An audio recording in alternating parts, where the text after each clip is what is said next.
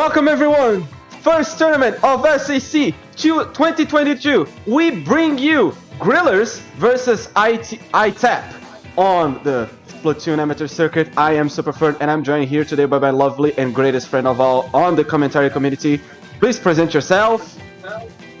Hi everyone, my name is Skepidillions. Thank you, Fern. We are here with the Splatoon Advanced Circuit, Fern. Things have changed in the past hot minute. And yes, this is ITAP versus the Grillers. This is going to be an extremely exciting set. I do know that ITAP is currently in their semifinals for Season 12 of Louis in Division 4. And Grillers, they're a top team, a very strong team, holding Division 3 for the past hot minute. I do expect this to be an extremely spicy set. What about you, Fern?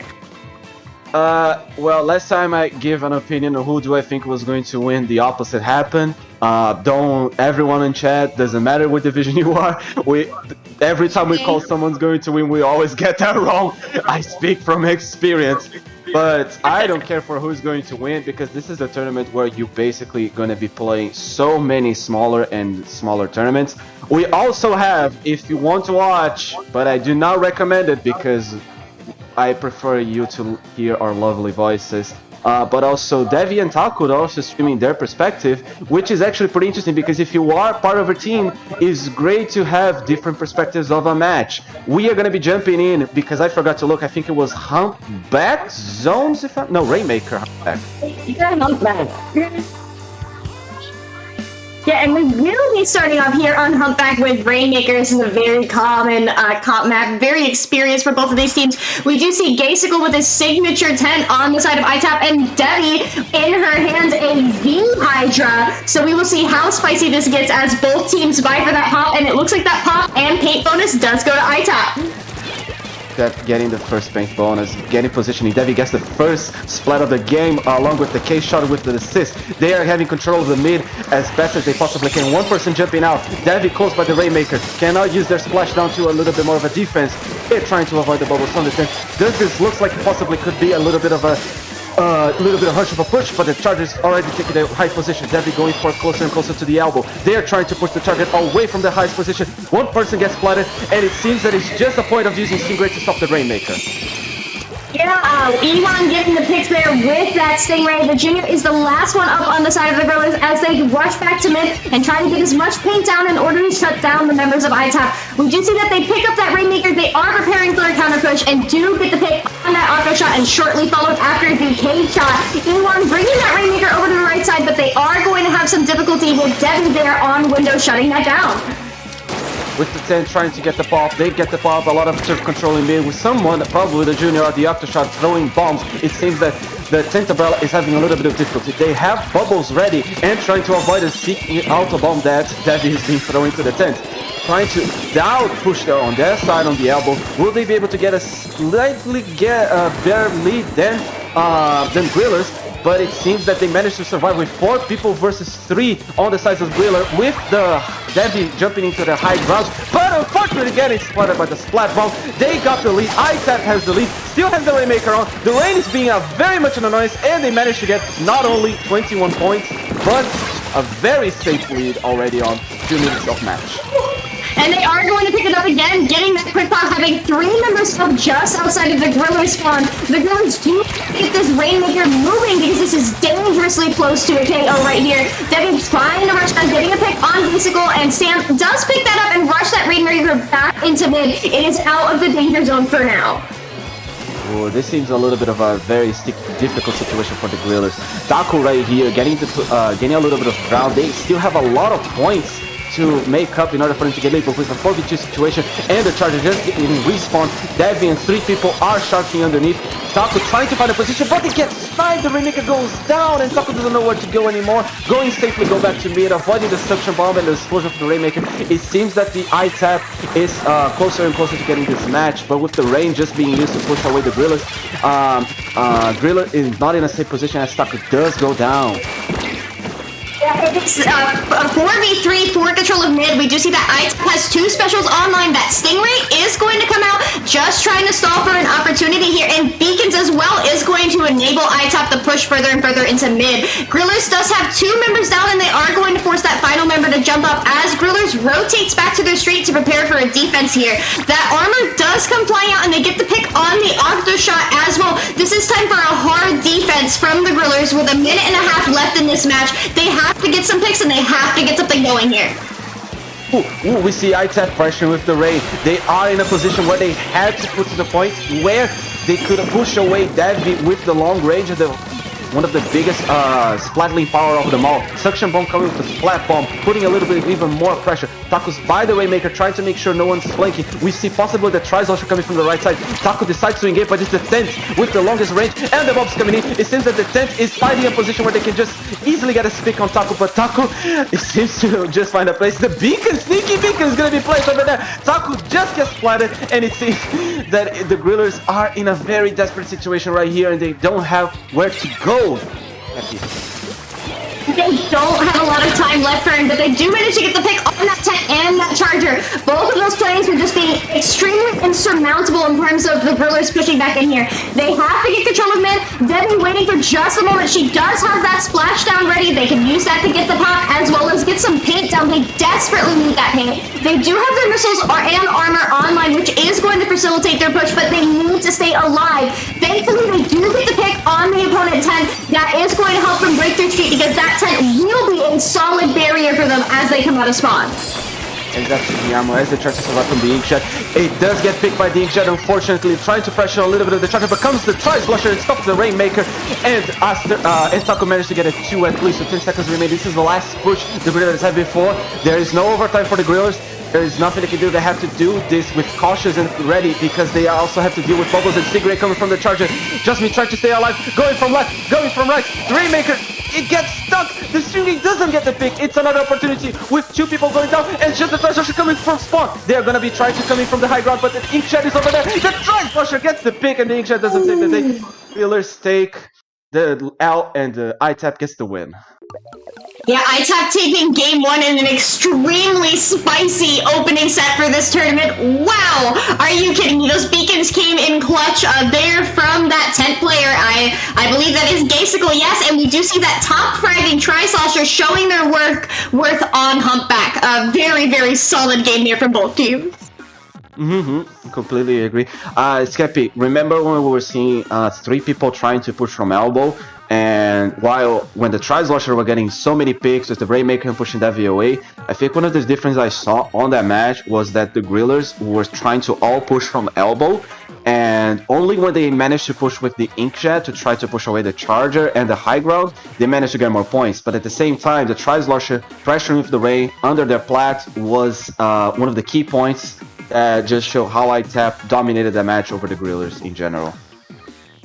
Yeah, and it was very interesting to see the comps that came out, having that tent as well as that charger. You would think that that would be an extremely passive comp, but they did show how aggressive they could make that work. Those beacons, the beacon placement from that tent player in particular just absolutely enabled ITAP to do exactly what they wanted to do. And I also would add that Debbie did bring out a V Hydra with the splashdown, and that was a very interesting pick to me, and I could see why she brought it out. Oh, we will probably. I think this pick for the Vanilla Hydra will be better on zones, honestly, because of the splashdown can be a little bit more cap. But at the same time, Dev is going to be bringing the Armor Hydra, and we're going to be seeing a need leader with. Is that the second? No, that is the Bomb Curling Rush with the super jump from the splashdown brush with the Splat Bomb. That. Very aggressive of a comp, especially with the brush and the tents when you're trying to kill with curling bombs. Yeah, those curling bombs are going to be very useful in terms of capping the zone. We do see the missiles coming out on the side of the Grillers. They do get the pick on the zap, which is going to delay ITAP's armor. 2 going down on the side of ITAP as the Grillers is solidly in control of the zone here, pushing up. Paint is the name of the game here, and they have that paint to work with. All of the weapons on the side of the Grillers can lay down a significant amount of paint and work independently from each other. ITAP does have 4 specials online, and those specials do come flying, but the Grillers is ready for a defense. They do, unfortunately, they do have their shot go down, but they do get the pick on that 10 as ITAP works their way back into the zone and tries to contest this. Taco was very well aware with the missiles as soon as they managed to pop in armor. The problem was that just after the missiles, I think there was a little bit of a delay on the brush. Gets sniped, Devi gets sniped from the leader, but that still doesn't mean they lost control of the zone. Tents trying to rush in with a little bit of a curly rush that is just getting popped. Splash down from the brush. It still doesn't catch the zone. And finally, with a little bit more feint, the Grillers do lose control with ITAP getting the first few points on the board. We see the 52 try to go for a sneaky flank. Will they be able to stop the... If they get the brush, it's just the E-leader now. Will the E-leader be able to stop it? They get the tap shot on the 52. Yeah, ITAP's comp is enabled when they can hold defense here. They do outrange their opponents. That E-leader is the only in the game that does outrange that Hydra. So in terms of keeping them out of where they want to be, that is absolutely what they need to do. And that tent can shut down that plat very successfully. But as I say that, the Grillers does get take that tent, then that brush, and does recoup that zone. They do have to clear down through their penalty points, but this is still anybody's game right here. Again, we see another attempt from the Grillers trying to go for a flank underneath on the carousel, but this time the NZAP was ready, managed to defend against the K-shot that was stuck with the pushing in. 52 down, does go down. The NZAP trying to push away the tent, was just using curling bomb rush, trying to stay alive. A lot of pressure is happening on the zone, but we see Devi try to do their best and also at the same time survive the snipes from the E-leader. It is on a very difficult situation for Devi, since Devi cannot go to the zone. But at the same time, it seems that this time ITAP is having more control of the map with the 52 just going for the flank and getting the E-leader and the 10th going down at the same time. Extremely scrappy here. Neither team has managed to clear their penalty points in a hot minute. The Grillers showing their dominance over that zone and enabling Debbie to be exactly where she wants to be. They do have that Booyah Bomb ready for the defense, but they are getting ever so closer to armor. That 52 pushing up, trying to find a pick, trying to find an opportunity to fight their opponent, and they do get the pick on that brush, and that Booyah Bomb is going to come out onto Plat, shutting down ITAP's push. E-leader is not even close, but gets stamped as well. Just he ends up alive somewhere in the map with the ink push that just got splattered, just getting enough pain to engage the special. 2 people are alive from the Grillers. They are trying to just keep the zone pain as they reach the final 10 points, but unfortunately the zone does get capped, and unfortunately they have to deal with a 49 points of penalty. Splash down penalty from the bench, doesn't get cancelled, and he gets the pick on the NZAP, and now he's just striking with someone behind him. I'm a little bit confused where that paint just came in. It seems that Taco just throws a suction bomb, the brush almost falls into their trap, and instead trying to bait the brush into getting to an offensive position and feeding to the point. No penalties allowed, and it seems the ITAP finally getting a little bit more points on the board. Yeah, Ante doing a great job of holding glass there, but they are going to be challenged and get picked. The Grillers are now in control of the zone with a minute left in this game. ITAP has to be able to work up and get their specials in line where they want to be, but the NZAP does go down, taking that armor with them as the Grillers is in solid control of ITAP's plat. Their shot is down, but that is a temporary problem as they are getting ever so closer to taking down their points and running down the clock. The curling bombs does come out from Gaysicle, and that is going to be insurmountable in terms of capping that zone, and there it is. ITAP is in control of the zone, but they need all of their players to stay alive as long as possible. They don't have that much time left in this match, Fern. We don't have enough. 40 seconds remaining. It's just a little bit closing to the overtime. We see Devi trying to position themselves on the left side. There is still a lot of shield canopy on that tent. They tried to push Devi away, but at the same time, the tent was the only one that was keeping the zone painted, and it does go down to one of the shooters on the left side on the tap. E1 dealer tried to position themselves a little bit closer to the zone. They don't have time to not be focusing on the zone. They need to get at least a little bit more special with the Booyah Bomb from the G2 coming in close. They lost the raid. It's just the NZAP left alive from my tap. This is ITAP we're talking. They do not hold hands out until the very end. They come armor working their way into the zone and he's trying to neutralize it for their teammates, but they are going to get picked, trying to the very final moment as the Grillers takes game 2, and we are moving on to a game 3. KO scenario on an amusement park that is Wahoo World. Very good. I would say that what makes the park for the Grillers was their ability to paint. Like their weapons were, ITAP was a little bit unorthodox, but because their weapons could paint better than ITAP's, they did manage to get a little bit more on the top. Yeah, and this will be a very, very, very exciting Game 3. What a fantastic set to open with today. What is the map mode that we're working towards, Fred? We are going to be working with Clan Blitz, and I also would say that I kind of am neutral in terms of liking this because it's Snapper Canal. Snapper is such a wide map. I would say for sure that that GCI Devi will probably take the most out of it. I've been seeing a lot of the following play, trying to push the clamp from street and going for the long flank from behind the snipe position. So going for ramp, then the sneaky and then snipe. But at the same time, I think this map is, unless you know exactly what you're doing, you're gonna have a bad time. So I hope these two teams know what they're doing, because this is, I still have a little bit of chills when playing Clan Blitz here. It's always like 50-50. I don't know where it could go. Yeah, I think that tent will be positively enabled here on Clan Blitz Snapper. There is so much they can do. They can hold hills, they can hold street. What can't a tent do here?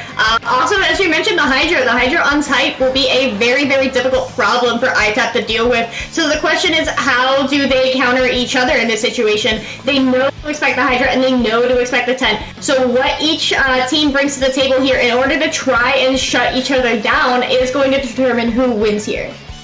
I would say, if I want to see a tent, poetically speaking, we could see the hammer tent for the hammer itself, because just in case you need to be a little bit more aggressive and catch your enemies off guard, because you probably don't know when they're going to be popping the hammer. But at the same time, the shield is already on, like, Grillers have a favorable matchup since they have the Hydra and Wall from the 52, which are kind of a nightmare for the tent to deal with.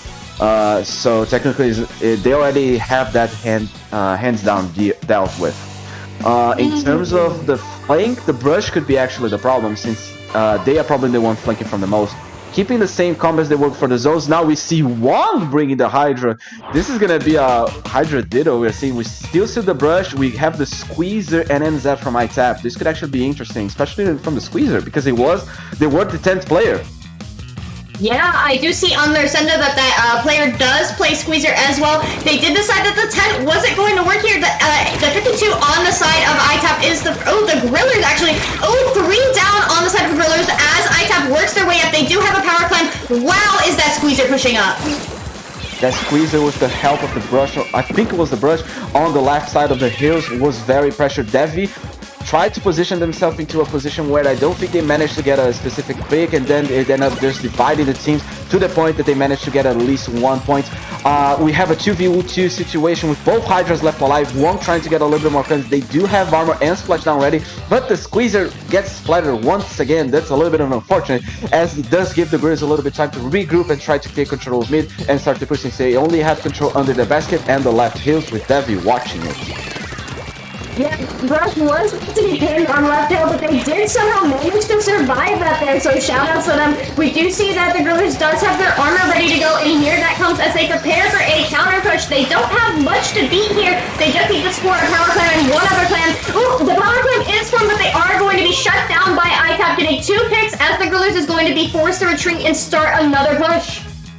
Jesus, that's a lot of push, but they still didn't manage to get close to the basket. The ball finally gets destroyed from the expires finally. The brush trying to get to position, but the Gal does see that they are shocking over there, trying to throw the bomb and get the splat, betrayed by your own wall. That's a good brush, knowing how to use those splat bombs as they should, getting a little bit more points. They're not going for the flank, they're trying to just go for the ball. Since they are divided, they do get a little bit of protection, since most of them are shocking. The NZF does go down, the main painter and one of the fastest weapons does get splattered. It seems that the Grillers is trying to get position around this, but at the same time are not being able to counter that. The control of mid is just slowly shifting to the Grillers, but at the same time it's not to a position they're completely able to push, just getting splattered once again by ITAP. ITAP does pop their armor in a 3v2 situation, make that 4v2 currently as they push up and try to position themselves and to enable a push. We do see that Hydra is quite a threat in their street. Grillers is going to have difficulty moving them out of here. They need to pull a flank or something to get that Hydra out of their hair. ITAP waiting for just the right moment to strike, applying as much chip damage as possible. They do get a pick on Devi there as they try and rotate back in, but their clan carrier does go down. It is now 2v2 in control of mid. Make that 3 down on the side of ITAP as the Grillers works their way up and tries to get some payback down. Yes, but at the same time, we don't see a little bit of more points happening after 3 minutes of match. Devi tries to once again get into a position that they're comfortable with and trying to score, going for the fall-off shots, and at the same time, they don't have a power to work with since the only power they have is the pity.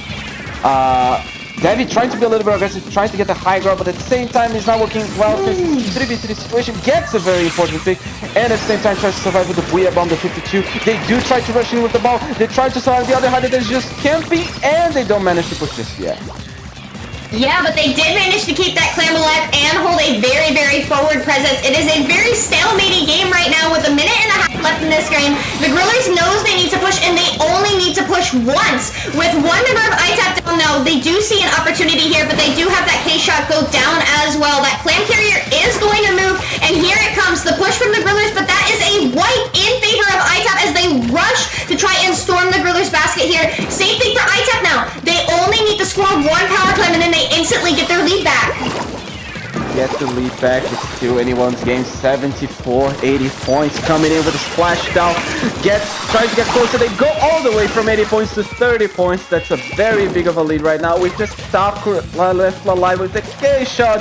Taku tried to get as fast as they can, trying to push, trying to get the Hydro away, but unfortunately he won't get the pick. It doesn't seem good for the Grillers whatsoever. ITAP has the advantage on points, has the majority of plans, and has control of mid.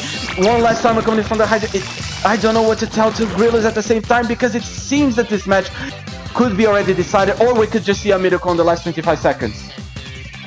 Absolutely, do not count out the Grillers here. They still have all 4 members up, and they are getting ever so closer to their specials.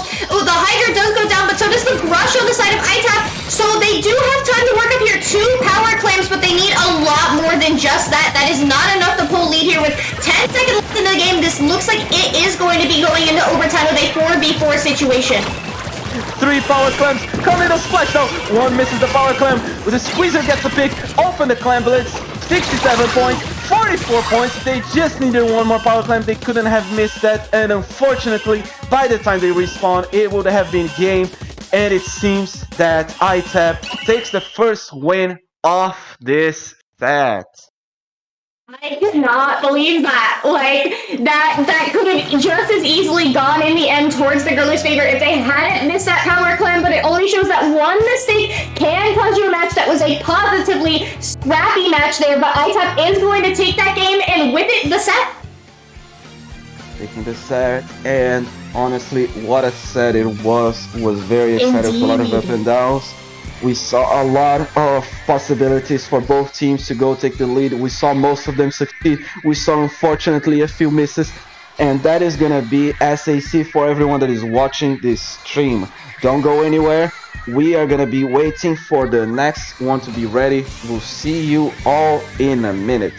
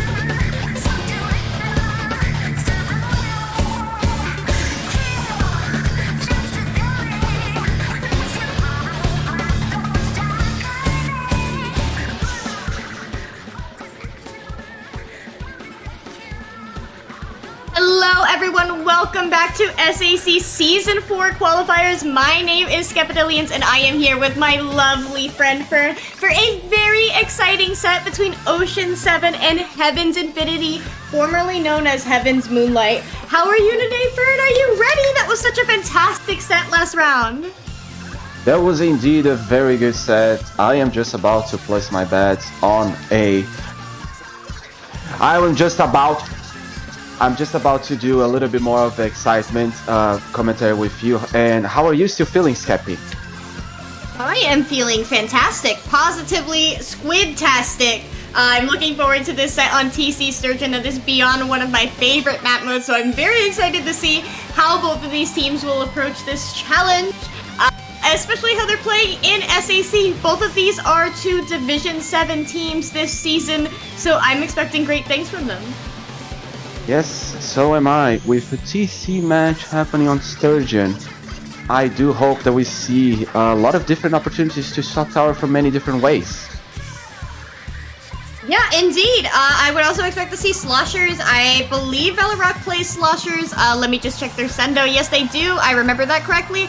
And then also on the side of Heaven's Moonlight, I want to see what they're bringing to the table in terms of their armor weapons. I do see a diversity here, and I think that the 96 gal could be very, very useful in the hands of luck. But it will be just a moment. The game is starting, so we will see what they bring. Yes, I do agree with the match just starting right now. We are going to be some exciting SAC. We've been dying to... Okay, can I actually say that? It's an expression. We've been dying to see a little bit more of it. We see the Nautilus showing their first time with the Splattershore 4 also popping their first appearance on this tournament with a Vanilla Trislosher as well. For their source of armor with a little bit of special charge, we do see that Uzi is playing the NZAP 85% quick armors, but they do have that C-Jet ready to go for some GG rays. That armor is popped on the side of Ocean 7 as they try to position themselves to get some picks. Neither team has taken the tower yet. Both are just fighting to control the mid, but that throw is going to be the first to go down on the side of Ocean 7 as Heaven's Infinity takes control of the tower and begins their push. With the pressure of Forge trying to get a little bit of a pick. The Stingray, Inkjet, all to just take one down. One single player on the left side of the map. Heavens has the control of the first checkpoint, but they seem to have been dropping off and on from the tower. It's a little bit of a difficult situation right here. We see the Nautilus and someone helping them to the point that the checkpoint has been completely destroyed, and it seems that they're trying to get to a position where the Spurs, the Nautilus get a very precise shot happening early from the second checkpoint. The Trislosher coming from behind, but it does seem that he's still going to be going down to the NZAP popping up out of nowhere. E-Leader trying to control the tower. No one's on tower from the hands of Heaven's Infinity. E-Leader trying to get the pick. The Stingray tries to get the pick on the E-Leader, but it seems that it's just gonna be barely enough to take the damage as it's a 3v3 situation, and the Trislosher once again trying to stop the tower. Heaven's Infinity pushing up and being extremely aggressive here. This is a fantastic opening push. Not only have that cleared their first checkpoint, but they've also managed to work all the way up into their court. A very good trade there between those two players as Luck gets control of mid and is going to just get paint, get some missiles, get some special while everybody works the reset and tries to get back in the mid here. Very beautiful missiles dodge, trying to take all those 10 missiles that they just received. I believe it was the NZAP for the custom jet scorcher, but it seems that Ocean 7 has control off center of the map. The bridges and the ramp are in control. We see the K-Shot trying to go for a sneaky engagement on the right side, but they just being able to pop armor. It seems that now they're going to be in a very difficult situation with E-Leader getting to a very specific points that they apply a lot of pressure. We see the K-Shot and NZAP far away from the tower. First checkpoint's already being broken. This doesn't look good at all for Heaven's Infinity as Ocean 7 trying to get into a position that they find is best. E-Leader trying to get the picks, pops one of the bubbles from the Forge, but at the same time it's 39 points versus 26. They don't manage to get in, just the E-Leader left alive. They should have gone for a little bit on the spinner, or at least trying to climb this into as the Nautilus is trying now to pressure and control the mid. Heaven's Infinity is now in control of mid with two specials online, getting closer and closer to that Inkjet armor combo. Both teams have managed to clear that first checkpoint with 2 minutes left in the game, and it is now 3v3 for control of mid. Some very, very spicy trades there. We do see Ichigo falling back into pit, trying to find some purchase to get some ground in order to prepare for this counter push, as Heaven's Infinity does start pushing and trying to extend their lead even further, possibly even clear that second checkpoint. Yes, please, if they do manage to get a second checkpoint, they will be in a very stiff position that we all like to see the Inkjet being used to apply pressure, but the Tri-Slasher was just behind. They couldn't do a shot underneath them, and the Tri-Slasher gets the first pick. That's important for the Nautilus, taking a lot of the range. It's just the C-Jet and the NZF left alive in mid as it just been managed to use armor, trying to do a little bit of assist strafing. Ichigo does get a very good pick on the Jet Scorcher. They need to find to a position where they are ready to start pushing and break the second checkpoint themselves in order to take the first game of the first set. Of the second set, actually, my bad, on the counting. As the Nautilus does go down once again, bubbles being popped from the fort gets cancelled, but at the same time, the rain from the Elite is doing a lot of damage as well. Yeah, Heaven's Infinity in solid control here with 4 members up and a minute left in this game. We do see Ocean Sevens has their missiles ready to go. They are going to have to work for that armor though, because Heaven's Infinity does have it. They do pop it, getting 2 picks on Ocean 7, and that Stingray does come flying. That is going to enable Luck and Tyuster there to pin that Tri-Slasher, and that is a wipe on Ocean 7 as Heaven's Infinity starts pushing this tower once again, shifting those battle lines further and further away from mid. Nautilus getting into position himself from the spinner. It's a very good situation to put for Inkjet as they try to go straight for the E-Leader. They didn't get the checkpoint just yet, but the E-Leader gets destroyed by the shots from the Inkjet, and the drop roller pushes the Nautilus away as all of their teammates have unfortunately been splattered by Ocean 7. Yeah, that push may have been a little bit too ambitious as Ocean 7 now has their specials online and control of mid. They are pushing up extremely aggressively into Heaven's Infinity's court here. Getting a pick on that 85 is going to delay their armor for a defense here. Ocean 7 is well positioned here to pull this lead with 15 seconds left in this game. Barreling towards that second checkpoint, but that Stingray does come out from that C-Jet there, going to give them some trouble as 2 members make that 3 go down on the side of Ocean 7. It is now 1v1 in the final seconds of this match, with Ocean 7 trying to pull a lead here by the skin of their teeth. 7. Oh my goodness! Oh! I believe Heaven's Infinity won that. Yeah, I believe they reclaimed tower and saw it just in the final seconds. Yeah, and that is that. Heaven's Infinity taking game 1 of that match in a very, very dicey and intense final moments there. True, that was a very, very clutch. I saw the timer going from 26 to 26, but the Jet Squadron with the teammates managed to stop it just in time with a little bit more of suction bombs. Very well played, very clutch at the end, but it is gonna be going. Wait, who won skip? I forgot. Help me. Ocean 7 and Heaven's Infinity. Who won? Oh, Heaven's Infinity. Heaven's Infinity took game 1. They were on the green side. Honestly, Ocean 7 absolutely could have taken that back. It just sometimes it only takes 1 millisecond for a team to either pull lead or a secure objective, and that's exactly what happened. Ocean 7 absolutely knows they can do this moving forward onto Rainmaker Manta. Rainmaker Manta. Either you push at the end or you push at the beginning, but at the same time, it is a 50-50 because Rainmaker is Rainmaker. That was not intentional, or B-Musician was just feeling a little bit after watching Encanto, which is actually a movie. Rainmaker Manta, Skeppy, what do you think we're going to be seeing? Well, I expect that C-Jet to come back from Heaven's Infinity. If you're bringing that up for TC Surgeon, you're bringing that out for Rainmaker Manta. It is such a good, narrow Ray map. So I would expect to see some more aggression from Ocean 7. I would not expect to see the Forge Pro coming back out. Maybe that's just because I don't play Forge Pro, but I would be curious to see what they do bring out, because they are all checked in here, ready to go, as Heaven's Infinity takes a moment to decide their comps. I would say, if I were to change anything, I would just put in probably a Crafted, a Carbon, or a Tetra, just because they are good weapons. And also, it's been a while since we saw Crafted in most of the tournaments, at least the ones that I did commentate and watch. When was the last time? Did you ever play Crafted, Cappy? I think you did try it once. I did try it back in the day for a hot minute. I don't see Crafted on either of these teams Sendo though, so I wouldn't expect to see it. We do see that Splash Neo coming out in the hands of Tyuster, and the V-Charger in the hands of Golden, going to enable them with that Ray. And I will eat my words on the C-Jet there. Elite's bringing out the V-Jet instead. A little bit unorthodox with the entire main of sub power-up, but the pop does go to Heaven's Infinity. We do see this new Splash trying to get a little bit of the comfort zone alongside the NZAP, as the Vanilla Jet is the one to go down. They're trying to get a little bit of a fix, but the Splat Bomb from the Charger made me eat my words about the sub power-up main, and they get another pick that it still doesn't seem to be anyone's push from the Rainmaker, as the Charger is trying to get his position from the high ground and is just stuck on their street, as two players now go down from Heaven's Infinity, and a nice shot from the Charger. I am just actually going to be eating my words as they apply Ray from a very unorthodox place where the Jet Scorcher just decides to ignore it and get to 44 points.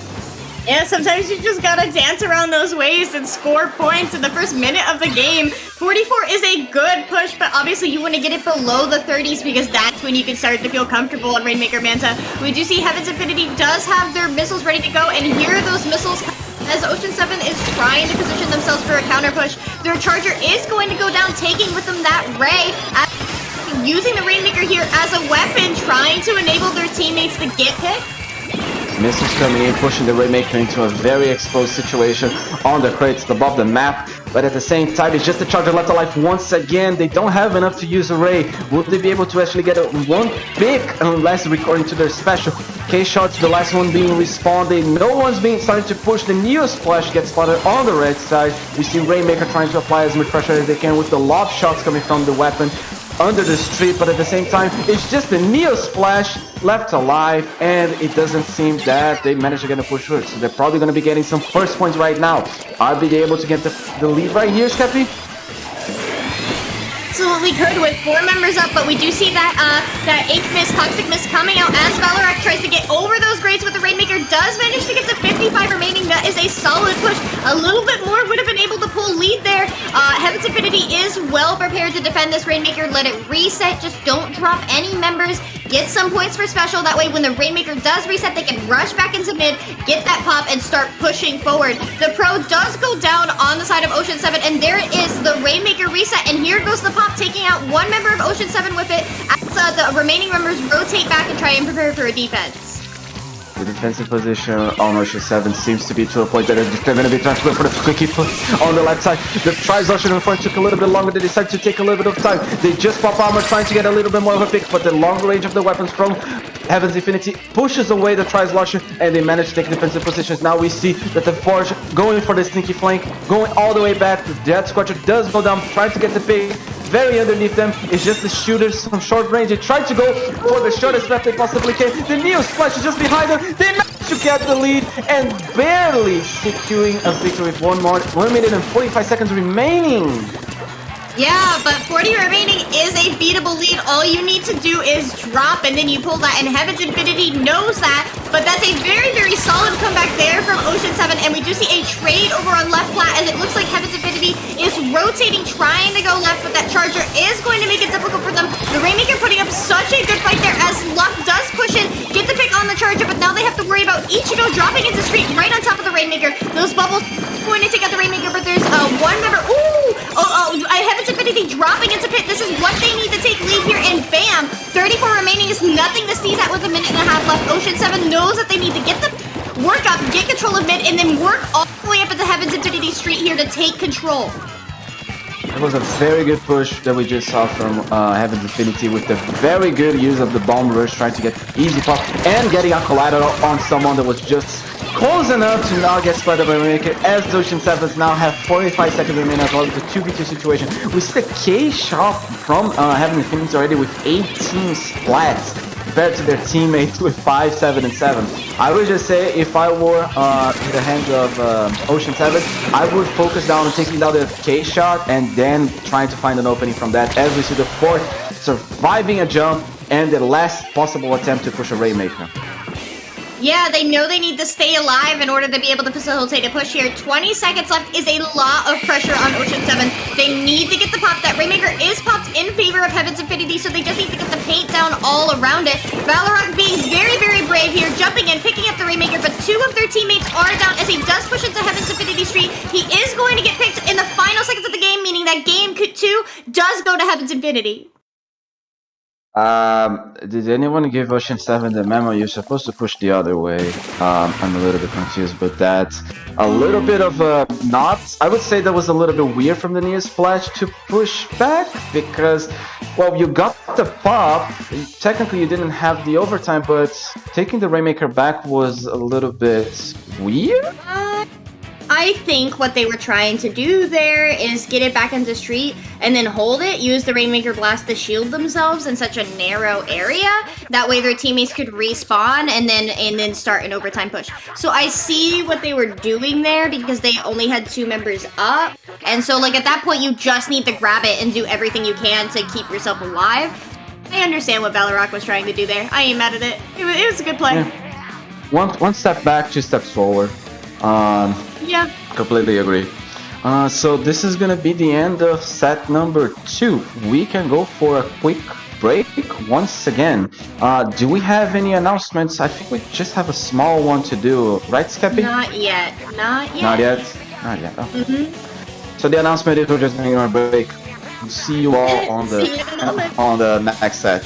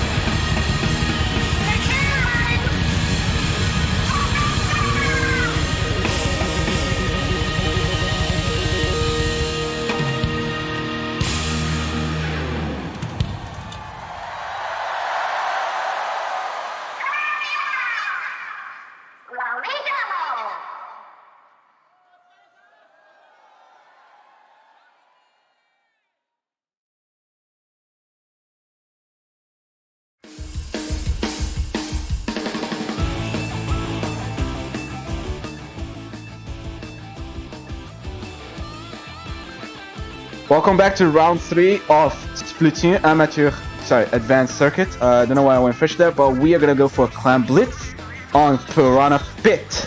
A lot of it's on this match. I am actually getting out of the jokes. We are gonna go for one of the fastest mode on Clan Blitz of them all, with the fastest way you can actually KO on Clan Blitz, and it's Piranha Pit. Skeppy, tell me, you know any of these teams? Yes, actually, who doesn't know Lumina from Yume Star? Fantastic player, very, very solid on her T-Tech. And then on the side of Defiance, Technics has made a name for themselves, a very, very solid Squiffer player. Both of these teams, thankfully, I love you, have updated their sendos, so yeah, you can take a look there. In terms of Clan Blitz, Piranha Pit itself, it is one of my favorite map modes, so I can't wait to see how these teams vie for these fans and what they try to do. I think that Squiffer will be very, very solid in the hands of Technics because there's so much you can do with that. There's so many open areas, particularly outside of both your and your opponent's spawn belt. So how these teams decide to stop the bleeding when their opponents score and who KOs, I definitely think a KO is possible here on this map mode. Very true. Also, I'm just saying hi to my stream because apparently we have someone say "Nai" with a smiley face. So everyone, say hi to the stream. They're saying hi to you. We're gonna jump into the match. Interesting. I actually never noticed some of the orange. Like some of the times you just commentate a lot and you see the colors. We see the mini and the Emperor and the blob, Skeppy. I know who you're cheering for. Blob. Okay, Umi with the V blob is going to be very, very dominant here. There is so much you can do with blob in terms of calling out your opponents. It is a small map and there's lots of areas, narrow areas to bounce your shot up. So we do see Umi very, very candidly taking control of left fan here, doing exactly what a blob does best. Even though their dualies are down, it is now a 3v3 situation, but it does look like Defiance is in control of both fans here. Wumi has control of the left conveyor belt, and they have control of the map with the rain the blob just throw. But at the same time, we see that the Squeezer with bubbles ready, trying to survive the lob shots from the mini and the blob. It seems to be in a very, very difficult situation. The Stingray is happening, but not much is changing. At the end of the Stingray, we're still going to be seeing maybe even more specials actually, as they managed to get a power, or at least 9 clans just now. Blue still trying to get into a position where they can just easily try to get a pick, but at the same time the small blob gets it, and it seems that the aggression goes down with just Wumi being able to just advance with another rain. Yeah, Defiance pushing up here. They do have their power clam. They're approaching this safely and slowly. Once they get in there, they just need to swim back and get some clams. Umi getting a pick on Useless. They know that there's one other player down there, but they don't need to push him just yet because they are playing for objective, not for splats. We do see Blue trying to drop top left, but that is a very, very dangerous place to be with that blob right underneath your basket. They do have their bubbles online. That's going to be very useful in terms of breaking back in. And the Stingray is online as well, applying paint pressure, but Defiance is refusing to move. They are positively Defiant, getting a pick on Blue there, and No is going to jump out, having fallen out of position. Defiance is out of clams. No, not quite yet. They are going back for more, and they do have enough to KO with every single member on their team up. With Chef throwing the rain, that was very helpful in order to put a little one more claim. 44 points of penalty. No, trying one more time, trying to get the pick. Gets the pick. Defiance is not giving room to breathe for Yume Star. They are in a very dire situation. They do have the Stingray ready, but at the same time the blob does go down. Stingray is being popped. Shad's on the right side. Mew's also on the right side, trying to get the picks, trying to survive the Stingray, but at the same time seeing that the Stingray didn't change much of the match since just Wumi respawned from Defiance, and with the Inkjet landing happening on the left conveyor belt, the Neo Splash will be able to take it down safely with 2 pulls on Defiance. They seem to just be on a very safe position right here. They don't give any opportunity for Yume Star to get clams. So it seems that just gonna be playing safe for 2 minutes to remain, or maybe going for the KO one more time. Yeah, that blob is going to give them some difficulty in terms of pushing up because they can just control fans so easily in those storms. A narrow map is going to make it difficult for them to push in. We do see Umi getting a pick there, but that foil squeezer, ooh, and the foil squeezer does go down. Shad is going to be taken out by that raid, but it's a 3v2 situation with No and Mew pushing all Yep, Mew going to re-coup that clam so it doesn't reset. Umi right outside that basket, but Mew has to take a 1v1 in order to get up there. Does get the trade. Shad near the clam as well. Umi in a position to dunk, but is going to get taken out all the way underneath that basket. Yume start providing an excellent and solid defense there, but no, picks up that clam, does dunk it, going for some beanbag damage to not clear those penalty points quite yet. They're just holding Min here, trying to keep Yume Stars on their toes.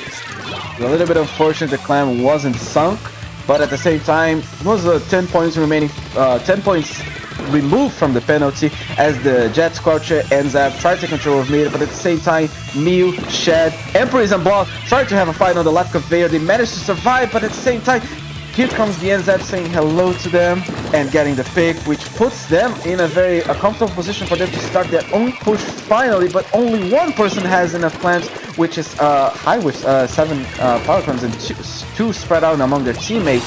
They're trying to get into a position where they feel comfortable. Stingray coming in clutch, trying to get at least one pick, but the missiles on our dear friend here, Neo Splash, seem to be pushing them away from objective, and thus the Stingray has not been used completely. One person gets picked from both teams, and at the same time, it seems that the most of the control of the Turk seems to be handing on the hands of the Blob, almost getting the pick, but at the same time, it seems that we are about to see a little bit of a tempo push, and now it just ends up like facing with a white Defiance.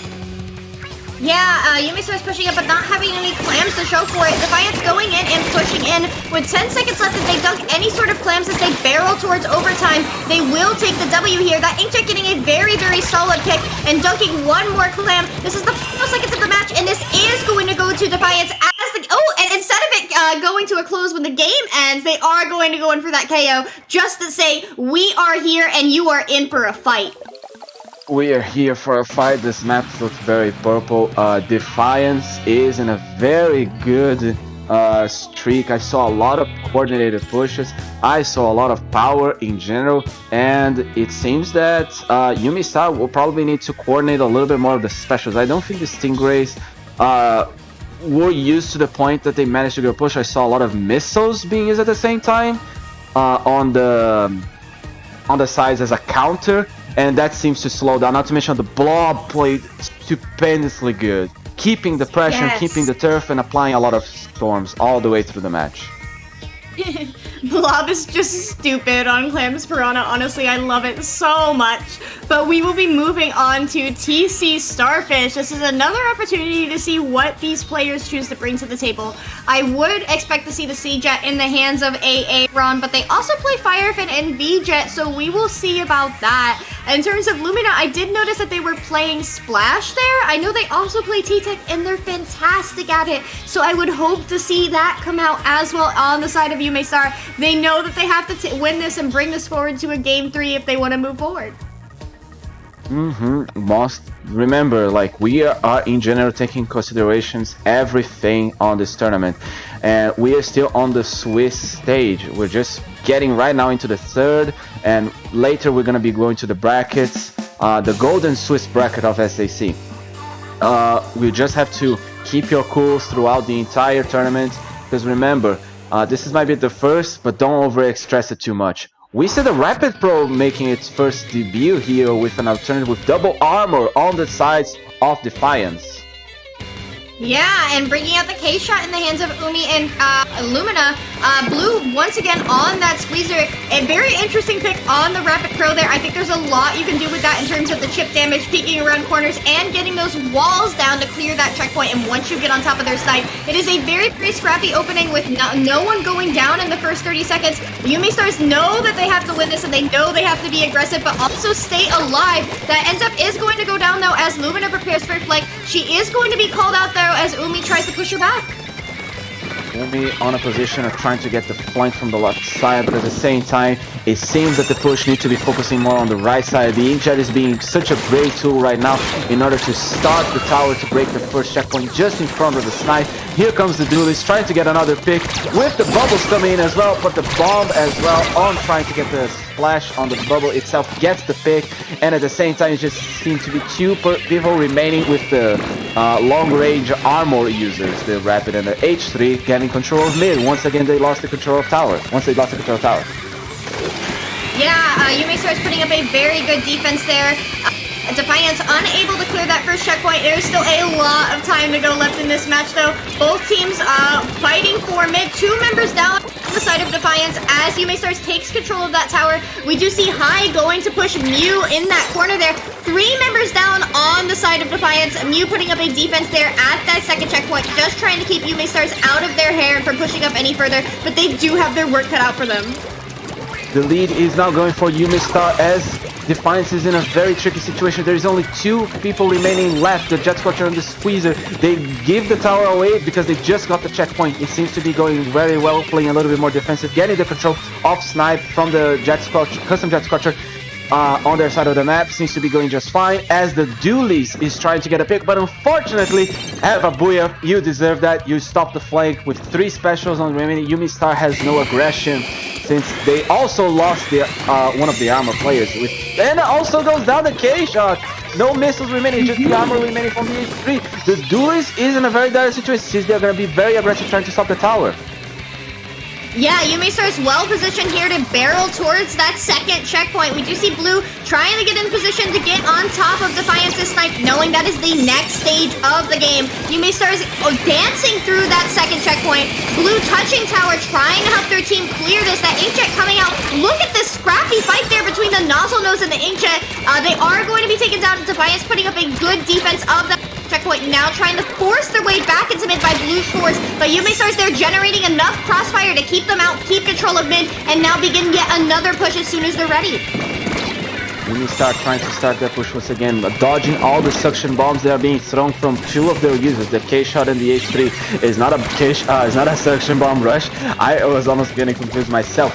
Armor being used, the Squeezer trying to get a position on the custom Rapid Pro, but they seem to fall back as they saw the opportunity. They were getting picked. K-Shot goes down on the left on Yume Stars. They are trying their best. The NZAP also goes down. It seems to be in a very difficult situation right now since Defiance is trying to find a place to push, but with 3v2 happening right here, it doesn't seem that they're going down, with the Jet Scorcher on a very good place to get safely some picks. Yeah, Defiance getting another pick. They do have to clear this first checkpoint and then possibly even clear that second if they are able. 4 members up, though, is going to enable them to do just that. We do see those missiles and arms are online. They are just waiting for the right moment. They know that if they start pushing this, they are going to go a member down. They need to get a pick in order to facilitate this, give them some sort of advantage. Shad there is going to take the tower as no pops the Inkjet, causing trouble in Yume Star's court there, but they aren't going to get any picks for it, and they do go 1 member down. But right now, it is do or die. 2 members of Defiance down.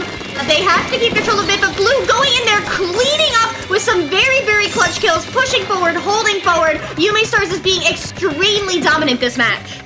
That was a very good triple that we just saw aside from the Rapid Pro. It seems now there with 2 people remaining on the left side trying to get control. It's just them, the Rapid Pro trying to survive the bubbles. Very good safe jump back, but at the same time with 20 seconds remaining, something needs to happen on the side of Defiance in order for them to get the control of the tower, or else this is going to be going for the first game 3 off the day. Lumina with the K-Shot, getting a little bit of missiles. One gets splattered once again. Defiance is in a very dire situation. Yume Star, with 4 seconds remaining on the cover, trying to use the single in order to push away people. Here comes a flank, but at the same time, it goes to Yume Star, the second game.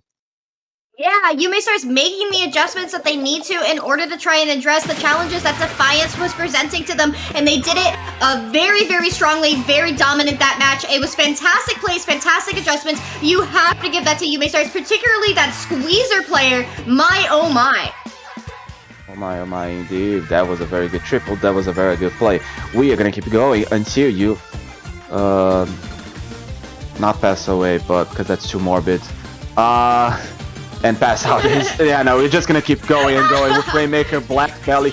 Always. Oh yes, please. Rainmaker Black Belly, you haunt me. You haunt me as always the deciding map of a tournament. It being always one of the later maps on a Ludi set, or being always appearing on a grand finals on a tournament. And now you're gonna be the deciding map on a hype set like this. This map haunts me. Are you kidding? If there's any time to see a scrappy and dicey Rainmaker Black Belly game, it is right now. I mean, being 1-1, both of these teams know that they have to win this. They want to win this. They're craving it. And Rainmaker Black Belly is one of those map modes where you are just never safe. You make one mistake and your opponents will take the W from right underneath your feet. So I'm very excited to see this match, Fern. Well, at least we can always have fun with Black Belly. Unfortunately, Yume Star will be bringing the C-Jet, which is way more overpowered compared to other maps. On the side of Defiance, do you think they're going to be bringing something like the Blob again? Because it actually could work. The Object Shredder on the Blob is very lethal, and at the same time is has very good range.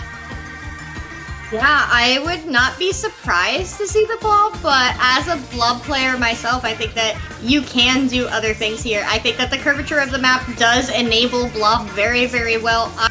Of course, I want to see it, but like, also I've been vibing with 52 Deco on Rainmaker Black Belly. Hating for it at me, you won't. No, because I actually like I actually like the 52 Deco. It has a good aesthetics. Oh, and here we are. We did not see that Blob, but we do see the C-Jet coming out on both sides, as he predicted. Umi running LDE on that, while Aaron is deciding to go for that special charge. We do see Yume Stars is the first to get popped, which is going to enable them to push up here. Oh, and can I also point out that Kenza Mini on the side of Defiance? Both teams have a hammer. Wow, that is actually quite interesting. And both teams have an Enza. And the Sploosh 7 is a good pick we don't see often on Rainmaker, but it's actually pretty good on solo queue. Have fun with it. Don't call me on Twitter on that. But yeah, talking about a little bit of Mini, because we do see Mew popping up with a lot of turf, when just the C-Jet remaining on the side of Defiant, Yume Star. It's Chad's opting to push for that far right push. Mew there to defend them as Kai and Lumina drop right on top of that Rainmaker. 20 is a very, very solid opening push, as Yume Stars does start to burn through their specials in order to try and force Defiance back. 3 members up on the side of Yume Stars. We do see Defiance is well prepared here to continue this.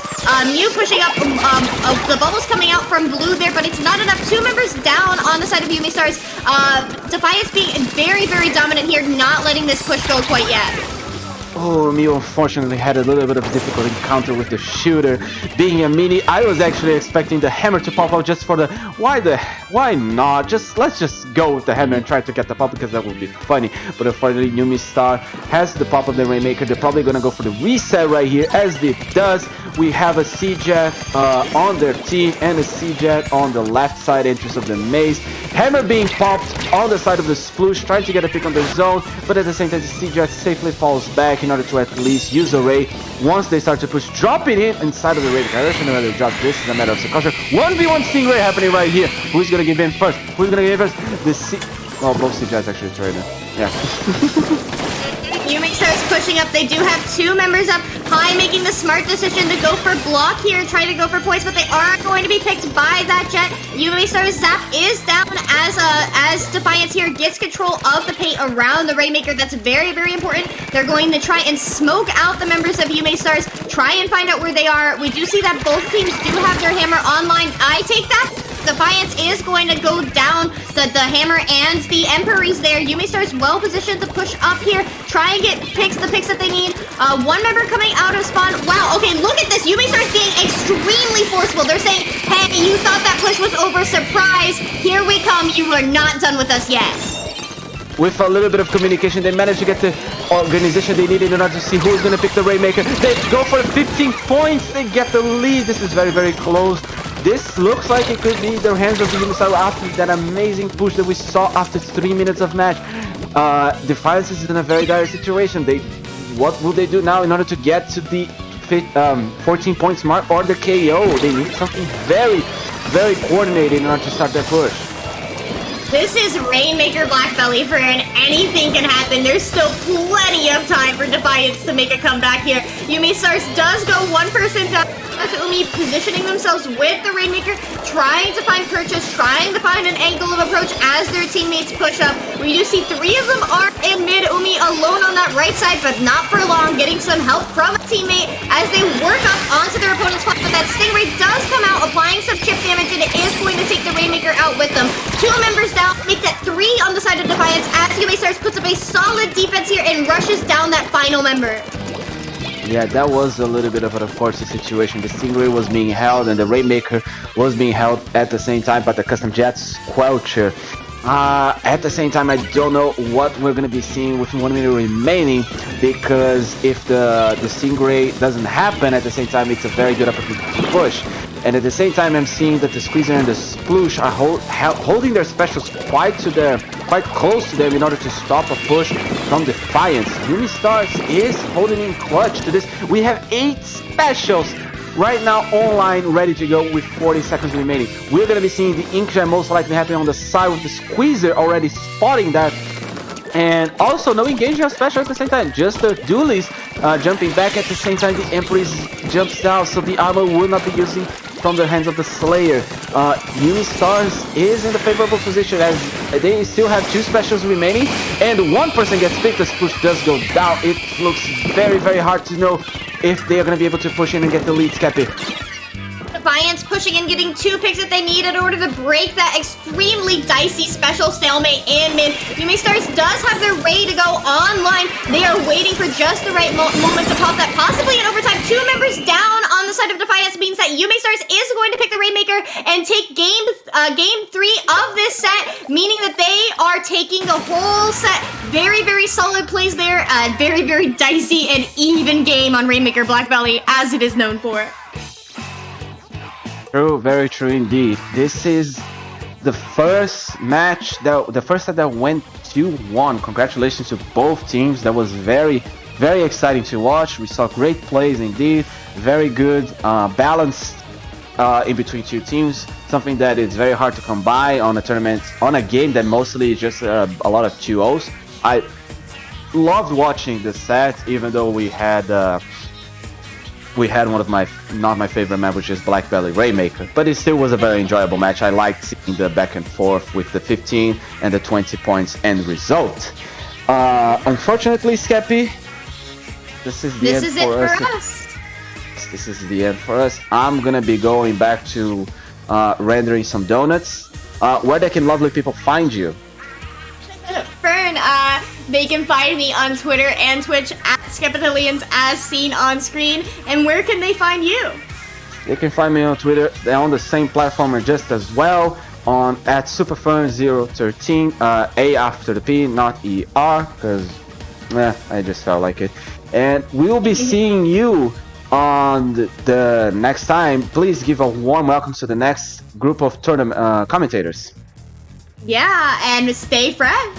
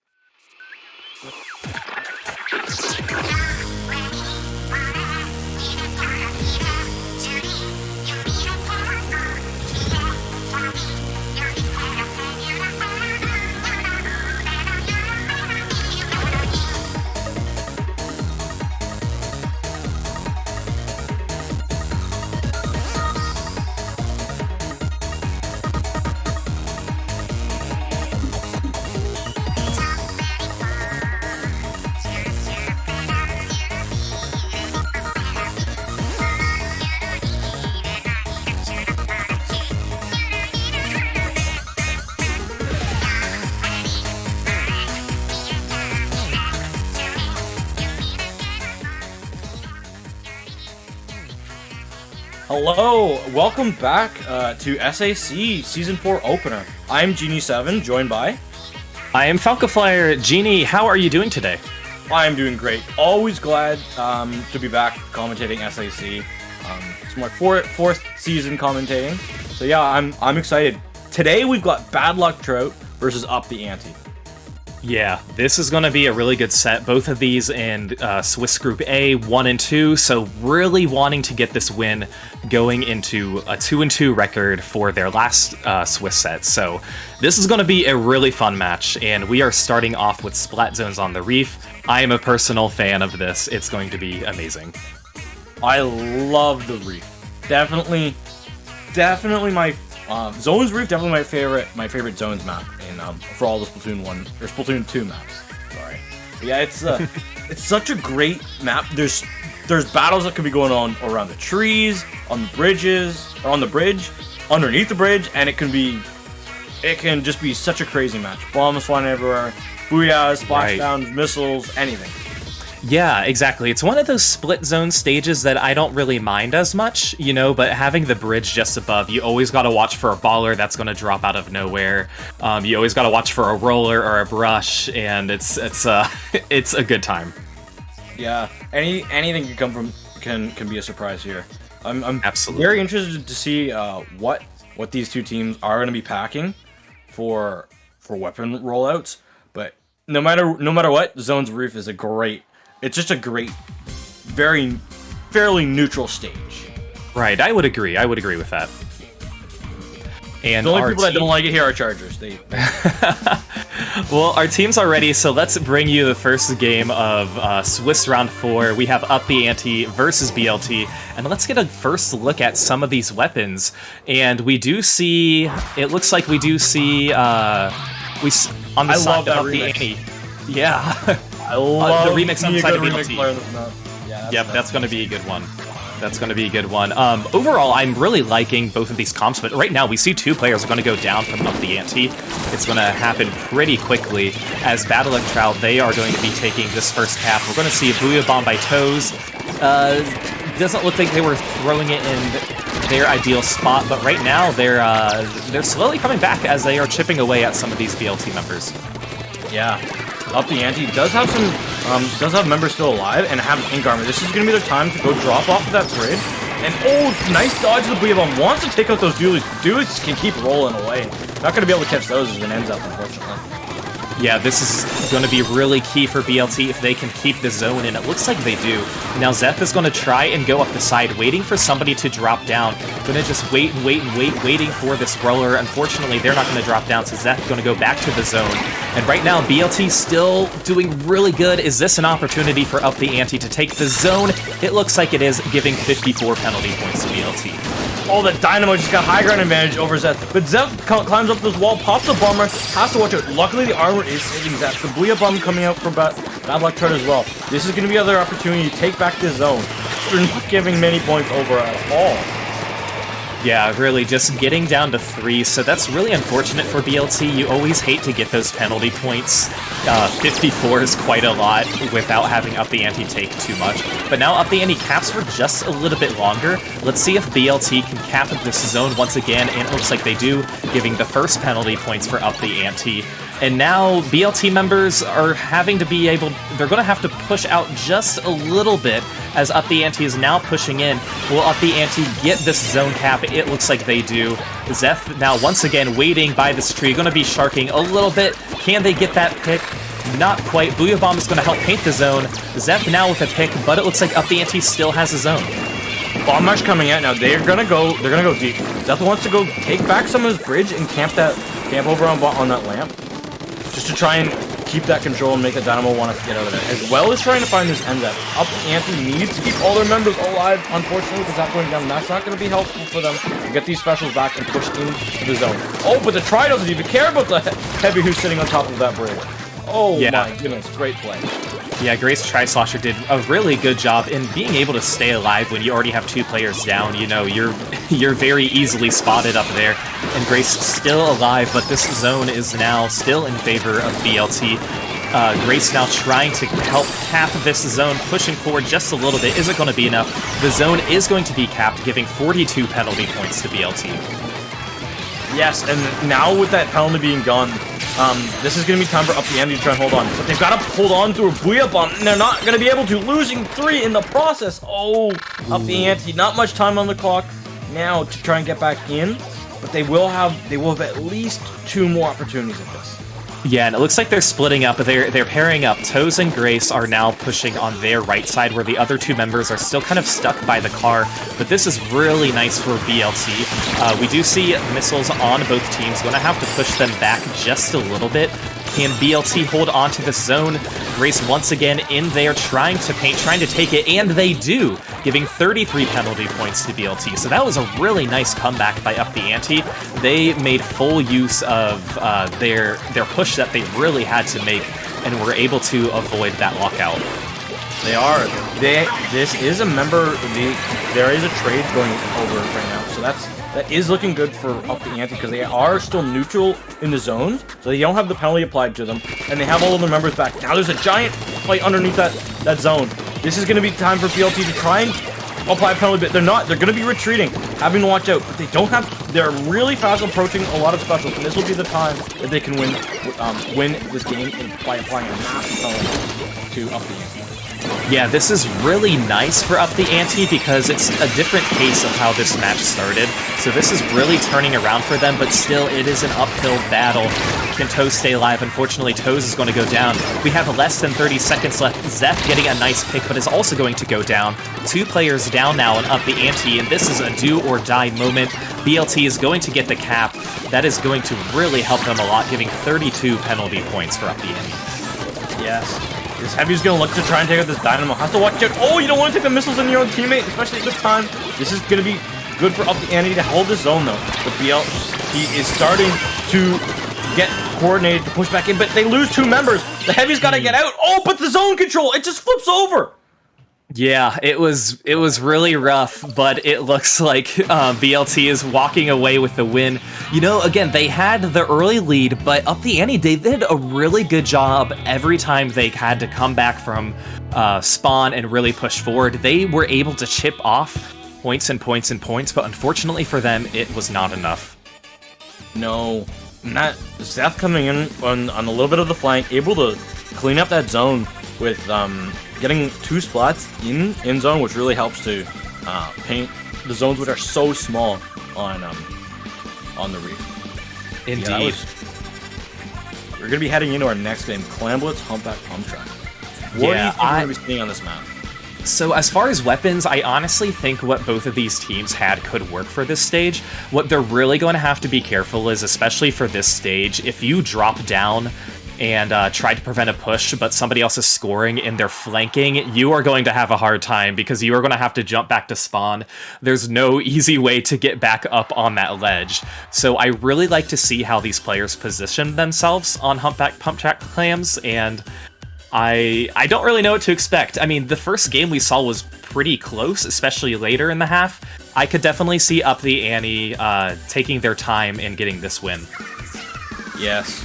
I do expect to see the Booyah Bombs come out again from both sides, because they are Booyah Bomb is quite strong on this map, but so are Bubblers. The Booyah Bomb has a nice can slow down Bubbles quite a lot. So, but we do see Up the Ante bringing out both Bubbles and Booyah Bomb.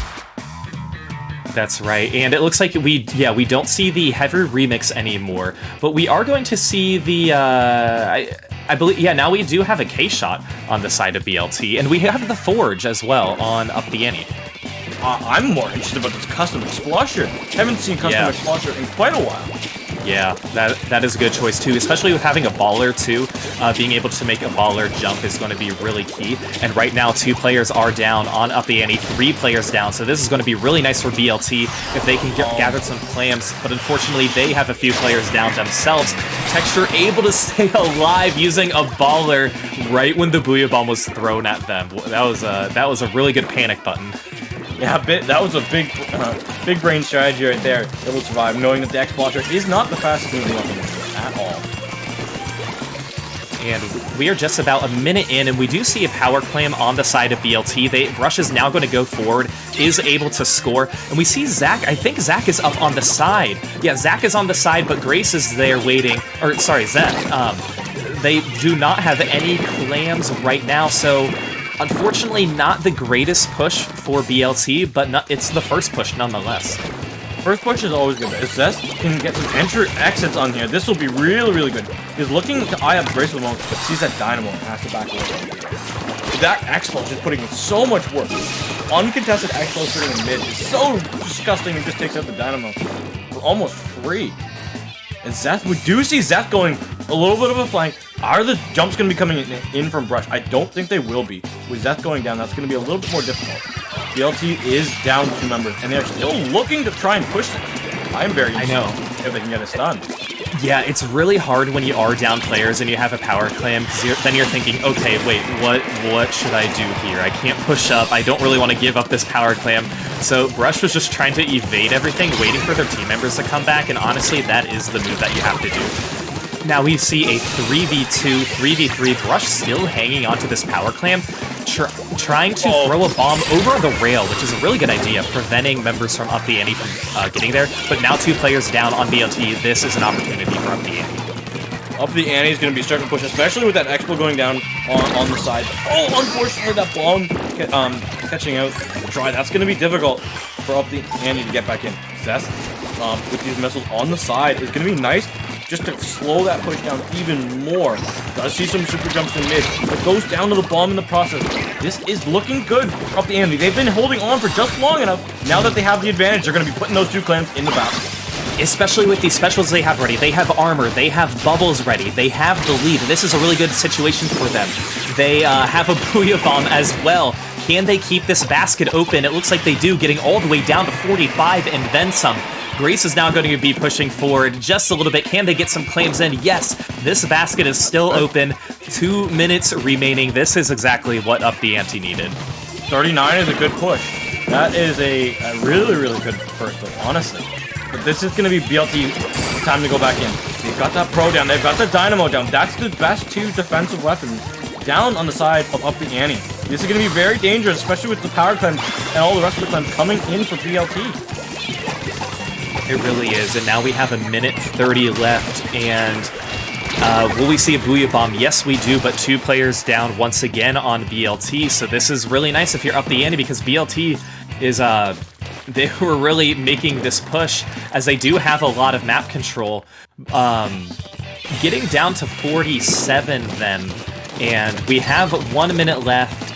Zeth able to get a really nice pick, and there is, it looks like they already picked up the pity claim, Up the Ante did. So let's see how far they can move this clam up to mid, but BLT doing a really good job just hanging on to mid right now. It's going to be really hard for Up the Ante. Yeah, Up the Ante, they need to defend. There goes their bubble. Are they able to punish that bubble user? Because they haven't been able to explode and get anyone yet. This is so messy. The Junior goes down on the side of BLT, though. This is going to be difficult for them to get back in. The Expo does get a nice close range go on the board. If they're getting rushed down, they need to help their teammates. Good baller. If they're able to get that try down, that's going to be really good for them, but not able to. This is so close. It is, and Texture having to back up just a little bit. There are 2 players down now, so this is really nice for Up the Ante if they could potentially get close enough and maybe get a GG power claim in. This is definitely going to be an uphill battle for BLT. They do have 1 armor ready, but we are seeing a 4v4. Can they make use of this? But it looks like Up the Ante is going to be pushing forward a little bit. We're going to see a Booyah Bomb. Booyah Bomb is going to move back some of these players, but where's the power claim for BLT? And oh, they are able to score. Brush is going to be getting it in just a few more claims, 2 more claims. There's just one player. They did! Oh my goodness, it's just the Expo to get it in. The Junior not able to get the shots down on the Expo. 2 clams in the basket, that would be game. Oh, that was so close. Oh my goodness, BLT able to come back in overtime and get a clutch win. So they are going to be winning the set 2-0, but man, what an incredible game 2 that we just saw. That was amazing. That was so close.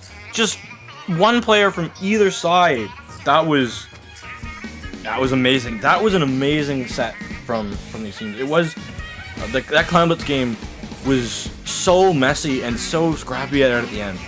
Players going down from either side, specials going out, but just that last little whole bunch of bombs going up from either side, and just leaving those last 2 members down. The baller explosion forcing the Junior back. So that it wouldn't die to it, and then unfortunately the Junior doesn't have a lot of range, and its shots kind of go very, very random side to side. Not able to get that RNG perfect to land onto the X-Blosher, and the X-Blosher just needed the 2 clams to go in the basket. That was... Yeah, because if you're up the ante, you pretty much did everything you were supposed to do in that situation. It's just that there was one BLT player who was able to sneak forward with the power clam. And I'll be honest, I don't even know how they got the power clam to the basket. I was more focused on who was controlling mid. But again, very, very impressive performance for BLT, winning the set 2-0, moving on to 2-2 in their Swiss. Up the ante, dropping down to 1-3, but a wonderful effort nonetheless. Yes. That power climb at the end made its way around elbow. I was thinking, where was the power climb? But they had a power climb that was still sitting at base. They didn't even use the one that was sitting at base. They made one traveling to the basket, and that was the one that got into the basket. That's right. And so since this one ended, we are going to take a little bit of a break before we jump back into Swiss Round 5. So you guys stay tuned. We have plenty more matches coming your way. We'll be right back.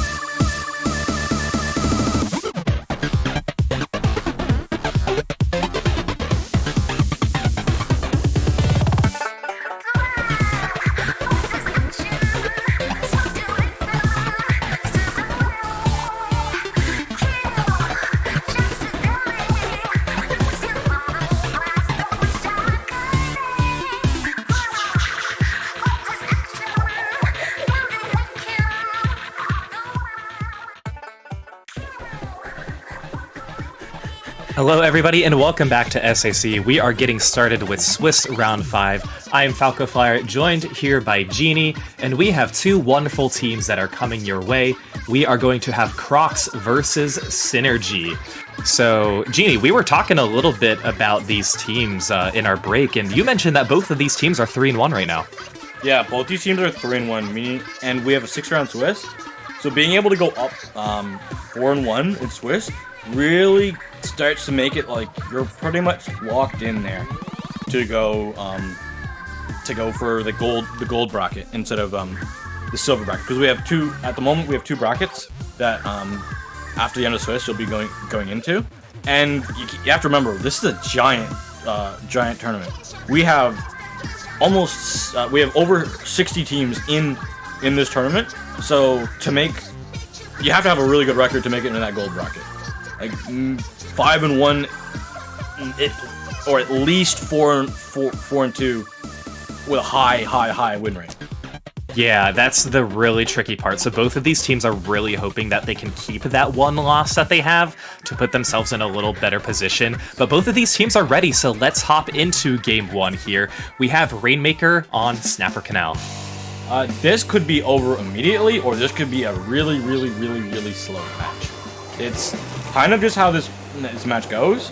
This map is, it's very rampy up to the top of the pedestal from where the Rainmaker is. The Rainmaker's on a little pedestal, and then you start at the lowest spot possible and you gotta go up. That's right. I'm really liking both comps here. We do have knots on both teams, and Greg playing the K shot. I ran into him a few times in solo queue last month and just completely destroyed me. SynRG is a Div 3 team. They participate in Ludi. I believe Crocs is a pickup, but correct me if I'm wrong. And right now it looks like SynRG going to be getting the first pickup. One player down now. And they get all the way to 43, but now have two players down. So pretty decent start, but like you said, it's Snapper Rainmaker, like anything could happen. 43 is not, it looks like it's close, but it's not very strong because of how fast and furiously you can just get these points racking up so fast.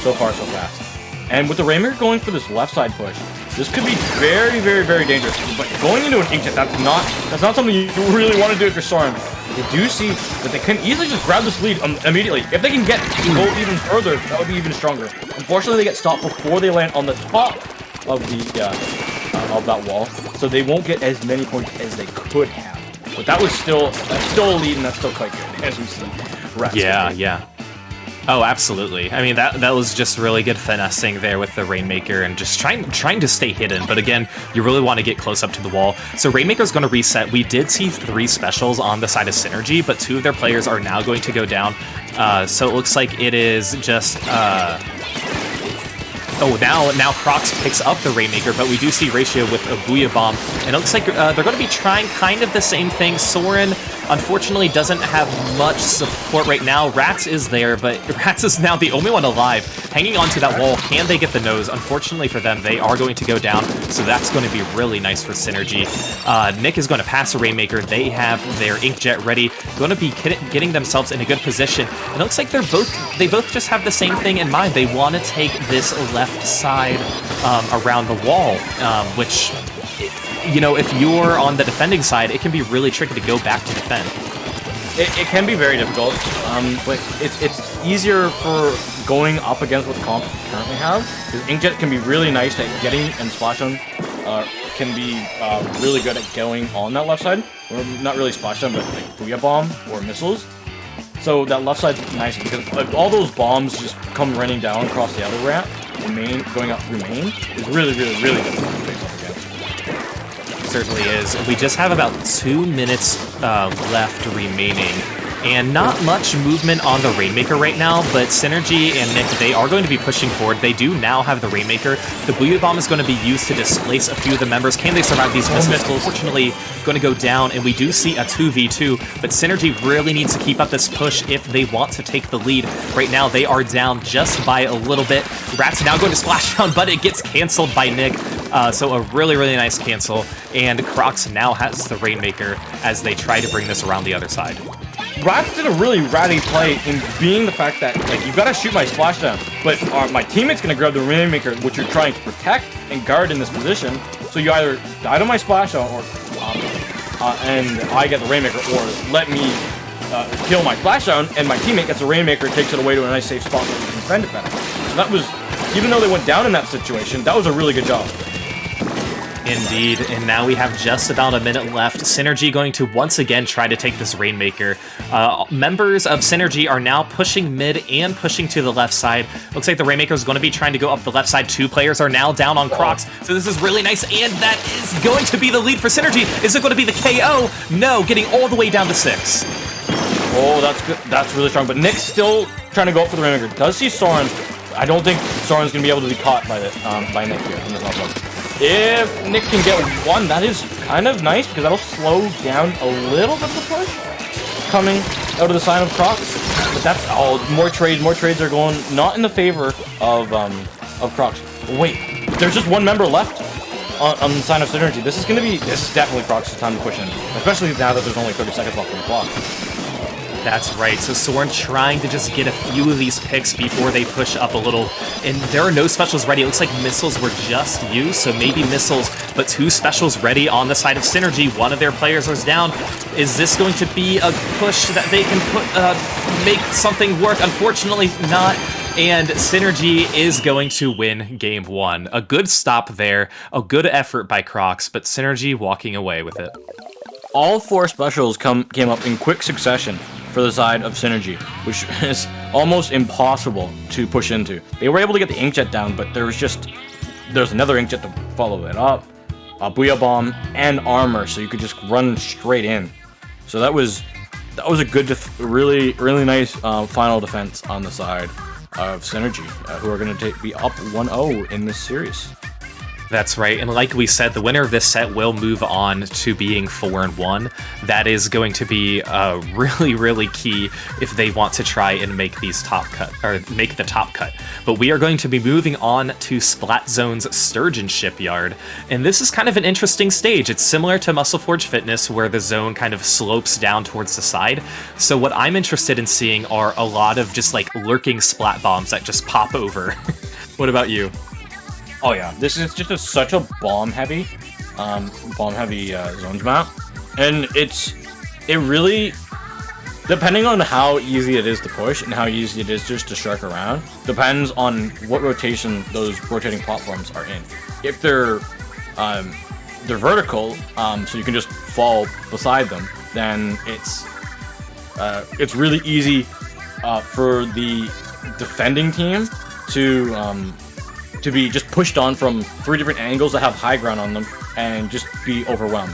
But if they're flat, it's really easy for the defending team just to take early sharking positions, so they don't all have to be hiding in zone or underneath of zone. There's a lot more areas for them to hide, so that's one thing that we have to watch out for, those rotations of the rotating platforms.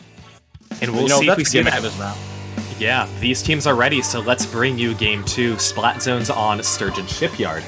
And any different weapons from these teams? Really, no brush. Not a ton. Oh no, there is a brush. We see a brush, and we see a K-Shot now on the side of SynRG, so they're going to be bringing out the K-Shot rather than the nozzle nose. So, and of course, from Crocs, we do have the Neo Splash. We're going to have a pretty early. I thought we were going to have a suction rush, but it's going to be coming in handy for them. The first cap is going to go to Crocs, as they are able to push some of these SynRG members out very quickly, actually. Yeah, but they've got to watch out as that platform starts to rotate up. It makes it nice and easy for the rest of SynRG to go get pushed back in. But the fact that Greg just says, no, I'm going to take this opportunity and take two out. Unfortunately, they lose all of their members.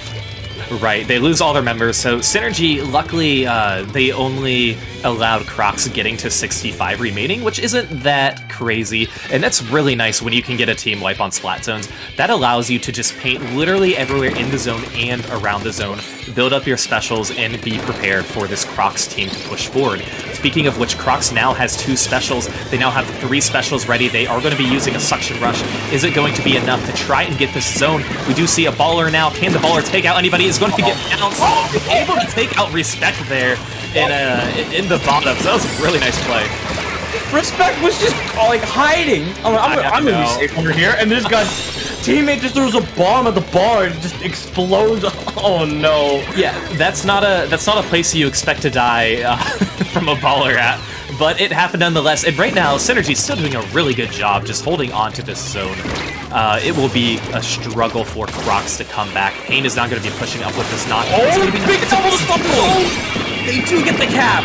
Wow, amazing double. But the Buoy Bomb comes in, is not able to get too much. That's gonna be really good for Crocs to hold this. They do have these have to find out one more member, so then Nick doesn't take out the rest of the team, and that's good. But some of the rest of the members are coming back in. Respect does have that ancient. You can't retreat now that platform is in. Another thing that I didn't mention about the platform is you don't get much paint like towards your special if they are vertical. If they're horizontal, you get special powers, which is really helpful for the defense. That's right, and it looks like now SynRG is able to grab the zone once again. Crocs got all the way to 37 on their wonderful double kill from the inkjet counter push that really worked out. Can SynRG hold on to this zone? They are a player down right now, so it's going to be a struggle as we have less than half the time remaining. That forces another one out, though. That's going to be good. They have to watch out. The end up is in zone. If Gregu can get this 1v1 win, that's good that Soren comes in for the double team. Gregu and Soren been friends for quite a while and having that good teamwork and good chemistry. Very much indeed, and they're doing a really good job getting rid of their penalty points as well. But two specials ready on the side of SynRG. They're really going to need to push forward and try and cap this zone. 2 players down now on Crocs. We're going to see some players. We're going to see the Inkjet again push forward. Respect now going to hover over the zone, trying to paint a little bit, but is in a pretty bad position. Can they stay alive? And they do. They are still alive. Is this going to be enough of a lead? Liz! Oh, man. Crocs able to hold on at the last second and get the win. They held on to that zone by a thread, and we are now tied 1-1. I don't know if Nick wanted to pop those missiles right there. Did see the brushes landing and pop the missiles, and unfortunately not able to get to the brush. The brush stays alive just long enough for the rest of the surviving members of Crocs to paint that zone, not let it neutralize. This is such a big zone. It's oftentimes really, really, really hard to neutralize. It feels like it's one of those maps that it's either neutral, it's very rarely neutral, it's either capped one side or capped the other side. Absolutely. And now we are moving on to Game 3 since we are tied up. We are going to Clam Blitz, Macomart, one of my favorites. I actually played the solo queue rotation this morning. It was a lot of fun, and again, based on what we saw in Game 2 and even in Game 1, this is literally a coin flip. Did you get more power than you lost, or did our rank do you dirty? I know you won most of the game. You always win most of the game. We won't talk about how I did, but solo queue did dirty then. So solo queue did solo queue things. Anyways, I'm sorry for your loss. That is okay, but again, with these two teams, I'm really excited to see what we have for Game 3.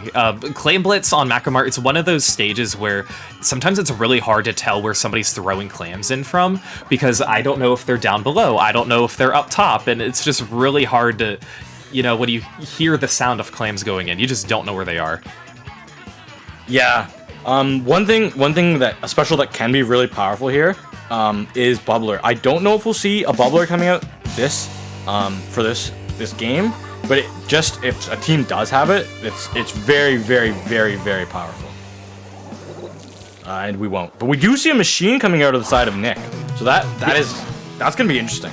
Yeah, we see a machine there, and I believe Crocs has the same comp that they had before, so in all, not a ton of weapon changes, but we are going to get an early trade. Now we do have a 3v3, and these teams, it looks like SynRG is able to take a little bit more control of mid, as they are able to push up and try and push on their left side. Rats is going to be staying alive using that baller into the suction bomb, and right now, Crocs doing a really good job gathering some clams and pushing forward. Yes, but we do see SynRG able to hold down before getting two of the members of Crocs down. So this is going to be their chance to reclaim mid. There isn't as many clams for them to pick up at the moment. but they do have that mid control. The clams will eventually start spawning, and they will have a nice opportunity to push in there. They certainly will. So we are about a minute in and no score yet. We do see Crocs and SynRG both have a power clam, as SynRG now able to finally get forward and push and score. Ratio has 9 claims. If they can get all 9 of those in, they're going to be set in a really good position. But they are a player down. Still live. Thorn's a power claim, able to score. So wonderful finesse there by Ratio, as they now get all the way down to 57. Yeah, and that was good. And as well as that, Nick is going to be able to get some more. Does get a nice direct, but unfortunately Payne is going to be able to shut that down for them. But that's good for Payne to get their team back into it for Crocs. Respect shutting down Rats again. The Nautilus and the Brush matchup, it's so stacked in the Nautilus's favor. It is, and man, if you are Crocs, having your basket open for that period of time literally feels like an eternity. Just because you need to focus on pushing these players out. You need to move them away. You need to get some map control. So it finally ended. SynRG getting to 39. Really going to be nice for them. Nick is going to be pushing forward, but is then going to go down. 2 players down on SynRG, and Crocs now, well, they were at full strength. Unfortunately for them, are going to go down. But SynRG is still holding on to a majority of this map. They are holding on to the majority of the map, and they have just under half the clams that are on the map as well. So that is something in their favor, because they do have the advantage that even if they let 3 power clams into their own basket, they will still have lead, which is a lot. Yes, certainly. And it looks like there is going to be one more score. Not enough for these penalty points, but we do see some more clams. Oh, 3 players down, so it is just Nick. Can Nick stay alive? Able to get... Oh, that's huge. Yeah, almost getting rid of their penalty points, but not quite yet. So that will give Crocs an opportunity to try and take control of mid, you know, taking baby steps to really push forward, but they are not in a good position to score just yet. Being able to get that one, being able to get Payne down though was so massive that not having your Nautilus being able to cause such a distraction up front caused the rest of the members to go down. Now that the push is going the other way, this is a great job for SynRG to get even more clams into the basket, and a power, meaning there's only 7 left. Just 2 more clams need to go in this basket. 1 more clam and this game will be over. Can Nick get it in? Nick sees it. Oh, somebody else did. I think it was Ratio who maybe snuck up and got a clam. I believe they jumped somewhere, but were able to score. So SynRG is going to get the win for Game 3, and they are going to win the set. And they are going to also go up 4-1. Yeah, that's really big. It's not over for Crocs for their gold run. They do have to have some help and some luck to get in there. But that's looking really good for SynRG. They do need to still close out their series with another win. But yeah, that was a great series. Nice way to go all the way to map 3. Absolutely. And yeah, both of these teams did a really good job. We always love to see a Game 3, especially when it becomes that close. Their Game 2 was just very, very clutch, and both teams did very well. But right now, that is the end of round 5 here. We have one more Swiss round for you guys coming up, but before that, we are going to take a little break. We'll be right back.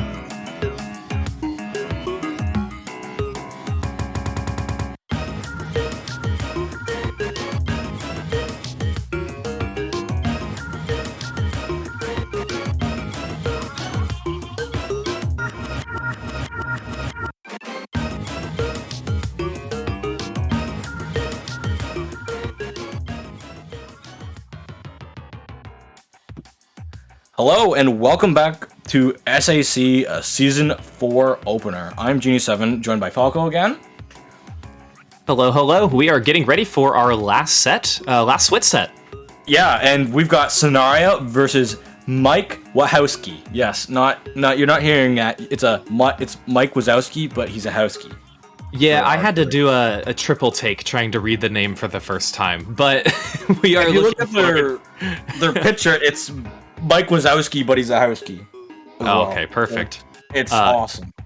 Yes, Mike Wahousekey. Both of these teams are 3-2 right now, so really wanting to end 4-2. And you were mentioning about what the possibilities of making a bracket are, so can you kind of list off the scenarios? We have 3 brackets. We've got a ton of teams in here. What needs to happen? So to make gold bracket, top bracket, you pretty much have to be 5-1 or better. 6-0 or 5-1. And that's pretty much all who's making gold.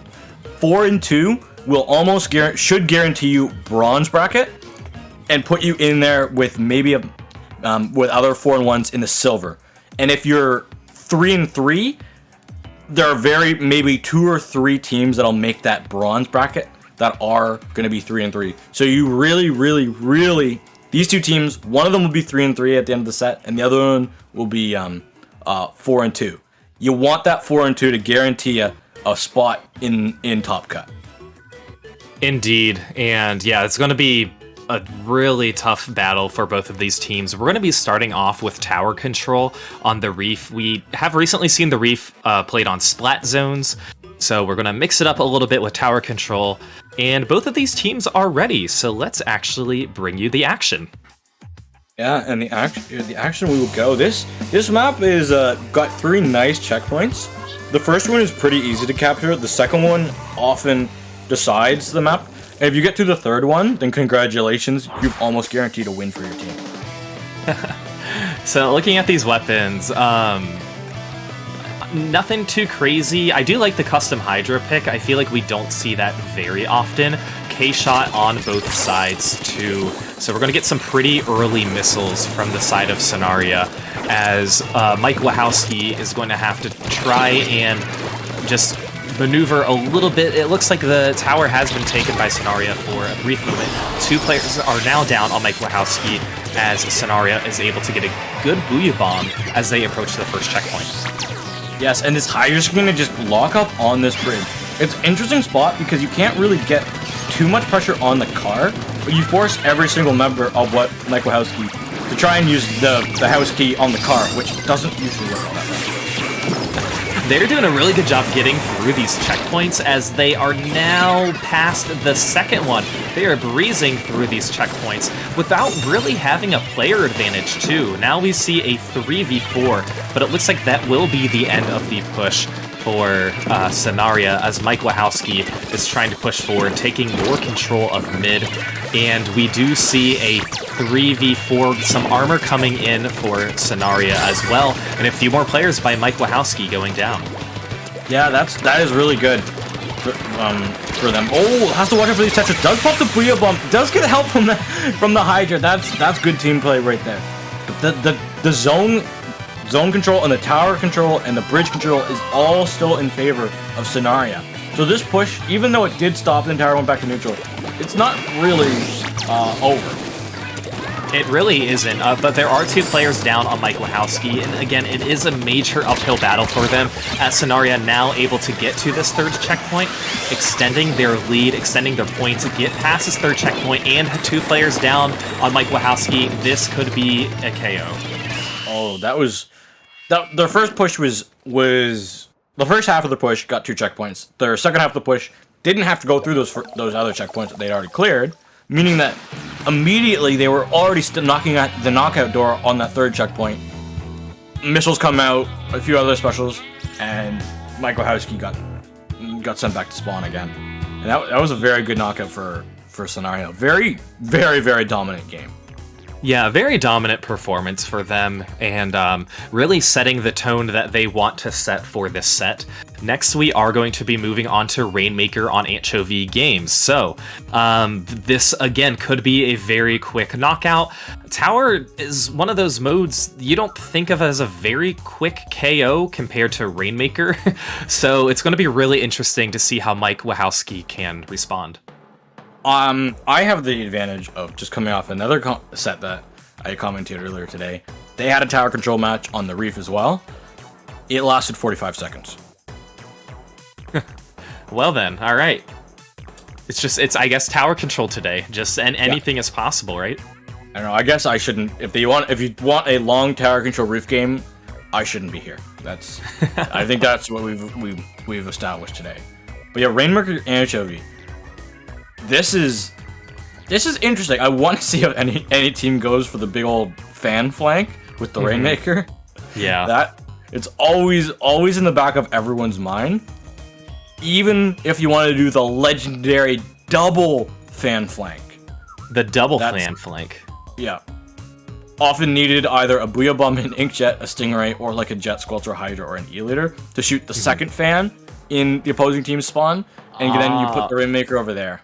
Gotcha. Okay. But the problem is, if you don't have the lead and you go for that play, and your Rainmaker unfortunately gets splatted there, the enemy team doesn't have to pop the shield. You have to somehow manage to find a way to get back over to that spot, because if the Rainmaker shield isn't been popped, then the Rainmaker will sit there for all eternity. Yeah, I mean, and anything is possible, and Mike Wahousekey looking to find something that they can use towards their advantage as we move on to this game 2, and it's going to be really crucial for them. You know, the rest, the other team is Sonaria is really hoping that they can probably just get another quick game so they could potentially have some rest before moving on to the next round as well, but we'll see what happens. You don't want too much rest, because we will have to make sure every single set is done, and the seeding will have to be done, and there'll be a little bit of calculation and a slight break. So, but you still wanna. The thing is if you can take that slot into a bracket, silver bracket or high bronze bracket, then you will want to take that no matter what the cost is. Absolutely. It's always important. So taking a look at these comps now, we do see some changes. We see a double K shot. K shot on the side of Mike Wahousekey, and we do see the CDS. Yes. Or I'm sorry, that's on the side of Sonaria. Yeah, that's on the side of Sonaria. All good. You know, you saw green, you think it's Mike Wahousekey. Because Mike Wahousekey yeah, let's go with that. Yeah, it makes sense. But you know, Sonaria is in that color. Yeah, this is gonna be another strong early push from Sonaria. If they can do the same thing that they did in Tower Control, this would be that would be crazy to be done with. There's no one coming from the flank, but unfortunately, no, the Rainmaker launches himself off the fan. That's gonna cause enough time for the Tempesters to come in with that awesome splat. That's such an unfortunate position if you're Sonaria, but if you're Mike Wahousekey, this is gonna be your opportunity to push in. Right, and Mike Wahousekey, they were up with a 3-player advantage, so that is exactly what they need, holding Sonaria to only getting 86, and now Nox is able to get the lead for them. They are going to continue to push forward, trying to manage these Penta missiles and get away, getting all the way to 45, so a really good push for Mike Wahousekey. They're able to respond and will try to keep up this pressure. I thought the splash zone was going to go on the Rainmaker. The splash zone was just to hold the good positioning from Mike Wahousekey. They still have not given up this control. They are starting to give it now that the pro is falling back just a little bit, but that means that Sonaria has to get back all this fan control. Luckily, they have gotten one, and they are looking to pick up the Tetris and the Junior, who does smartly save their armor and jump out. It's a solid push from Mike Wahousekey. Not really strong, but it's solid. Yeah, it's solid, especially because of how the first game ended. They are already performing better than what they did in that first game, just a minute into this game too. So right now, Sonaria has the Rainmaker. They are going to try and push up. We do see a 4v4, 4v3, some specials being unleashed. We see some rain. We also see some specials on the side of Mike Wahousekey. Can this Rainmaker get past their 78 mark? We do see a 3v3. Can they get off of this fan? Able to land there. We do see a splashdown. 2 players down now on Mike Wahousekey. Can this Rainmaker push up and get past this 45 mark, but they have to avoid some of these splat bombs. It's going to be really hard. This junior just keeps chucking these splat bombs and really displacing, and with the help of the missiles, they are going to be going down. Double bomb plus armor and then 2 more bombs being thrown out. That's just the stall power that the junior can have.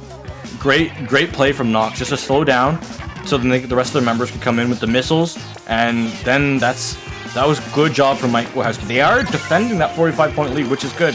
With under half of the time remaining, this is going to be their opportunity to push in. They do see that there are members jumping in from Sonaria on that top right, but now they're going to have to back up with these missiles coming in.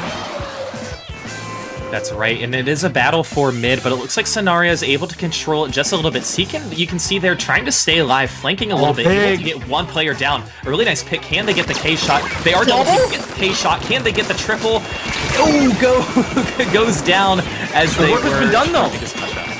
The work has been done. That's almost a wipe. The last player jumping out. They should be able to get even more points on this. Oh, not quite. They don't get any more, and they lose 2 members. 3 members. Just the Tetris remaining. Mike Wahousekey, that may be a little bit too aggressive, but I think it was worth it to go up and try and get those points. But this is going to be so scary. Sonaria is very, very close to taking this thing down. They are in a really good position because this Mike Wahousekey team, they are pushed all the way back to their spawn. So we do see Sonaria already getting hits, but they do have 2 players down, and they're going to go down to the auto bomb and splat bomb. So just one more K shot alive, trying to push up, but is going to have to drop down into mid, and we have 1 minute remaining. Those bombs were absolutely amazing.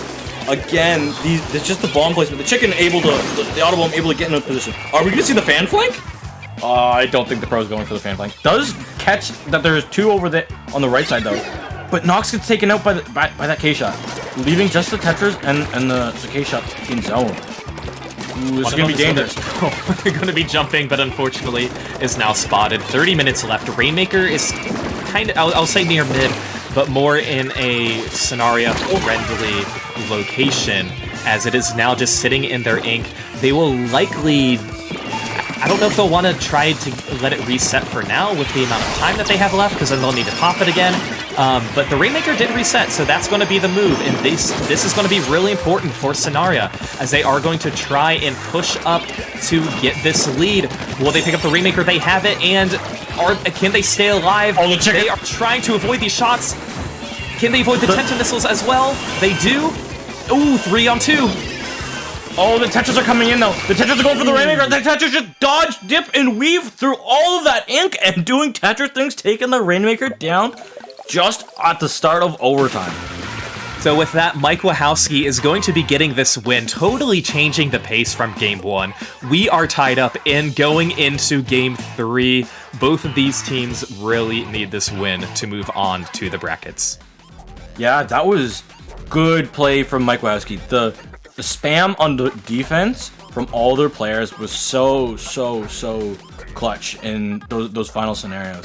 And able to, they did have some very good individual pop-offs to secure that victory, but the teamwork that they showed in that game was so much better than the lack of really, I don't want to be harsh, but I have to be anything that they showed in the first game. So it's very nice to see, after being really stomped on in the first map, showing the mental fortitude and the resistance to say, hey, we want to make it easily into the bracket. We don't want to have to leave our fate up to someone else. And here they are, map 3. Yeah, map 3, we have Splat Zones on Inkblot Art Academy. Now, are we going to see something we saw in Game 1 where Sonaria just really ran with it? They really ran with the tower. Or something like Game 2 where kind of a little bit of back and forth, but Mike Wahousekey was able to make a really good push. I don't know. What are you thinking? Well, thinking of the logical standpoint with like the difference between tower control splat zones and Rainmaker, Rainmaker is much easier to run with than a splat zone. I don't know any of the mods in Splatoon history where anyone can physically grab a splat zone and move it. So, besides that, maybe a lockout. Yes, I could see Sonaria coming out with a lockout, a nice strong lockout. But I could also see it. It's gonna be really hard because with the bomb pressure that was being exerted so much from Mike Wahousekey, locking out, being able to lock out a team that's just constantly spamming you with bombs, they're eventually gonna find their way into into some location. And with a Tetris, the scrappier the fight, the more Tetras thrive. So oh, absolutely. Just with their how agile they are, definitely. And our teams are ready, so let's bring you guys Game 3. This is do or die for both of these teams. Sonaria versus Mike Wahousekey. Splat Zone's Inklaw Art Academy. Now, winner into for guaranteed into the bracket, which is very, very, very nice. Oh, a charger coming out from the side of 4. That's going to be interesting. A very strong counter against the Hydra. But the Hydra's team has double armor plus inkjet and missiles. So that could make it very, very nice. I'm liking the T-Tech choice as well. T-Tech, look at the painting power, though, on the side of Sonaria. They have 2 splatter shots and a junior. There's just going to be a lot of paint there. But the Hydra's already made its way down. That's going to be very difficult for them to be able to cap the zone. This is Mike Wahousekey's chance to go in and lock down the zone and get that charger up onto that snipe. This is a very, very, very, very nice spot for the charger sitting. Just having free reign. The only thing that can really get them off here is missiles and that inkjet. Here come those missiles to get that charger off. Exactly. Or, potentially flank, but that was a really good first opening position for Mike Wahousekey.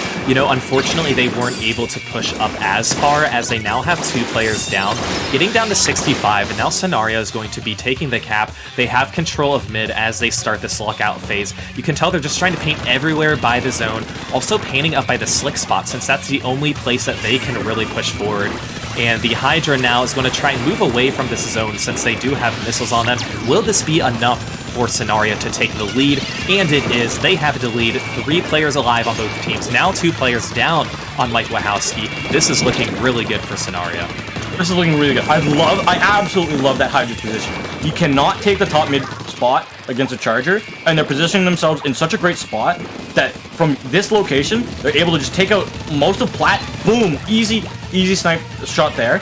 And the members just have to funnel into them. Either go to the left side, which Nox is currently doing, and that's the only way that they can really get into the zone. And in doing so, Mike Wahousekey has done it. Ooh, and then Mike Wahousekey, able to take a zone, giving 63 penalty points to Sonaria. They only had 18 remaining, so unfortunately Sonaria, they weren't able to hold on to it. And it looks like there is some armor that is ready on Sonaria, along with some missiles coming their way. Mike Wahousekey doing a good job pushing forward and preventing some of these Sonaria players from coming in. But these missiles really displacing the charger, and I think that is going to be the key thing too. If you want to...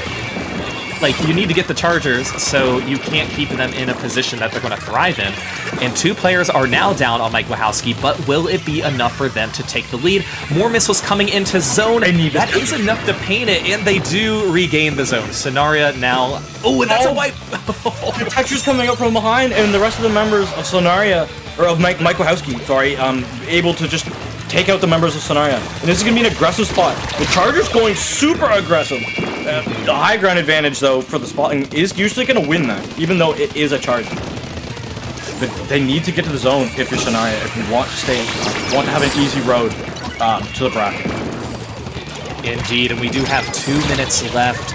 The Sonaria team trying to push forward, but unfortunately they don't really have the player advantage. They have 3 players down, and it was kind of a 1v1 for just a little bit. So that's only going to favor the team that already has the zone when there aren't that many players alive. And now zone is obtained by Mike Wahousekey. They need to dwindle some of their penalty points if they want to try and take the lead. Their charger's down. Now we see a 4v4 back in the game, but Mike Wahousekey, they're gonna need to try and push forward a little bit, but it's gonna be really tricky. They just need to defend the zone. They can't let anything get locked up, especially when there's ink above all of you, raining all this terror down. Can Nox stay alive? Unfortunately, Nox cannot stay alive. Ooh, 3 down. And this is just... Oh, wait, but the duelies have gone absolutely sicko mode. I was looking for the last one. But they're not even able to stop zone. The rest of the members, Mike Wahousekey is able to steal lead away.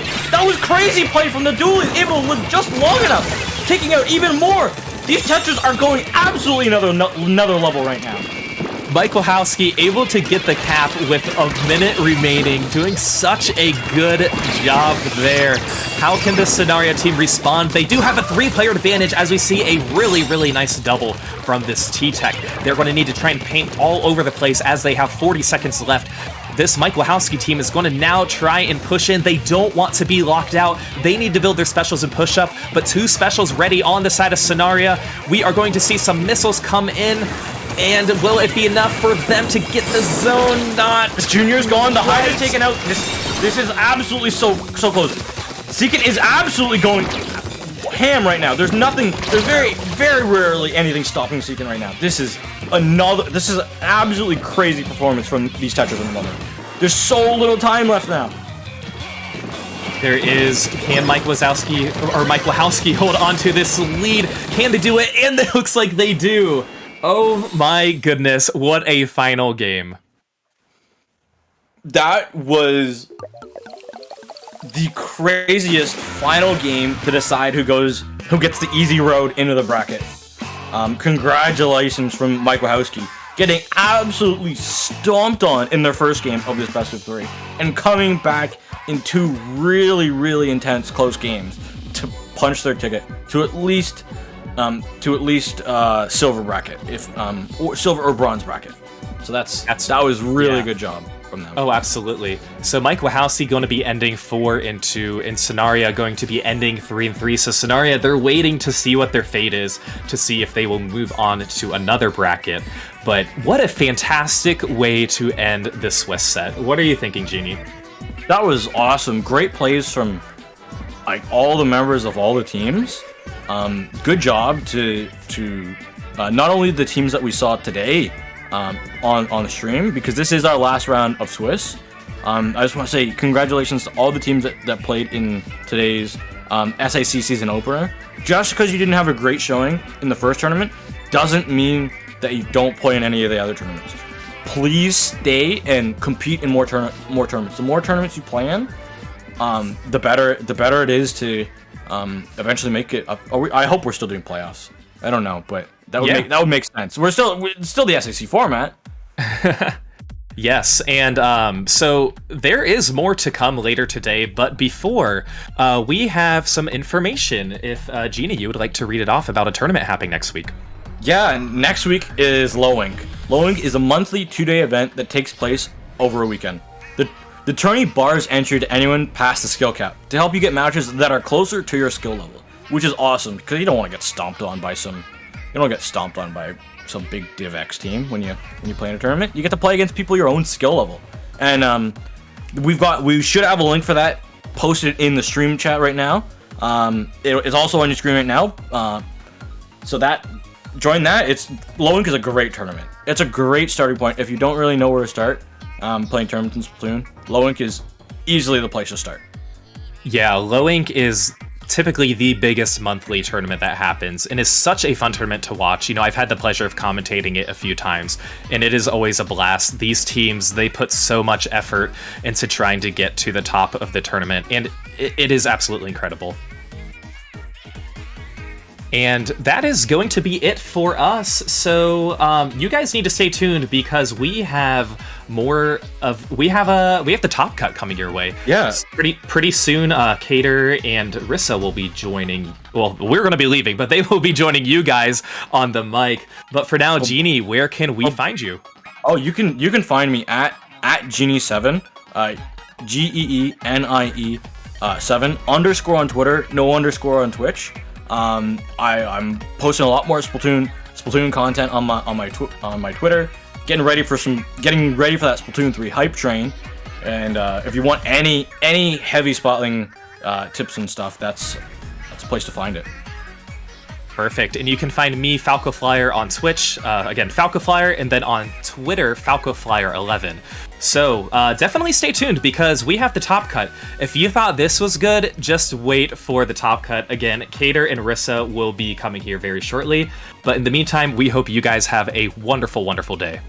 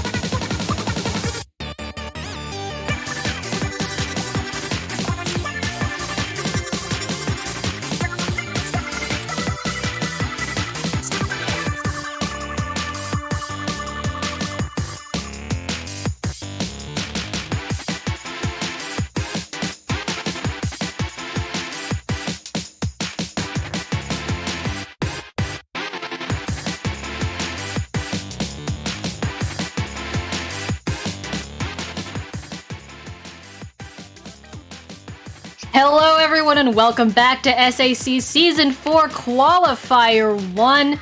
I am Cater and I'm joined here today by Rissa.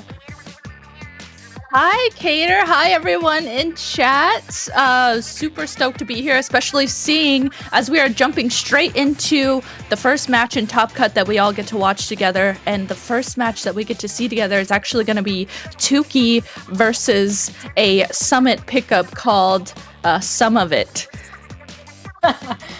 I mean, yeah, they're not wrong. It is kind of like Summit. I can understand that name. It's some of Summit, you know?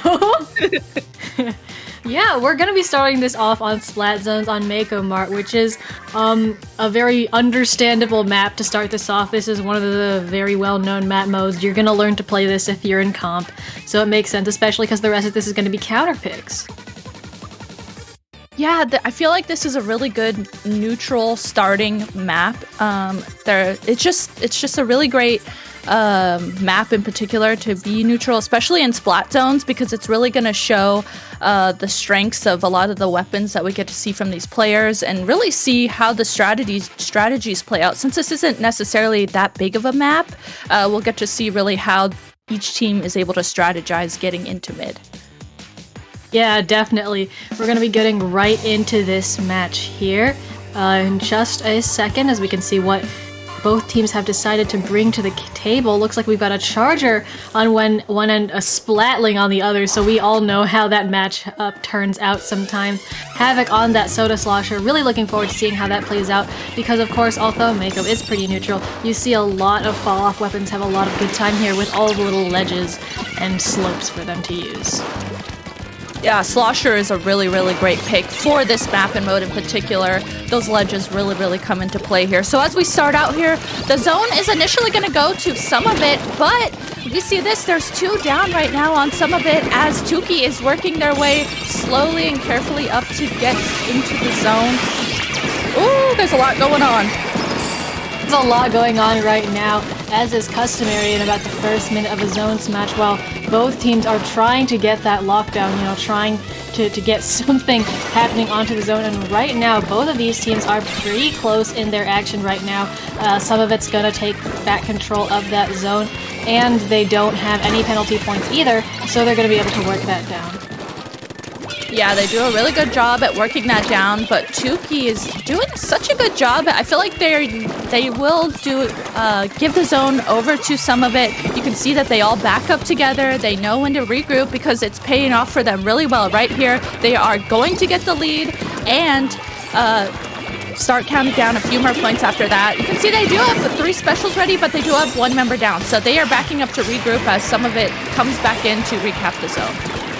Yeah, you can see Some of It trying to take more control of it. Unfortunately, their ball point is down, which is going to make it a lot harder for them as they don't have that long-range support, especially against the Charger, meaning they're going to fall a little bit to Tuki. They don't go down except for that Slosher in the middle of their bomb rush, unfortunately. Bomb rush, both sides actually, one having the burst bomb rush and the suction bomb rush, but both of them can be really good to take that zone. Nice snipe here out of the Charger, and so Tuki's going to solidly be in control of the zone as they have no more penalty points, able to take that down and make that lead even wider that they have right now.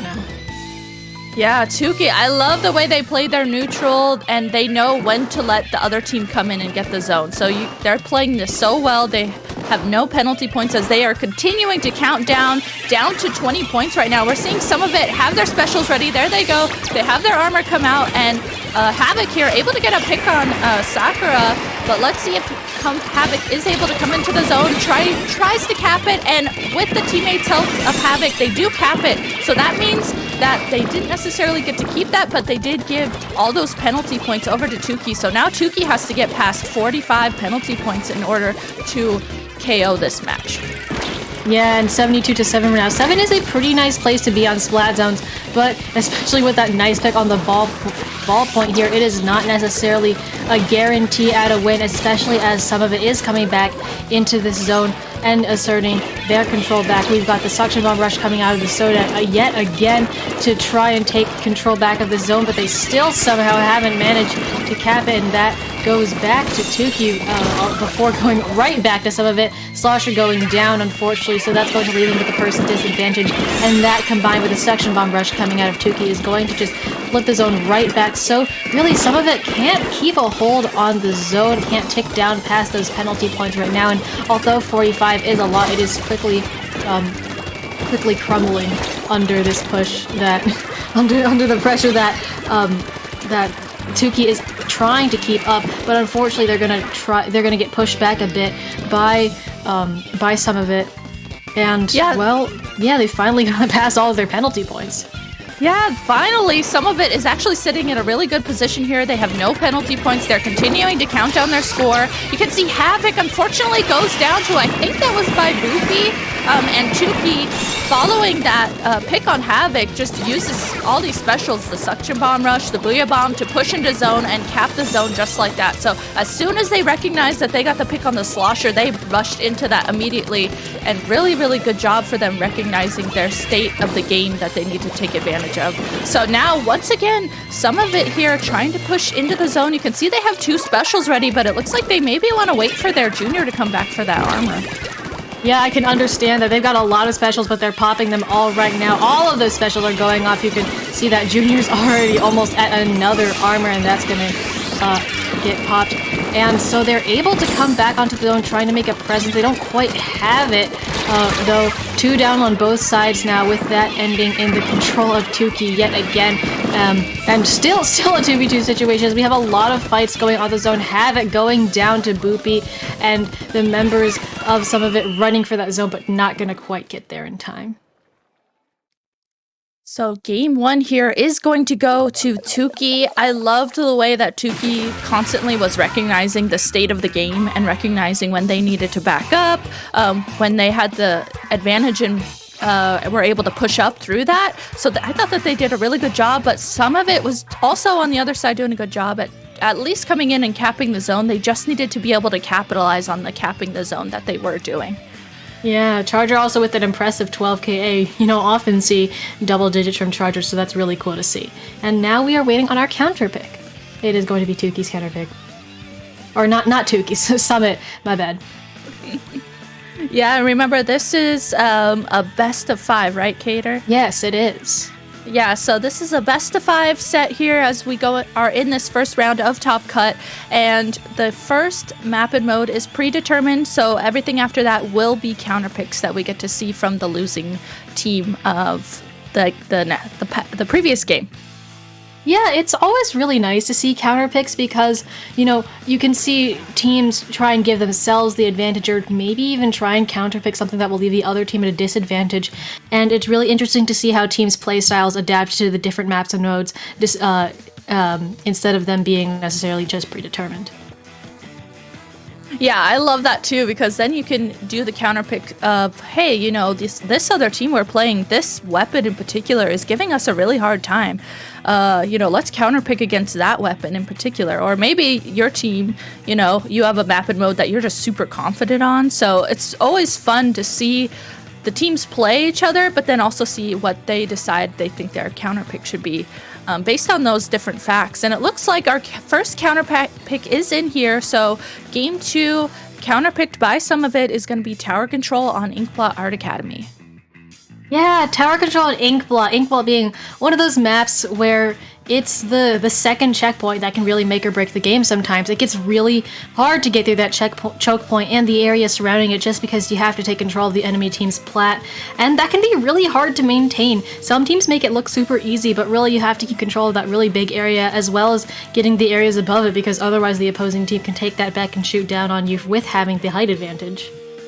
Yeah, it can be so tricky getting past that second checkpoint. And if you don't have that backed area or that top left area cleared out, it can easily crumble, and your team can just get completely wiped if you don't have specials to be able to push into that area and get the picks that you need, and to at least keep control of that area, and then also make sure no one can come into that area. So that will definitely be an interesting point. And thinking that this is some of its counterpick, I'm guessing that we're going to see similar weapons. Rydia, or I think it's how you say it, Rydia, and Havoc are both very diehard. They play their weapons, Slosher and Ballpoint, very strictly. So that'll be fun also to see. Those aren't weapons that we get to see a lot necessarily. It'll be cool to see them in action on their counterpick. Definitely.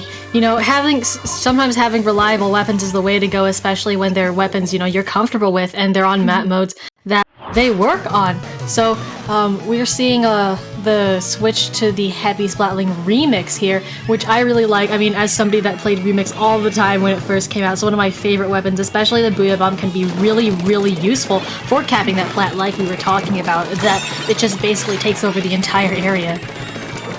Yeah, that Booyah Bomb could be so crucial to take control of that top left area, so I definitely agree with that weapon pick. And speaking of that weapon pick, some of it here in control of the tower. There are 2 down right now on Tuki.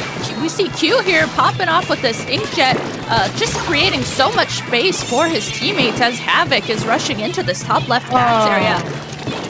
God, I love the Slosher deck. Not deck, what am I saying? Soda Slosher. I love the use of the bomb rush there as well. It gives you a little bit more range, gives you a little bit more combo power. And they've gotten right past that second point onto the third, which gets them all the way to 20. You see the use of that Booyah Bomb there to take advantage of that area closer to the end of the tower point. Unfortunately, that is going to be a full wipe. So that push is coming to an end.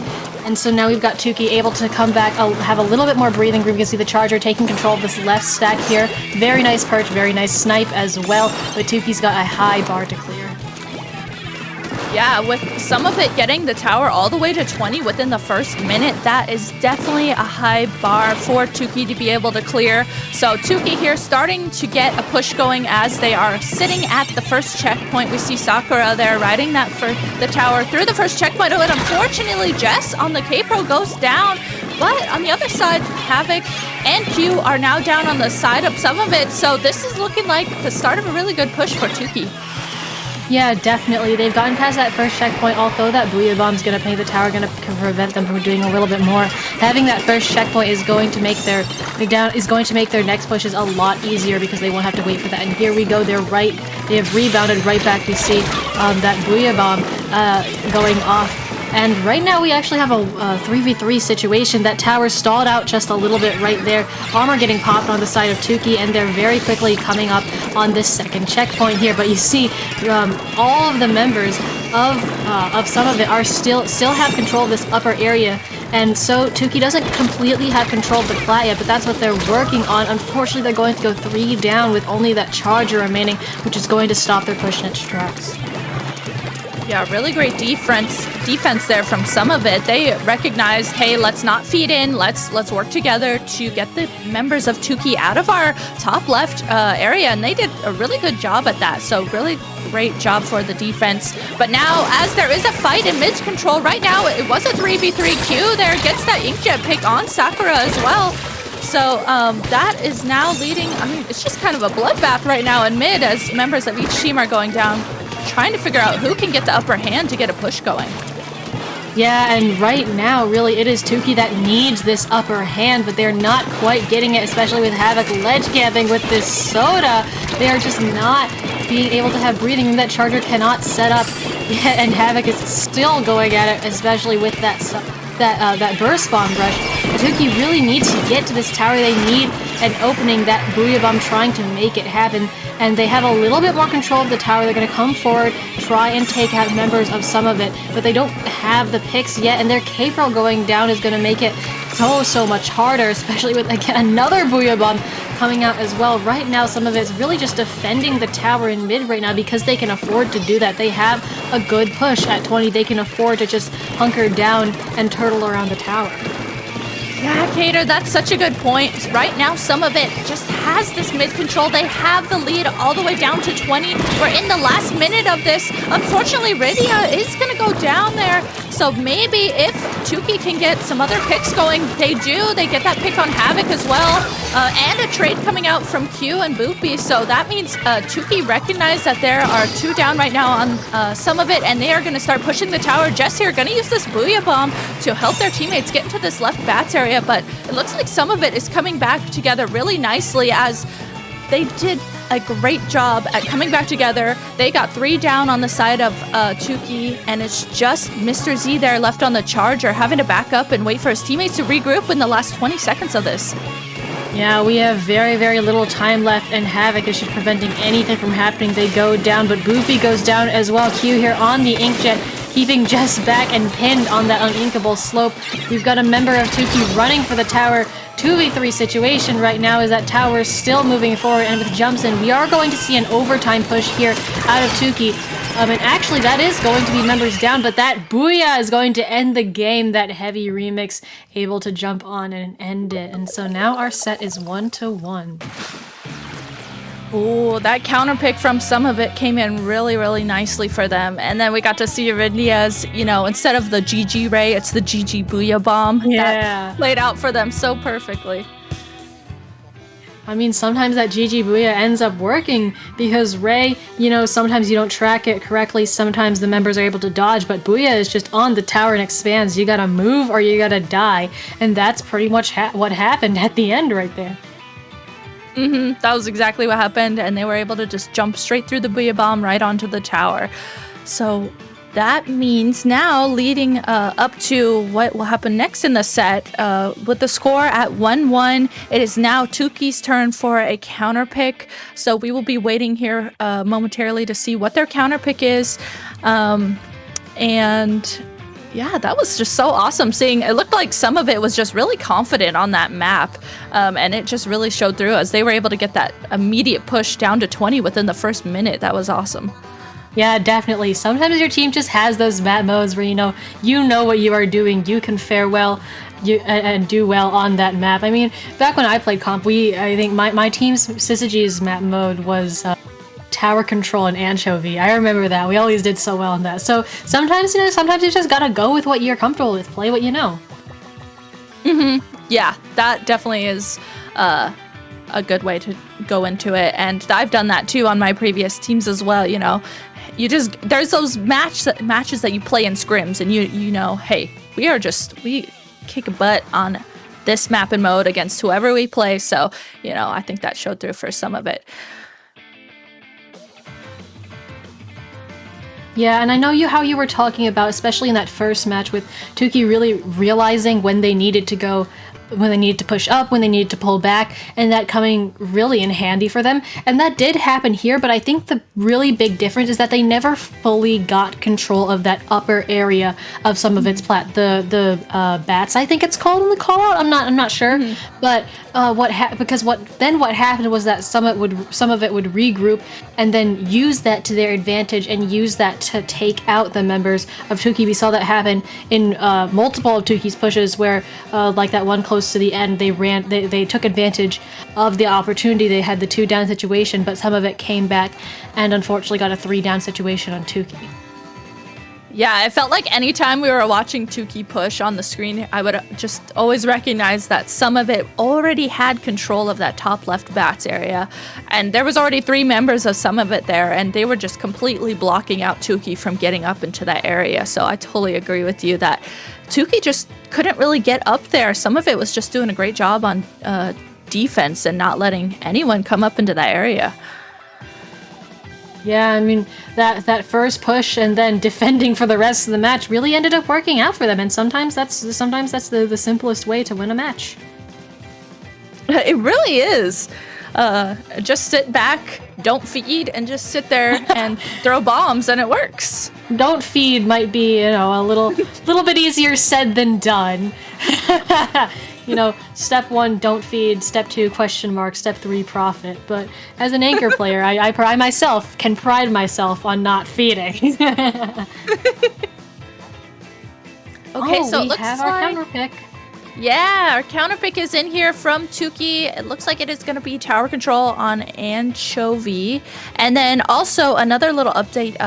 Looks like some of it also has a sub this time. So Havoc, I'm sorry for the Havoc fans out there. But Yeah, Havoc's spaghetti was ready, so we had to go and take care of that.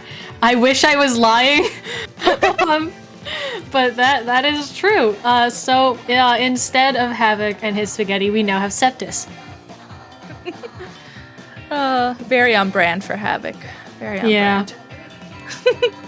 Watching the Battlefly chat explode while all of Havoc's members tell him not to burn his house down. Very, very amusing. Okay, so tower control Anchovy. My first initial thought was, I am wondering if Rydia is gonna play that remix again, because this is another one where that GG Booyah Bomb, or just the Booyah Bomb in general, for the checkpoints and pushing in, could come into play really nicely. So I could see that being a pick, and I'm super interested to see if that's gonna happen. Yeah, definitely. I mean, I think I once saw a match end where like a team was pushing in overtime. They got to a tie, and then 3 Booyah Bombs from the opposing team got thrown onto the tower one after each other, and so the match, of course, there are no ties in Splatoon, so the team pushing in overtime ended. And that's just what makes me think Booyah Bomb when I see Tower Ancho now. Oh my gosh, you could just sit back and, keep painting for Booyah Bombs. I could totally see that. Okay, so seeing as the weapons come out here, Rydia actually opting to go back to the ballpoint here, but have no fear, Septus is coming in with that Kensa 52, gonna still have that Booyah Bomb on their team, so that will come into play really nicely for them. And then on the other side, a main weapon switch up I'm seeing on the side of Tuki is that Kensa splatter shot. Yeah, I mean, K-Shot, really nice on this map. I had a teammate that played it all the time. Missiles are super nice for scouting, as you can see there. I mean, just taking it a little bit, reporting to everyone where everybody on the other team is. Taking out that shark that was seen, I'm pretty sure was seen through the missiles, actually, so that can be really useful. And this is going to be Tuki with the first push of the game. You saw Jess launch that Booyah Bomb forward, and the Firefin scope here with those walls, really nice positioning, and now they have that suction bomb rush as well. But we've got rain and armor coming out of the side of some of it, so it's really not so fast for Tuki. They've got to be very, very careful coming through this rain here. Yeah, have to be very careful. It looks like their tower rider, the NZAP, did go down through that, so those defensive specials from some of it came out really nicely. And we're seeing Q here popping this inkjet, trying to at least clear out space, if not get a pick. So just clearing out space, trying to get Tuki to go back a little bit, so that way some of it can push into mid here. But I mean, Jess sharking on this fan here. I love that Jess is trying to take control of this fan, because the range of that K-Pro can come in really nicely. It looks like even though some of it... there it is. There's that range. Oh my gosh, and we saw that pick on Septus, but there's also 2 other members of some of it down. So Tuki, once again, in a really great position to be pushing the tower. Yeah, you can see that ballpoint here trying to find high ground, but not quite having it. A lot of bomb pressure on this top part here, and they get single targeted with the missile. The suction bomb is coming for them. As an anchor player, you just cannot catch a break sometimes. It really hurts. Septus there dropping, not quite finding anything though, and unfortunately getting taken out. We've got a 1 down situation on both sides. Rydia finding that pick on the tower, thankfully. 2 down now on the side of Tuki, so that's going to force them to back up a bit, but that second checkpoint has been fully cleared. We've got a little tap shot war between the ballpoint and the charger, ending in favor of the Splatling. So unfortunate for those charger fans out there, but now we've got that tower resetting back to mid, and some of it taking control. Some of it taking control, and Q got pop this inkjet, instantly gets a pick on Boofy. That was perfect inkjet shot there, and now the pressure from the inkjet, the inkstorm coming out from some of it as well, is leading into them having a really nice push. Septus going to use this Booyah Bomb as well to try and clear out space, and now the armor coming out as well. So they have used their specials here to all in the first checkpoint. Let's see if they are able to push in and get any other picks. Unfortunately, Septus goes down, and also the K-shot on some of it goes down as well, but on the other side, Tuki has 3 members down essentially right now. So some of it, they push the tower up a little bit, but they're doing a really good job at creating space. Yeah, Tuki's charger unfortunately caught between a rock and a hard place there, forced to go down. Septis here on that K-Gale is going to use that Splash Wall really nicely to block off some damage while they attempt to make a little bit more space for their teammates. They've got yet another Booyah Bomb. Really wants a competitive match with that K-Gale and its wonderful surplus of Booyah Bombs. We've got Q all the way up here doing the funny little inkjet things on the walls, not quite finding anything, but now that's 2 members of Tuki down, so some of it's still going to have space to push in with that, unless, of course, that Booyah Bomb finds someone. Not quite, though. So this tower is trying to edge up on this checkpoint here. Charger narrowly missing that bomb, trying to make some cool snipes here, but still, that's still a really, really nice angle to put pressure on the tower from, and now here comes the Suction Bomb Rush. Yeah, Suction Bomb Rush coming out from Mr. Z on the Charger, but and then some of it on the other side actually popped their armor, perfectly recognizing that Tuki had that Bomb Rush coming. Seftis actually, looks like Seftis there was gonna maybe flank, but Seftis coming back to help Q on the fan area. You can tell that some of it, you know, they have this mid control, they want to get a push going, but they keep having members of their team get picked, so they can't necessarily get a push going. 2 members of some of it down right now, as Tuki is sitting really nicely. They know that they have the lead right now. They know that they are getting mid control now, as we get to see Boopy painting around Tuki on the tower now as we go into the last 20 seconds. And of course, they have 3 specials at the ready, 4 specials. They're going to go ahead and pop 2 of them as 2 members of some of it are down. And you can tell Tuki knows that they don't need to necessarily push the tower super far as we're going into the last 5 seconds of this. Some of it can't really get to the tower in time. And Tuki is going to take this game. Yeah, that Booyah Bomb from Jess on the caper at the end said, you know, any hopes that you had of getting to this tower are going to be crushed by that. And that's just, I mean, that's just the way to end the match, you know? Just prevent your opponents from even beginning overtime so you have no chance to lose that. Of course, the junior on the side of some of it with 9 armors is quite the impressive amount. That is really impressive. You can tell they were definitely trying to paint for those armors and those specials to be able to help their teammates. And so with game 3 going over to Tuki, it just keeps, I feel like it keeps swapping back and forth. So now once again, we get to see some of it have a counter pick. And we've been seeing so far, you know, all these tower control counter picks. I wonder if we get to see another mode coming up. Yeah, I think we will, because since both teams have won on it, we can't see it anymore. And we do have our counter pick. We've got Clam Blitz on Piranha Pit. Oh boy, this one's gonna be fun. Clam Blitz on Piranha Pit. Such a big open map, especially for Clam Blitz in particular. You know, you're able to use the whole map for the most part, besides the 2 far outer sides of it. But I mean, compared to like zones, you know, this map in particular, map and mode in particular, you get to use so much of the map, and it's so fun to see how teams are able to strategize and get their pushes going.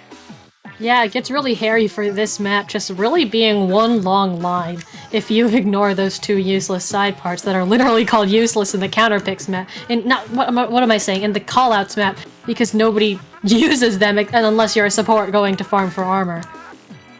Mm-hmm. Yeah, they're great for painting for specials, you know, armor, missiles, stingray. But other than that, not necessarily useful. And like you said, called useless for a reason. So as we start out here, we get to see the weapons come out, and oh, interesting, on the side of some of it, we get to see 2 splatter shots. So the Kenta and the normal T-Tech. Definitely interesting pick here. And then on the other side, similar weapons, same weapons that we got to see from Tuki. Yeah, pretty much the same. So we're still going to be seeing those missiles, those booyahs come out as well. Actually, well, no more booyah on the side of some of it, but Tuki is keeping the booyah in the form of the K-Pro. And of course, we've got both teams on their way to collect clams. That's actually the switch from the Firefin to the vanilla scope, which I can definitely understand because Piranha is so long, so linear. Stingray can be really, really effective here when trying to clear out for a push. Stingray not necessarily something you usually see in Clan Blitz, but this map, you can definitely make an exception for that. It looks like some of it's going to be pushing in, getting that power clam in, that really nice inkjet pick, and that's going to be 2 down on the side of Tuki. as the members are respawning. Already some of it's going to get that score down to 56. They don't have any more small clams yet, so they might not have much of a follow-up on that. But Riddy with that nice long-range pick, that's gonna be a 3 down on Tuki actually, which is really going to delay them coming back out into mid. And look how much turf control some of it has right now. So much turf control. You can tell they're all swimming around looking for clams. There aren't really any clams on the map right now, so they have all this map control, but no clams to get a push going. So they're gonna have to back up into mid. Sometimes you just have to make that call. Hey, let's back up into mid, hold mid. We know we have all of this ground.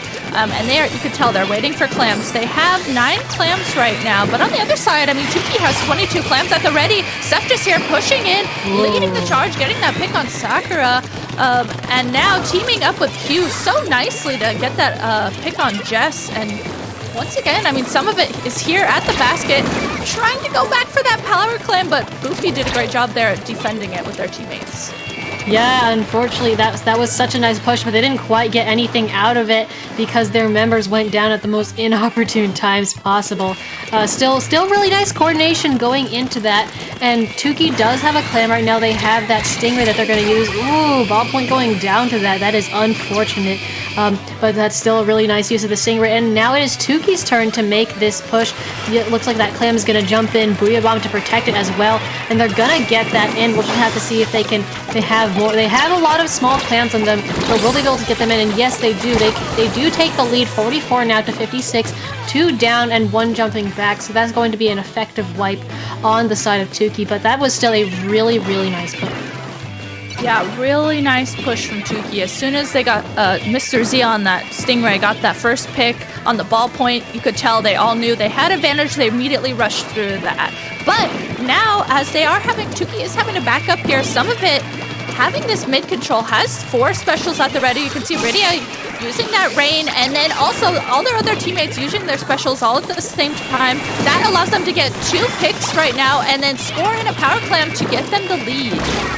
Ooh, 2 down though. Unfortunate suction bomb kill. Now 2v2 situation now, actually, as that basket closes and some of it takes back a little bit more of mid. They are still maintaining that presence even though they had members go down, and now Tuki has that pity clam. They're gonna push up back up into mid, use that Stingray, especially because, you know, when you Stingray, you can still see the locations of your opponents with that power clam indicator, so that can be really useful in Clam Blitz. And unfortunately, although they didn't get any picks, they still cleared out a little bit more space for their teammates to come back into mid. They have 2 power clams now, which is a lot and could get them the lead. Yeah, 2 power clams at the ready for Tuki. Rain happening here. Now another member of some of it goes down. 3 members of some of it down. That is the perfect opportunity for Tuki to push in here and score the clam, but I can't tell who's under the basket. They're doing a really good job at defending. Oh, Tuki that does carry get going 1 power down. clam. Yeah, they get 1 power climb in, but the other one is called out immediately. So that was so unfortunate for Tuki. They had all the clams there to get the lead. Unfortunate, just not able to get that second power clam in, and unfortunately it despawns. And with that, some of it's going to take this a little bit more of an advantageous position, but we still have the ray and the missiles and the armor coming out of the side of Tuki, so they have a lot of defensive specials coming out right now. They have that, but they don't really have too much behind them. They have a few smaller clans, but they need to make a power, and they do now, especially so that they can have overtime. They have 10 seconds left plus whatever they can get out of this, but with all of these specials, the missiles, the inkjet, everything is coming out. All this, the Booyah Bomb, all the stops are coming out on both sides, but Tuki's pushing up into the basket, not quite getting any picks though, and no one's gotten picked yet themselves. There we go, 2v3 situation right now. That Charger has their Stingray, but they're not going to be able to do much with it. And time is running out, so I'm not sure whether they're going to be able to make it to the basket in time. Fortunately, that power clam carrier goes down, and that's going to be the end of that match.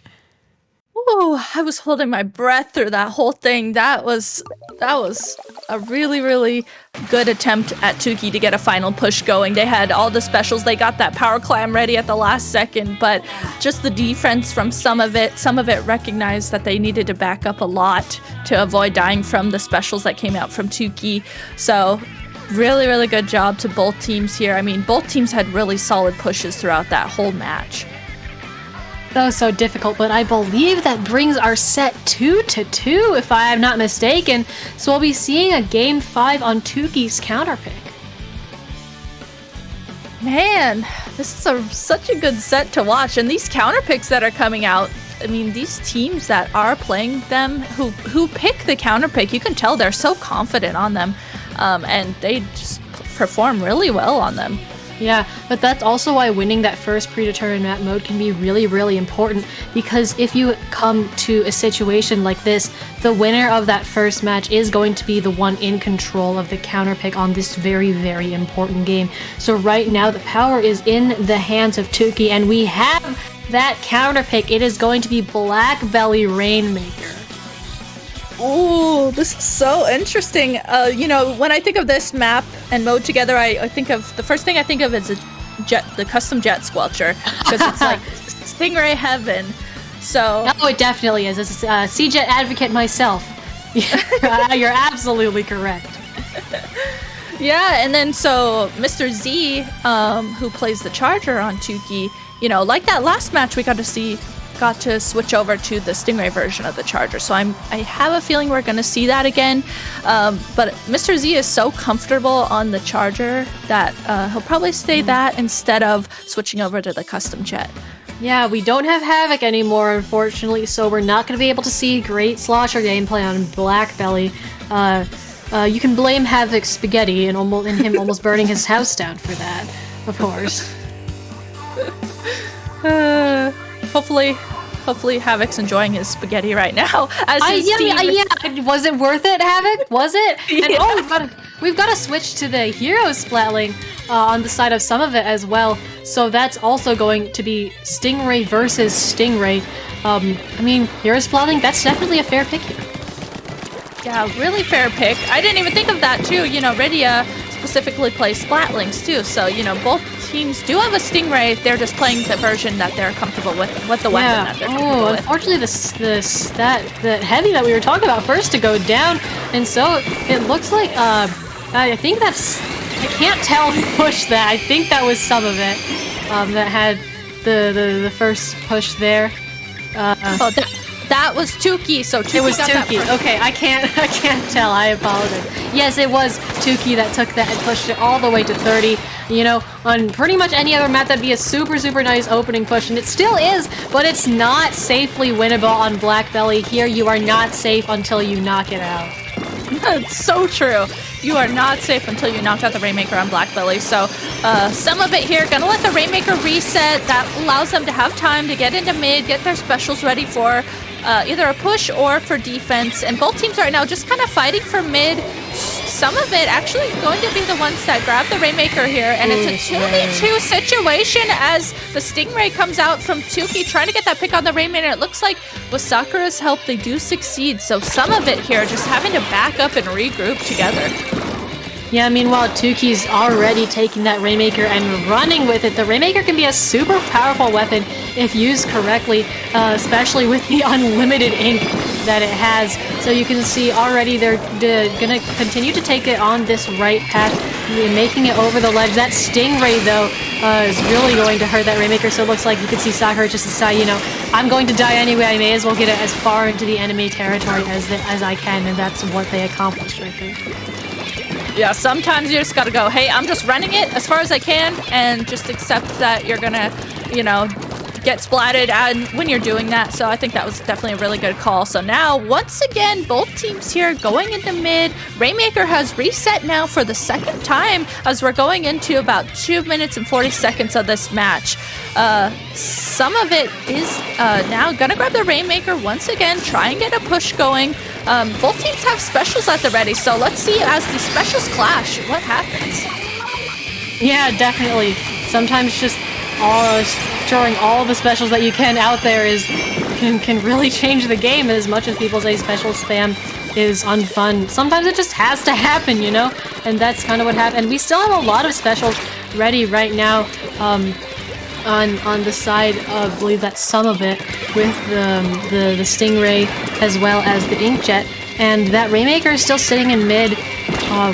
It might respawn. Tuki might get to it. Looks like it's going to reset back to mid. We're in the last 2 minutes of our match now, and that's going to be so hopefully they can take this and use it to their advantage in a push. Yeah, they are set up really nicely here to get a push going as Q is going to start out this push with this Inkjet getting a pick on Jess. Both Stingrays coming out here, and looks like with that Stingray 1v1, Mr. Z on the Stingray was the one who prevailed, and there are 2 down right now, essentially 2 down on both teams. The Rainmaker's stuck on this kind of awkward position that some of it can't necessarily get to unless they are able to push forward even more. Yeah, that's one of the really difficult and awkward positions of the Rainmaker, but they've been able to take it out, and now they are running forward, gonna get taken out at 36. So close yet so far, but they're gonna get that pop. Just take it and try and take it swim port. Jess here, trying to block off that Rainmaker, but not quite being able to get that done, and so now that's going to be some of it. Being able to take that lead 13, they're gonna try and get it to that KO, but Sakura here just painting over that Rainmaker's cat. Oh, and so right before that KO, Tuki manages to save that 8 remaining. Such a slim lead, but they have 40 seconds left. They have the Stingray going right here. Doesn't quite find a pick, but opens up some space. And they're going to try and take it this right path again. Boopy here carrying that Rainmaker, but Sakura unfortunately is going to go down in front of them. That's going to make it a lot harder, especially with only the Charger to be able to back them up. Yeah, Boopy here just trying to hold the space with the Rainmaker as their teammates are jumping in. We see Jess jumping in. I'm sure Sakura is going to be right there to be able to try and back them up as well. And we see Boopy just trying to hold everything and goes down. To the bomb, and there's the Stingray to just finish it off as well. So game 5 of this set is going to go over to Tuki. Oh, wow. What a way to end it. You know, you have that desperate last-minute push only to be foiled by the very edge of the Splat Bomb's lethal range. Ooh, that was crazy. I mean, Tuki had that initial really, oh my gosh, I'm so sorry. I said that Tuki won that. It was some of it. That was my bad, unfortunately. So some of it was the one who got the Rainmaker all the way down to, what was that, 8 points? And in the last, minute of that match, that was awesome. Yeah. Pretty much in the last minute, you know, Tuki held that for a long time, but in Rainmaker, all it takes is one great push sometimes to make that lead, and that's what happened there. But overall, this was an amazing set. I mean, we really saw the back and forth, how well both of these teams played here. Yeah, I mean, the score says it all too, especially it's 5 matches, goes all the way to game 5. That's how you know it was a really good set. And these two teams, they really showed on the maps that they won too, they really showed us, you know, their strengths and how well they can play together on different maps and modes. Definitely. I mean, that set was just a joy to watch. And if that's only quarterfinals and we've got semis coming up next, I'm really excited to see how semis is going to be. I know, me too. And then looking at the bracket here, so if you guys are watching and you don't necessarily have the bracket pulled up, on round 1 here, it was Tempest versus Typhoon. Tempest won that set 3-0. And then that means that Tempest will be moving on to play Some of It, who we just got to watch on stream. And then below that was Beans versus Sentinels. That set actually went 3-2 as well, with Beans being the team that won. And then below that was Wavelength versus SynRG. Wavelength won that set 3-0. So they will be moving on to face Beans next. Yeah, so it looks like we're going to be watching 4 Beans versus Wavelength next. For the still a best of 5 for semis here, really. So that's not going to change. But of course, I do recognize some of the players on 4 Beans. You've got Lex on that K-Gal all the time. I don't know how many times I've commentated them, but I do know that they are always a joy to watch. Oh yeah, Lex, always fun to watch. Always fun to see Lex flanking with that K-Gal and just popping off out of nowhere. Yeah, I remember there was, I think it was a midpoint plus cup, but I do not remember. I just remember watching Mid Clan come up from losers and take grand finals to a game 14, and then Lex got like 7 kills in a row, and Mid Clan just finished that set with a KO. And I remember being so tired at the end of the tournament because I had been commentating for like 3 or 4 hours, but that was just what a way to end that one. So that one sticks in my memory.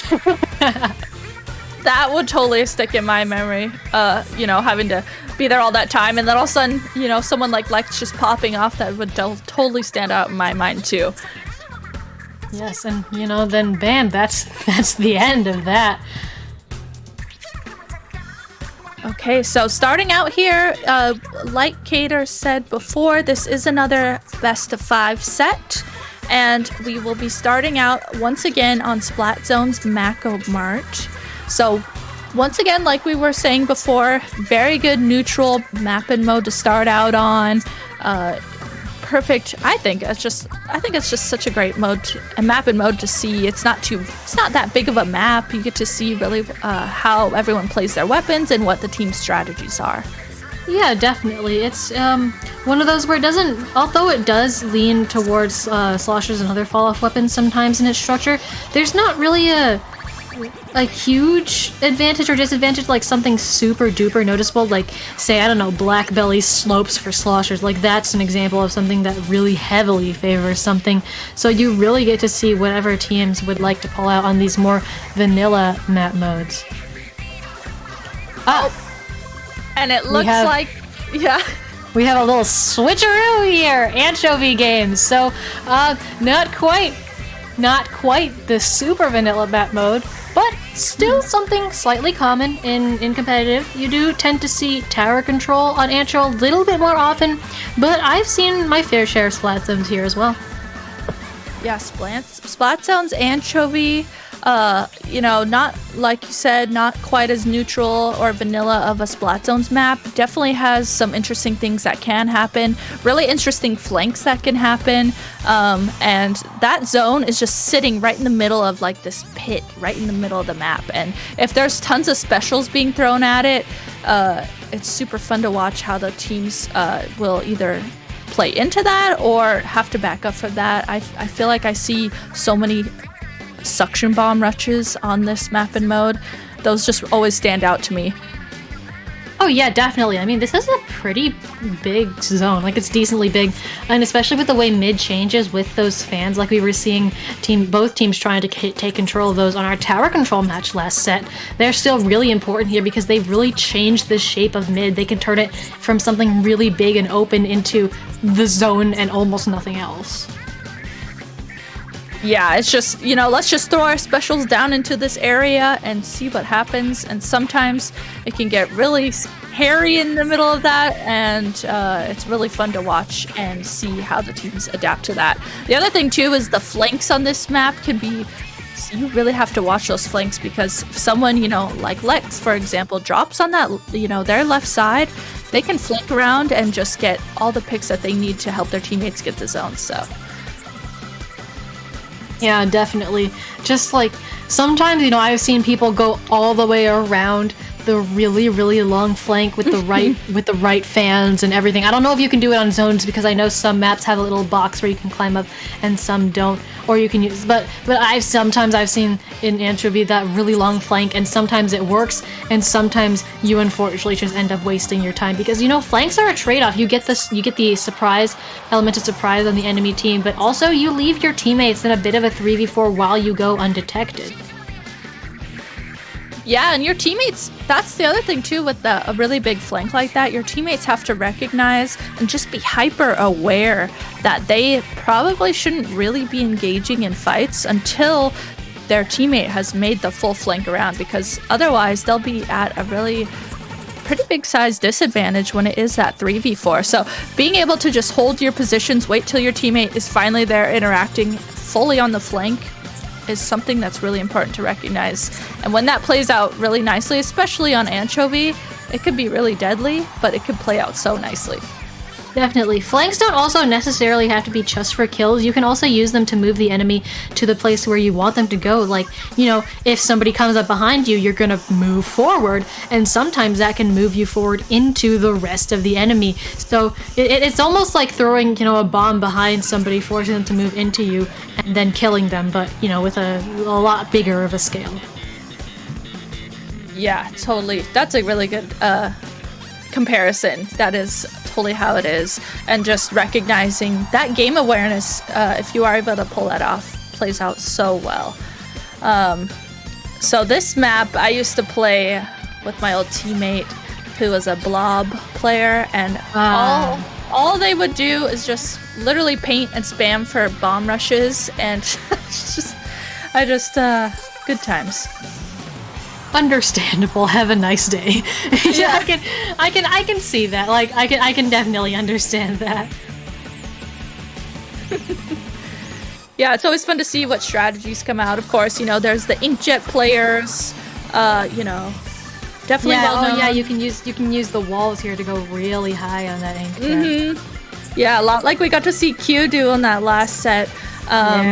Using the inkjet to pop up on the ledges like that. I feel like that's mostly seen on tower control, but I mean, like you said, Splatzones isn't necessarily played as much as tower control and Cho, but still, those inkjets are really nice for zones as well when you do have that advantage and have the zone. Yeah, TC Antro is one of those common counter picks when you can't pick zones, you know, kind of like TC Sturgeon is, or TC Inkblot. It's something that arises when you're like, oh no, I can't play any of our zones maps. Oh, what do you guys want to play? Haha, TC Antro.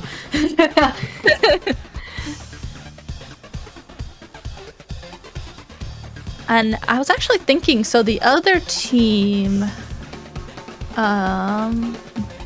are you familiar at all with any of the roster on Wavelength by chance? I don't actually recognize any of them, I don't think, so we'll likely be in for, I guess we'll be in for surprise with those players. Yeah, I was looking at that, so definitely familiar with the team members on Beans, but I have not seen Wavelength play yet personally, so there's always that excitement too of when you go into watching a team you aren't familiar with and you get to see for the first time what weapons they play and how they play together. That's always exciting for me as a commentator to be able to see. So on Wavelength there's Yada, J-Rod, Gold, Buns, Balto, and Invincible. That'll be fun to see how they play as a team and what weapons they play. That's always the fun thing too. Yeah, definitely. You know, sometimes teams have, you know, the regular meta comps, and then sometimes teams run, like, I don't know, Dynamo or something like that. Yeah. And it can be really entertaining to see, especially people that specialize in those weapons that you don't really see often in the meta, but then they come out and they're really good at them, and it's so refreshing to see for a change, you know? Yeah, it is really refreshing. Like, as a small example, you know, Havoc on that last one playing Slosher, Rydia playing Ballpoint, Jess playing K-Pro, you know, not necessarily weapons that are quote-unquote in the meta, but I think it's really fun to watch them and see how they play them because they're so super confident with them, and that's what makes it even better, is seeing how they play it.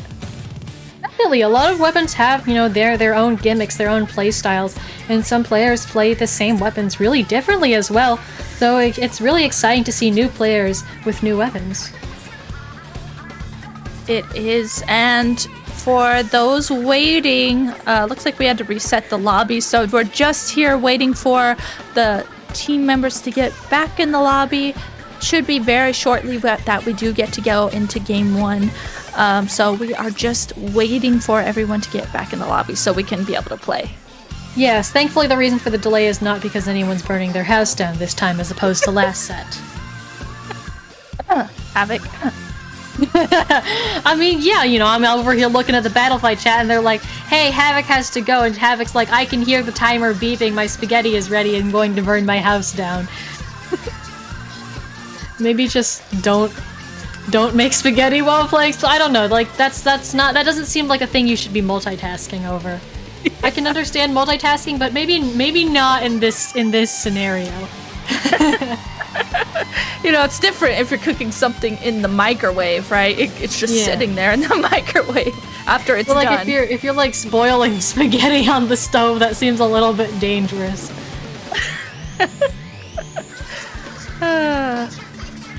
Oh, we have an update on Havoc's spaghetti. It has been very burnt. I didn't know it was possible to burn spaghetti, but I didn't either. I'm looking at an image of sad burned noodles. Oh, I love that Blee posted the Twitter link in chat for all of us to go see. Thank you so much, Vincent. Yes, everyone in the audience deserves to laugh at Havoc's burned spaghetti. Was it worth it, Havoc? Was the win? Was your team winning the set worth it?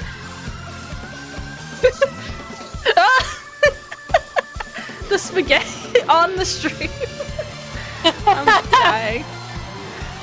Oh, thank you, our wonderful streamer Inkfair, for showing the chat the glory of what happens when you try to cook and play a Splatoon tournament at the same time.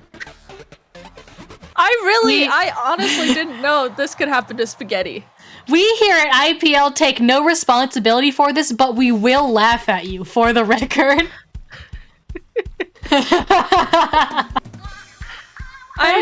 have questions now. Like, was having boiling the spaghetti and it like caught fire? Like, what? I mean, he might have just because like you cook spaghetti in water, so I feel like unless you boiled off all the water, or you just like put dry spaghetti. Like, I guess I heard a story where somebody like didn't know you had to put water in the pot to cook spaghetti, so they just burned the spaghetti. But that looks like soft cooked spaghetti, so I don't really understand what happened here. I would just imagine if we just interviewed Havoc at the end of this. Havoc, we have some questions about your spaghetti. My favorite is that the SAC account retweeted this.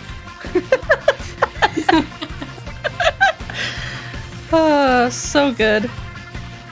That is also seriously burnt. Like, I feel like it was burnt before the push started. I don't know. I'm not a culinary expert. I just know that that shouldn't happen. Yeah, So- it looks like it straight up like caught on fire. Oh. Maybe the beeping wasn't the timer, but the smoke detector. Yeah. Oh, man. Thank you, Havoc, for the entertainment. For that mid-set entertainment. Okay, so... Now back to your regularly scheduled Splatoon. Your regularly scheduled Anchovy zones. We've got semifinals coming up now that we have that little delay sorted. Yeah, all members of both teams are now in the lobby, so we are finally having the teams here gonna ready up momentarily to pick their weapons so we can get into game one. And remember, if you are just joining us, game one is going to be pre-selected, and it is Splat Zones on Anchovy Games. Splat Zones on Anchovy, and we talked about this a lot, but unfortunately we don't really have any more talking points because this is counter picks. You know, one of my strongest points for talking between matches sometimes is, well, looking forward at the map, so we can't really do that now, can we? Yeah, I love doing that too. Oh no! I think we had an extra person in the lobby that wasn't supposed to be there, so unfortunately we have to reset the lobby again. Splatoon moment. Sometimes Splatoon is just like this. It wouldn't be a tournament without this happening, unfortunately. It's so true. I mean, you can take this moment to update your bingo cards. There is a bingo card pinned in SAC General, and it is being updated from time to time and being posted there by Kira, I believe. So go take a look at that. Fork and the rest of the IPL staff have been helping me make these bingo cards since I believe February low ink, and they're a lot of fun. Oh my gosh, I love that. I didn't even know that was a thing. I love that is that has been created for tournaments because so many things happen. It's perfect. And Omega on Twitter recently made a Western Scrim bingo with things such as, give us 5 minutes, our fourth is doing something, and the host not waiting for the DC to rejoin. So it's not a real Western Scrim if you don't get a bingo, Omega says. I love that. Because I'm having so many flashbacks of things like that happening. It's just like, yep, that's a thing for Western scrims. I remember we finished a scrim once, and we were going to do some additional just fooling around as a team in the private battle, but one member of the opposing team just did not leave after a few minutes. So we DM'd the captain to ask them to leave because we didn't feel like remaking the whole lobby. And it turned out that one player had left to go pet their cat. And our entire team agreed that was a good excuse, an agreeable excuse for not leaving the lobby because they went to go pet their cat. We all understood that. I completely understand that. That is a very valid reason for not leaving. Yeah, sometimes you just gotta pet that cat, you know? Yeah, you get a pass. Get an understandable pass. Mm-hmm. Now that we've got the correct members of both teams coming back into the lobby, as well as a sub for one of the teams, I believe, hopefully we can start the match once we have everybody here. Yeah, just about ready, waiting for 2 more members to join the lobby so we can get into game 1 of this match. And I am also super interested how the other side of the bracket is gonna go. Having it be Tempest versus Some of It we of course just watched on the stream. It's gonna be so fun to see who wins that, and then we will get to see them in grants. Oh, definitely. Yeah, we do have grants coming on up after this match, so we'll see the winner of that match as well as the winner of this one fight it out for the top spot in the first tournament of the season. Okay, so game 1 is starting here, and not starting yet, but getting ready to start here. Finally, the lobby is all set. Teams are picking their weapons right now. And before we go into game 1, I just wanted to remind you guys, Low Ink is next weekend. Low Ink is a monthly 2-day event that takes place over a weekend. The tourney bars entry to anyone past the skill cap to help you get matches that are closer to your skill level. And then you can register. I'm guessing someone in chat will post the link, or maybe not, but there we go. Thank you. Yeah, thank you, chat. Thank you so much. And of course, not many people know this, so we're saying it now. IPL has a Patreon. You can support us, and you can get some really cool rewards in the meantime. Like, you can get a cool Discord role to show your support status, as well as being credited on stream. And on higher tiers, you can get early access to info and help us improve our tournaments with some feedback. So that is IPL Splatoon on Patreon. Please do support us. You know, a lot of, pretty much all of this is streamers, the TOs, all of this is volunteer work a lot of the time. And so, you know, every dollar really helps us. So thank you so much, everyone. I love that IPL has created a Patreon for support, because all the members here that work on IPL staff work so hard to bring all these events, you know, Low Ink, the weekly, SOS, and now SAC, bring this all to the Splatoon community. So I love that you guys have created a Patreon so that way we can support you guys. Oh yes, I mean, so much work has gone into making this event happen. Like, I've watched this. I helped here and there, but it's just, there's this community.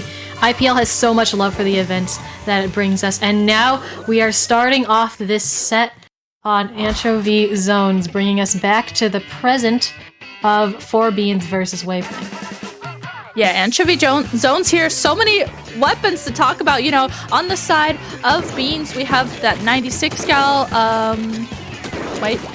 Nope, that's the other team. Wavelength has that 96, a Brush, a Nautilus, a Splash. And then on the other side, Beans has E-Leader, K-Shot, Zap, and that Slosher.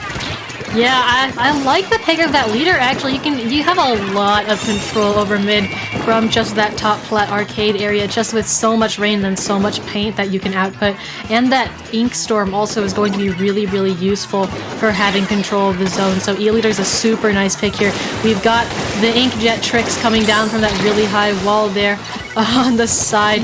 On the side of, I believe that's Wavelength, unfortunately not quite finding any picks.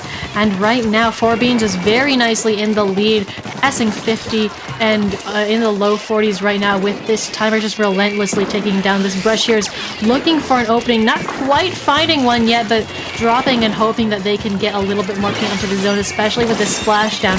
And there we go, there's the cap. That Inkjet can get sniped right out of the air though, and control is going to flip right back to 4Beans almost immediately. Yeah, 4Beans just immediately capping the zone back, but it was really good for Wavelength to at least cap the zone. That way that gives them a little bit more time to, now that they've given Beans that penalty points, so they now have time to try and push back into the zone. You can see they used armor early, and now they're just trying to figure out how to get in the zone. I mean, Beans is doing such a good job at defending it. 3 members down right now of Wavelength, and you can see that it's just Lex really pushed up. You can tell that they're just guarding the zone. They don't necessarily need to push up further than this. They just need to watch all these dropping points. Watch the dropping points they do with, oh, that double right there, just preventing both the Brush and their teammate from going onto the zone, and that is going to start this set with a KO in favor of 4Beans. Wow, 4Beans did such a good job there. They just, once they got that zone, even though Wavelength came in and at least capped the zone to give 4Beans those penalty points, I mean, once 4Beans was able to hold the zone after that, they just didn't let anyone in. They didn't push in too far. They just held their positions and did a really good job there. Sometimes it's all about getting set up, you know. Once you fight your way into that position, you just lock in and do not let go, and that's exactly what they did. Getting locked in and in the zone is just a very nice way to end the game, because once you KO, your opponent doesn't have any chance at coming back. Yeah, and it's those things of doing that and recognizing that too, as a whole team, not even just one member or 2 members, but as a whole team, just making that call, hey, we don't need to push in anymore, just hold this. And it paid off very well for 4Beans because they did that. They all recognized that and they just held, and it played off so nicely for them. And our counter pick is actually in already, nice and fast here. Counter pick, we are going back to Anchovy Games, but this time it will be Tower Control. So Wavelength has picked Tower Control, Anchovy Games as their counter pick. Yeah, so, I mean, we're coming back to Ancho, but on Tower Control, we've seen this before. I mean, we talked about this before. Deja Vu, or however that song goes. But it's, I mean, what else is there to say that we haven't said? That is a good question. We are seeing Anchovy quite a lot so far as we are commentating Top Cut together. So I think one thing that will be interesting is the different weapons variation that we got to see from these 2 teams versus the last 2 teams that we got to see. I mean, Wavelength came in with a lot of different weapons, you know. Oh yeah, that Brush, that Nautilus. Yeah, 96 gal. So I'm wondering if they're going to bring those weapons again, or maybe they're going to switch it up. And then 4Beans, of course, having an E-Leader. You know, E-Leader players who are really confident on E-Leader don't really switch off. So I wonder if 4Beans E-Leader player is just going to stay that. I mean, still, E-Leader can really thrive here once it gets set up, especially if its teammates make sure that it doesn't get rushed down too terribly often. It has a lot of control with the huge amount of range that it exercises, so it can be really, really useful in other modes, not just splat zones. Yes, and then having teammates. The leader stays. There it is, and having teammates, you know, that play so well around the E-Leader, like we got to see from that first game. Is a great way to enable the E-Leader to sit comfortably to get shots. Definitely. The one main weapon I'm seeing that's a switch up on the side of Wavelength is going to be that orange end zap. So hopefully coming in with the missiles to help their teammates be able to push in more. Already we've got missiles out, although they're not from that Zap just yet. They're from the Slosher on the side of 4Beans, which I don't think we saw last time either. But already we've got I think that's 3 down on the side of 4Beans. Although that they, or is that?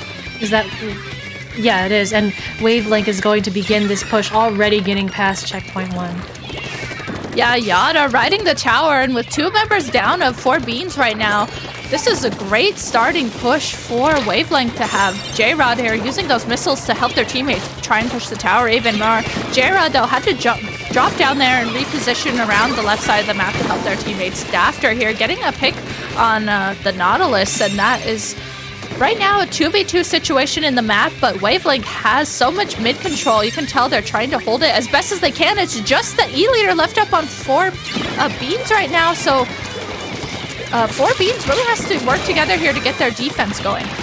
Oh, you can see that protection of the E-leader, so they didn't have to move. They didn't have to give up that position, taking out that brush. That is just teamwork right there. You know, if I was that, you know, being an anchor player and having my teammate protect me is like the best feeling ever. And with that, it looks like 4Beans finally taking control back of that tower, shutting down that push from Wavelength. But we still have that brush, somehow making it back from the dead all the way up there again, going out in a trade, so they've still accomplished their objective. And we've got all those missiles coming out from the orange zap as well. Yeah, all the missiles coming out from the orange zap. This 1v1 happening with J-Rod and Dafter. Dafter wins it, but that Nautilus there on Wavelength there to continue and enable their teammates to push up the tower again. So once again, Wavelength on the tower, pushing it up a little bit. You can tell they're just kind of baiting it a little bit. That really, really nice pick on Yada there from the E-leader. Just, I love the constant pressure that Wavelength has right now. They keep kind of pushing the tower a little bit, not necessarily pushing it too far. And it's really, really helping them just put pressure on 4Beans and just hold mid.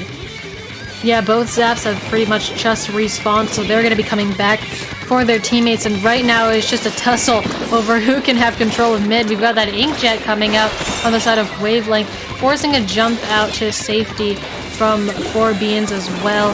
We've got the leader here all the way down in mid, putting down those mines, as well as that Inkstorm going out, trying to provide some space, a little bit of space, and this is a scoped leader too, for their teammates. They're gonna get on the tower, so they have that, but Lex is forced to move back, not being able to get on that plat, though that is a delayed 3 down, I believe, on the side of Wavelength. So 4Beans is going to be able to come up, take advantage of that, take that plat, which is a really, really important place to take.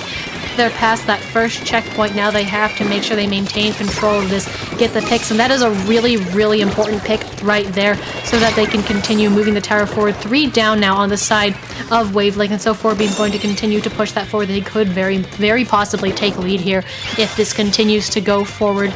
2 points within, and that right there is the lead. Yeah, 1 point too, may I add. Yeah, they got the lead and they're like, okay, let's regroup here a little bit. Right, we're good. Yeah, I love that they did that, and then they backed up because they recognized, hey, we have the lead, and now there's only a minute left of this game. So they got the lead, they know that they need to back up and regroup, get specials ready. This Inkjet, though, coming up from the Nautilus, getting 2 picks on the E-leader and Dafter. Great picks, and that's a complete... Yeah, that's a complete wipe on 4Beans right now, as the Nautilus here is riding the towers. They recognize there's a complete wipe. They know they need to get a push going fast if they want to get the lead. Oh, definitely. I mean, that wipe is what brings the door wide open for Wavelength to have this last push here, and they are very, very quickly approaching that. This 1 point might not have been winnable after all. The towers stalled out, but we still have a rider there. We still have a presence maintained. There's a member on the tower bringing that back just a little bit, but right now we are still so close to that lead. We've got 10 seconds left, and they're just trying with all of their might. And unfortunately, the stream is actually frozen for me, so I don't know what's going on. Okay, but the Nautilus, they're trying to get on the tower. They were the last member up, but they were called out there with all those specials that came out from 4Beans, and just like that, 4Beans with that 1 point lead is going to take game 2.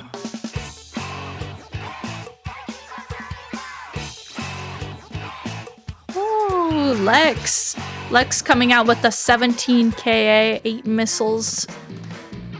Great stuff. And then on the other side too, Rip Bozo on the Nautilus getting 12 picks. We saw them popping off a lot and enabling their teammates very well. Yeah, that was a great game. I mean, sometimes you just have to have those really small, the really small leads. Sometimes you gotta see what works out for you. You gotta maintain your resources and put them in the right places. Mm-hmm. Absolutely. So now that 4Beans has won 2 games in a row, it will be Wavelength's counterpick once again. Man, that was crazy. 1 point lead. I just love that as soon as 4Beans got the lead, they were like, okay, bye, let's regroup while we're here.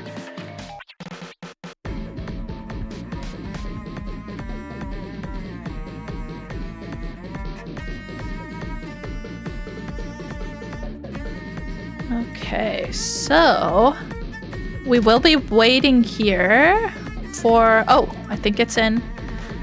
Wavelength's counter pick is coming in, and we are going back to tower control. This time it will be tower control on Inkblot Art Academy. Yeah, so, Inkblot, have we seen this yet? I feel like we've seen it here, but I'm not sure. Not in this set. Did we see it in the previous set? Yeah, we got to see some of it pick it as their counter pick. Ah, yes, I recall now. Well, a lot of tower control these two sets, actually. Man, these teams must really like that. That is really interesting. Just thinking about how much tower control. We've only seen, us commentating together, Top Cut, we've only seen one Rainmaker and one Clam Blitz so far, I believe. Yeah, looks like tower control is quite popular. I can understand that, though. It's pretty much the thing that people go to when they can't have zones. Yeah, totally. It's decently neutral compared to the other 2 modes that the game does have, so I totally see that too. Yeah, decently neutral is a pretty good way of putting it. Now we're going into this match. We're gonna keep pretty much, I think that's the same comp on the side of Wavelength. And we've got the C-Jet as well as the K-Rapid and that K-Gal all coming out on the side of 4Beans. So a bit of switcheroo there, but the switches that I can very, very much get behind. Ooh, definitely switches I can get behind, and a really smart jump back there we got to see as Wavelength having to immediately back up and regroup a little bit. 4Beans had immediately pushed into mid, though it looks like someone from Wavelength got a pick on Lex, so that is a really crucial pick for them to get. But they recognize right now they have 2 members down. J-Rod here gonna back up to Missile. With 2 members down, they have to back up and regroup. Yada and J-Rod, they grouped up together here, getting a really good pick on Lex together. And looks like they're just trying to hold this right area till their teammates come back. Yeah, and sometimes that's all you can do. You just hold down an area, and that can be a really important decision to make. We've got Wavelength now on that tower, trying to push it, trying to move it more into mid. The Nautilus here on immediately popping that Inkjet after they land. Not quite gonna find a pick of their own, but getting an assist, and we've got the brush really, really deep into enemy territory here.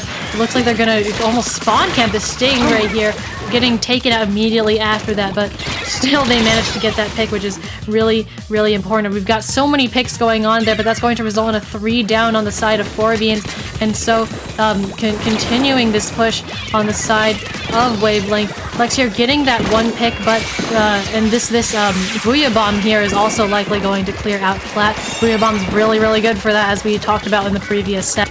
And that ends the push, but all the way up to 26 is very, very nice.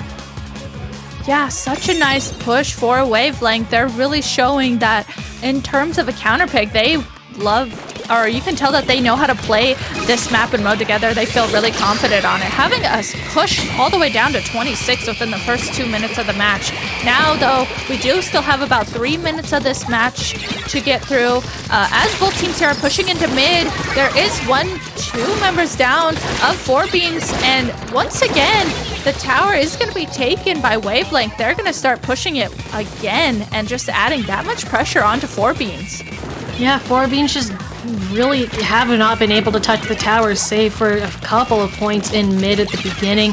And this brush here, using that box, going off into flat, realizing it's not the greatest idea. A little bit of distraction, unfortunately getting taken out. We've got that Ray on the side, the C-Jet here coming out, targeting tower, looking for a pick. Doesn't look like they're gonna quite get anything. We're heading up almost into the last 2 minutes of this match right now. And finally, we've got some form of a push on the side of 4Beans. They've gotten it past that first checkpoint, but they're not able to move it any farther forward just yet. Now they've been back on the tower. They're able to move forward a little bit. That Nautilus is respawning in, so they have a little bit more space, but they've got to get some more picks, which they are doing. Now that's 2 down on the side of Wavelength. And hopefully that's a full wipe now, so they're going to keep this momentum up. They've got to get almost all the way to that 3rd checkpoint. That looks very doable with the momentum that they have right now. And right there, that is the lead, all in one push. Yeah, they set that up so beautifully. Once they got the picks that they needed, they got a complete wipe, essentially, and it looks like they are going to do that again. There was just one member left. Oh, excuse me, I was looking at the other side. So with a complete wipe coming out from 4Beans, 4Beans having to back up, they got the lead. And this is looking very similar to me, a little bit of that last match on Anchovy we got to see, where as soon as 4Beans got the lead, they all backed up, or if not, got splatted. So they all backed up and they had to regroup. You can see that they're doing just that. We see the Stingray at the ready as Wavelength is starting to push the tower. They need to get the lead in the last 40 seconds of this match. Yeah, they need that, and that C-Jet Stingray is going to come in handy in stopping that, but maybe not quite. We'll have to see what happens here. This splashdown coming down onto the tower, and it's very, very quickly approaching that 3rd checkpoint. We're at the 3rd checkpoint. Brush here going to get a pick, but that Booyah Bomb there is going to stop the tower in its tracks. We've got 2 down on the side of Wavelength, but they are still maintaining a push position somehow. 1 more down, jump onto the tower, going to very quickly get shut down. That's 3 down now. The Gal, the last one alive, gets taken out, so with only 12 seconds remaining and 6, it looks like Wavelength 6 points away from that tie, gets cleared out of 4Beans base, and with going 2 down, it doesn't look like they're going to be able to come back from that. What an end to that match. Oh my goodness. For real, these pushes that 4Beans is getting on tower control, I mean, they all of a sudden out of nowhere, boom, they get that complete wipe. They've done it twice these past 2 games, and then they are able to get the lead. And I love that they recognize that they just need to essentially stay back in their spawn plat area and just have specials ready, because we're getting to see them do that and then win these matches, and just that game sense to recognize that is awesome to see from 4Beans. So 4Beans now winning the set 3-0 over Wavelength. Definitely a GG's to Wavelength. It was a real pleasure to watch them play together, and these matches, these last 2, I mean, especially these tower control matches, were so close and really fun to watch. Oh, definitely very, very close, but that does mean that we are going to be seeing 4Beans in Grand Finals, and it looks like we do have our Grand Finals match at the ready, because Tempest beat some of it in the other semis match 3-0. Ooh, yeah, man, both of these sets, so both of the sets in round 2 went 3-0, and I love when that happens in a bracket, when the 2 teams that go into grands have both have the same score like that. I mean, it just really shows how momentum of winning their previous match. Yeah. So with that, we will be right back for Grand Finals. We are going to take a quick, about 5-minute break. Don't go anywhere. Tempest versus Beans in Grand Finals. We'll be back.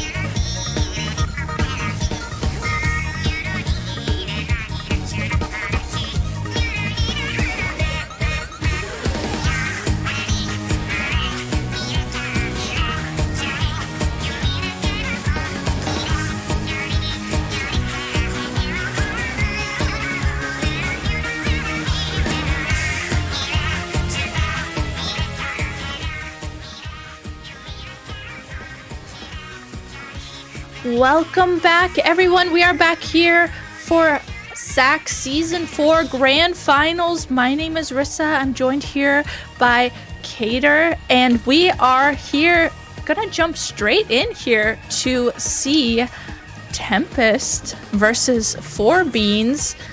Oh, Cater, are you familiar at all with Tempest? I am not, actually, somehow. I'm not sure how I'm not. I think I've seen a couple of the members around, like Red Shell and Drifty, but I'm not familiar with them as a whole. Also, this is Tempest! Woo! As their team name, implies. You see the ... after their team names? That actually has woo after it, so we gotta say that. Can't forget the woo. I love that. Yeah! And then we have 4Beans. Both of these team names are actually in all caps. Oh, look at you! Would you look at that? Only fitting for grand finals, so makes sense. So, Tempest. Yeah, gotta bring in all the hype. Yeah, Tempest actually, not to plug myself or anything, but Tempest actually has two of my old teammates from Carnage Gaming / Temptation, Red Shell and Enring. So I'm pretty familiar with those two that's players. where I've heard Red Shell from. Yeah, I remember now. Mm-hmm. And then I've seen their teammates around that they're playing with a little bit. Draco, not super familiar with them, but I know that, having those two teammates, Enry and Red Shell, paired with their teammates and getting all the way to grand finals, I'm sure we're going to be in for a treat. This time, we are starting out back on Splatzone's Macomar, and remember, this is now a best of 7 as we go into grand finals. Yep, best of 7. So we got a couple more games that we could possibly play. Maybe we'll take it to a game 7. Who knows? But here we go. We're gonna see. Ooh, we got some nice weapons out here. I love the comps that we're seeing. Of course, from 4Beans, we're seeing that Slosher, that Leader, that Zap and Cake Out that we were familiar with last set. But on the side of Tempest, woo!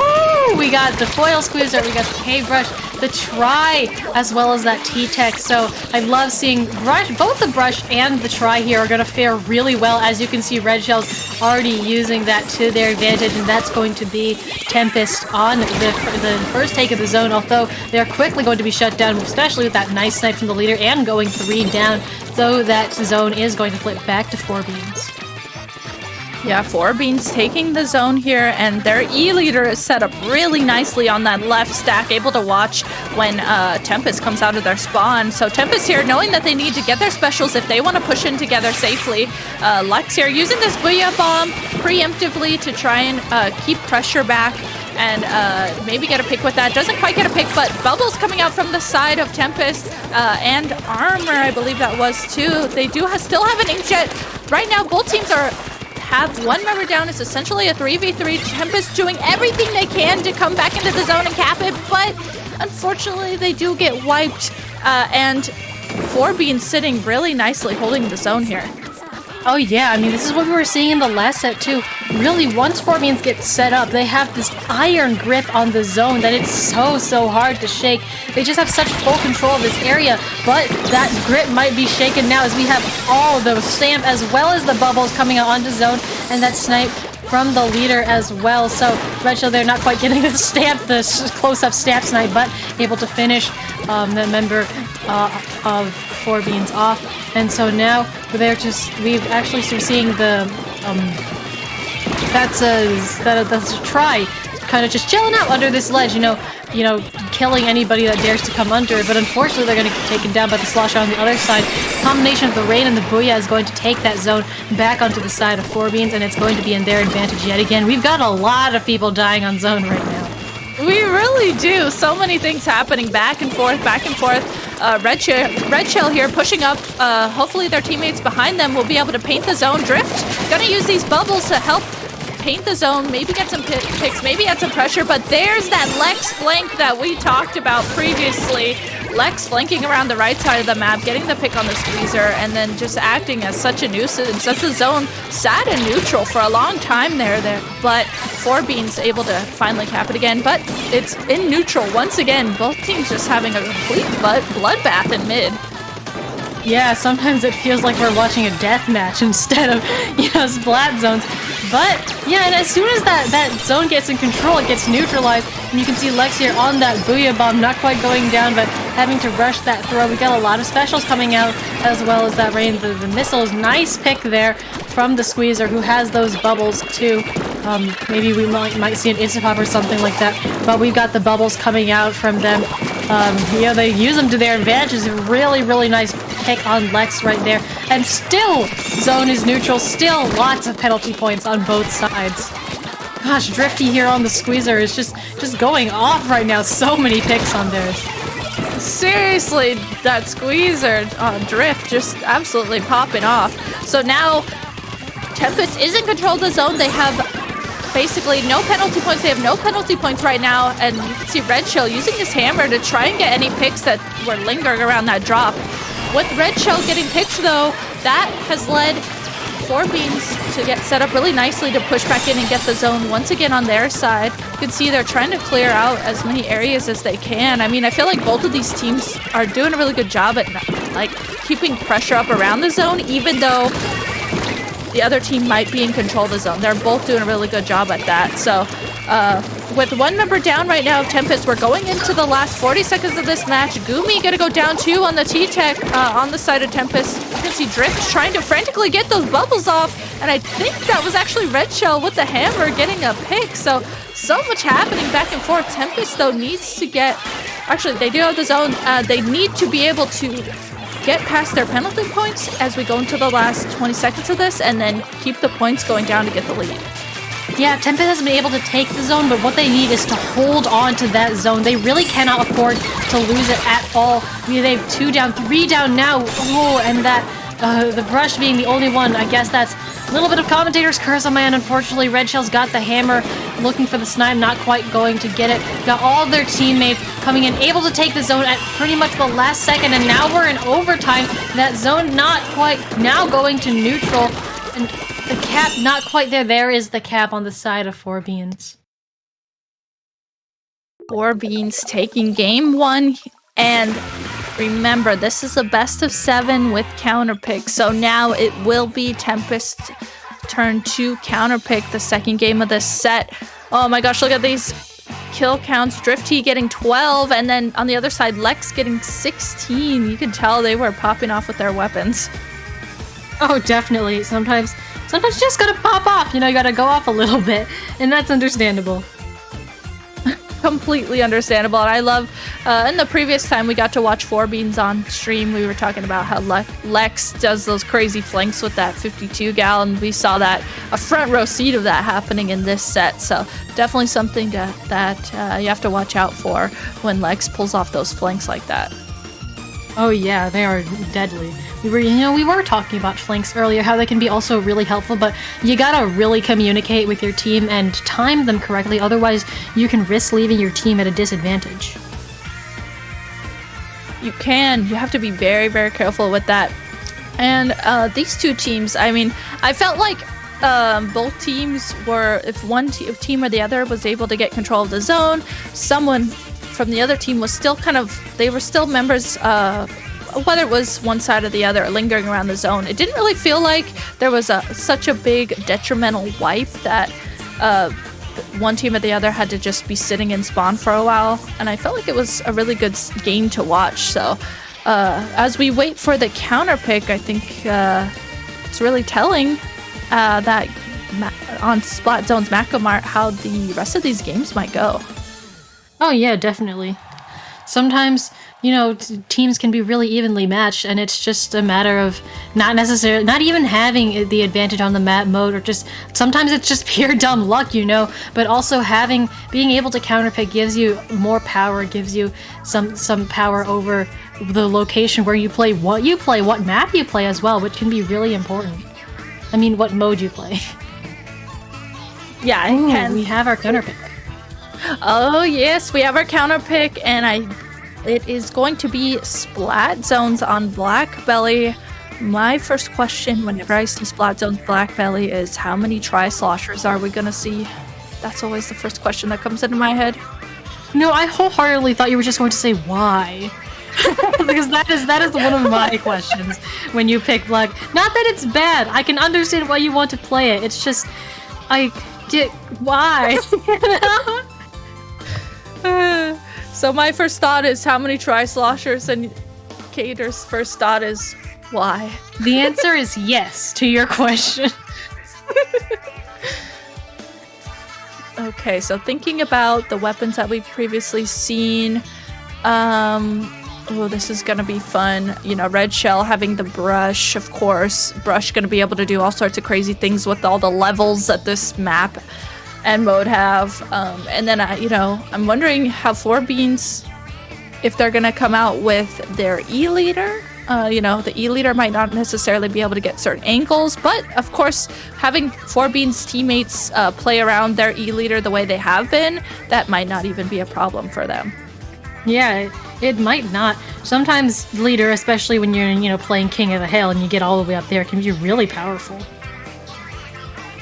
Yeah, if 4Beans can get their E-Leader just sitting on that top mid tower and watching the spawn of Tempest, I mean, that could be so deadly for Tempest if that's able to happen. So that's why, things like missiles can be really helpful, in particular for this map and mode, to be able to just get a certain weapon or player off of that mid tower. Yeah, sometimes, it's like, this tower belongs to me, and then you get a bomb thrown up there, and suddenly it's this tower belongs to the other team. It looks like we have a grand total of 2 tri-sloshers, which it's kind of the minimum for Black Belly, honestly, sometimes. And they're both the armor tri, so it looks like, actually, 4Beans is going to be playing with double armor, having both that Zappa and the tri.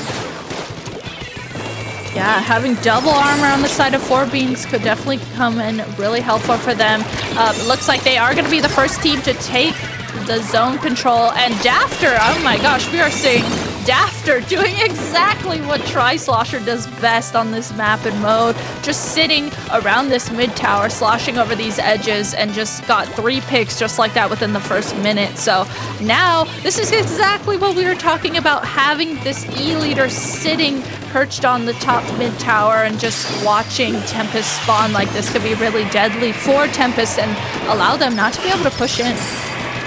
Yeah, sometimes all you gotta do is enable your leader, and that looks really looks like what is happening right here. We've got a lot of picks happening right now.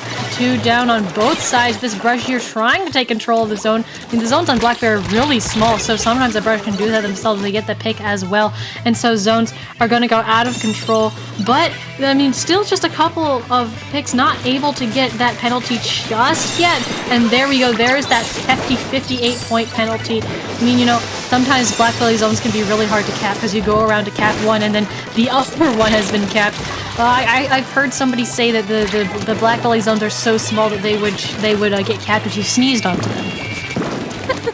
It's so true. That's a good analogy for that. They are really tiny zones and can get easily neutralized or capped really fast. And speaking of that, oh my goodness, Tempest actually still counting down points. They had 4Beans pushed all the way back in their spawn, but finally 4Beans able to come out of the spawns after they got 3 down on the side of Tempest, and now they have control of the zones again. You can tell that they are pushed up nicely here and getting ready to set up for defense. Once again, this E-Leader on 4Beans set up on this tower, and looking down on Tempest spawn, ready to help their teammates and hopefully get some picks. Now you can just see, an entire Booyah Bomb dedicated to taking them off of that tower. That's how much of a threat they can be all the way up there. Now that try's been pushed off, but just immediately getting a pick, getting 2 as well, and that's a 1v1 situation right now with this K-shot, and they're on the opposite sides of the tower too. So you can see as one zone gets capped, the other is slowly getting painted over, and sometimes that's how Black Belly zones goes. Yeah, that's exactly what you were saying before too. You maybe get one zone, but then you have to go around to the other one, and it can just be so back and forth. So we're seeing Tempest here having Henry just trying to do everything that he can to just keep their zone painted, but with it looked like 2 members of Tempest down. Tempest is having to figure out how to regroup and try and get the zones back in their favor, but they're just kind of struggling here as Four Beans is pushing in together and has recapped the zones again. Oh yeah, I mean, right now 47-24, that's actually surprisingly close for a zones match, especially the score staying like this for such a long time. We've got that Booyah Bomb coming out here. Ooh, getting the pick as well, very nicely placed. And with that, Four Beans is trying to take control in the zone, but this stamp just says no.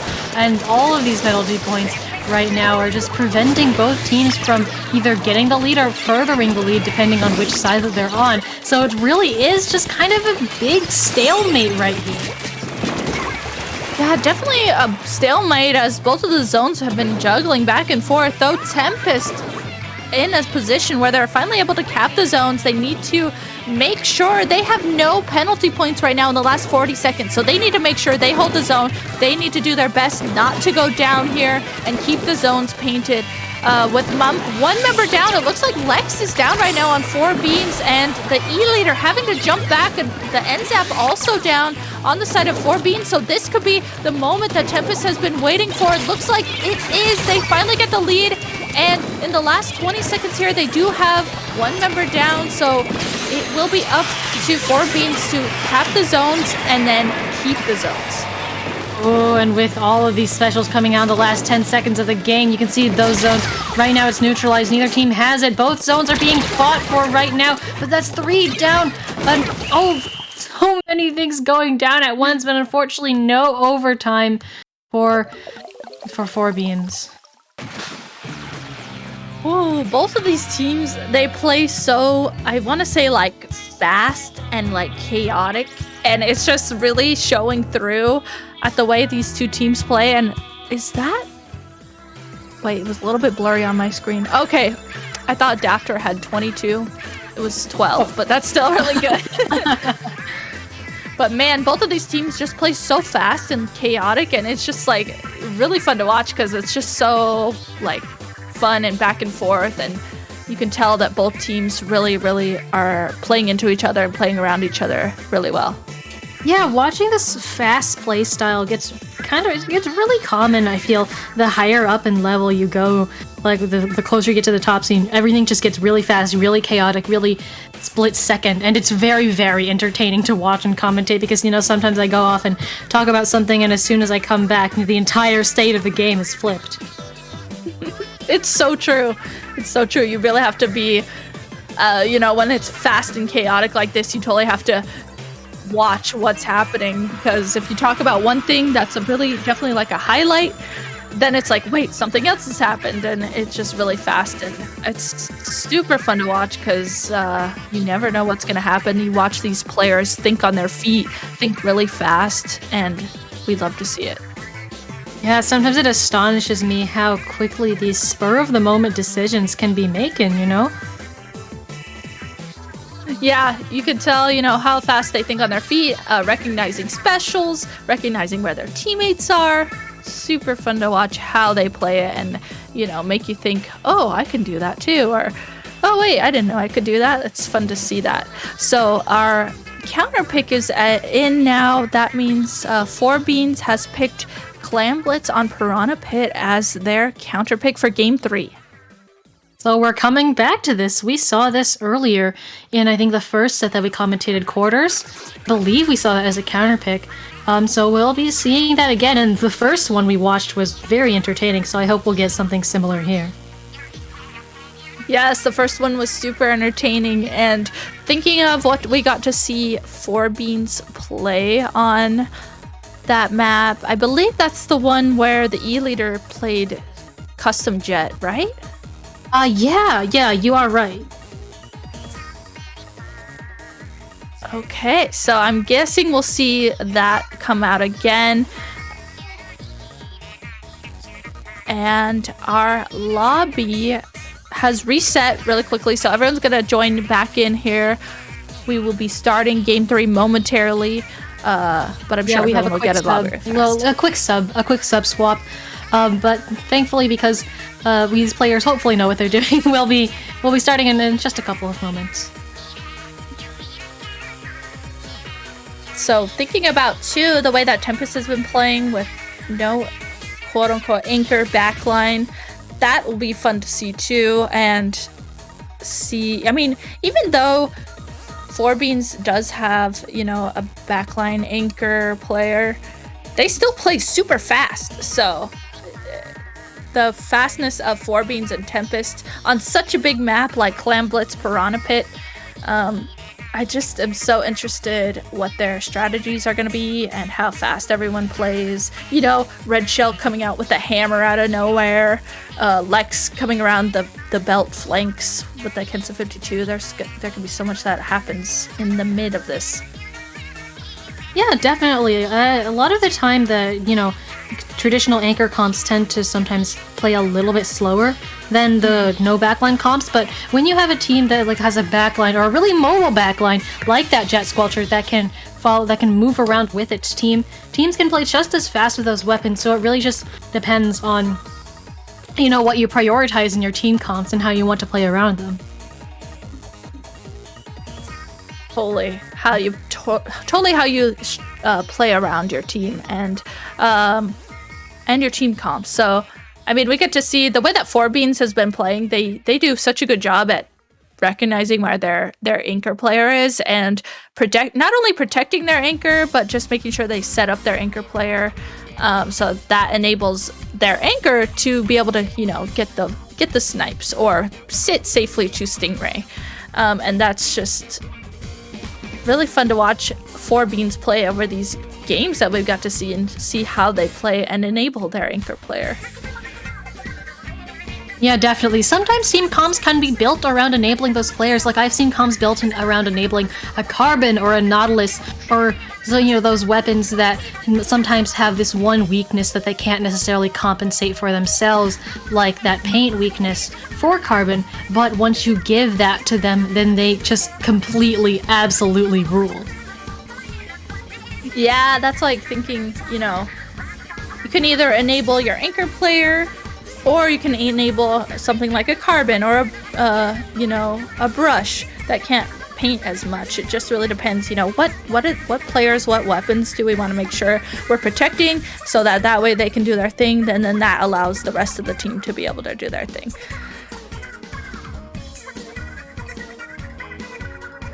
Yep, Okay, so all right. We do have everyone in the lobby now, so we will be starting just as soon as everybody readies up.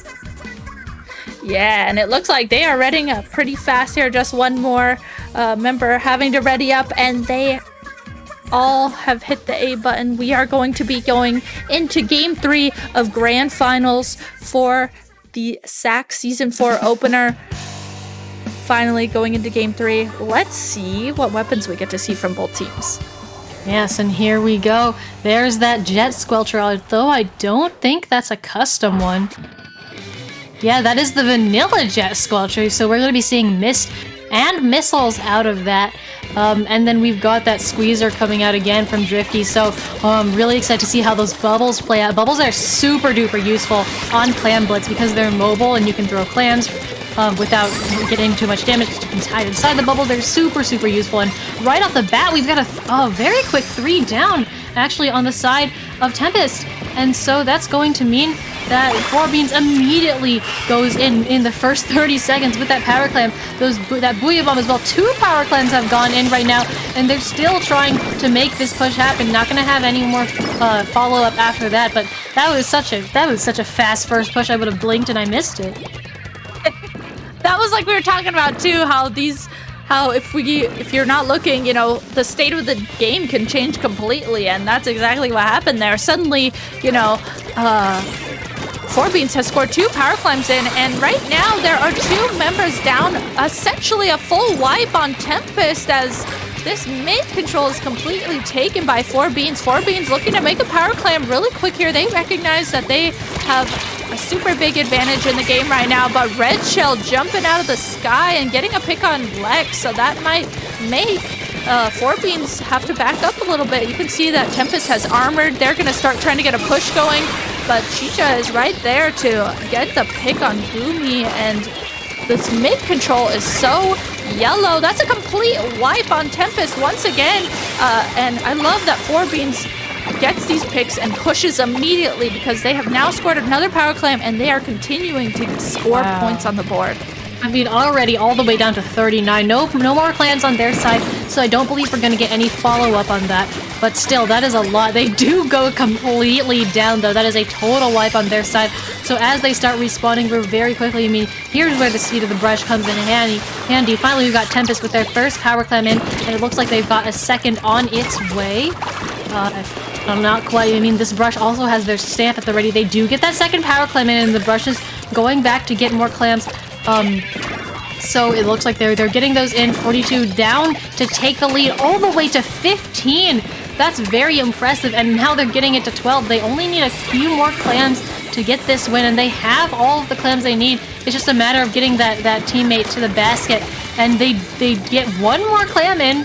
Not sure if they're going to be able to get anything else in a no, but that big of a push from 100 all the way down to 9, very, very impressive. Yeah, super impressive push, and the specials that came out, the bubbles coming out from Drift, the armor, that played out so well for them.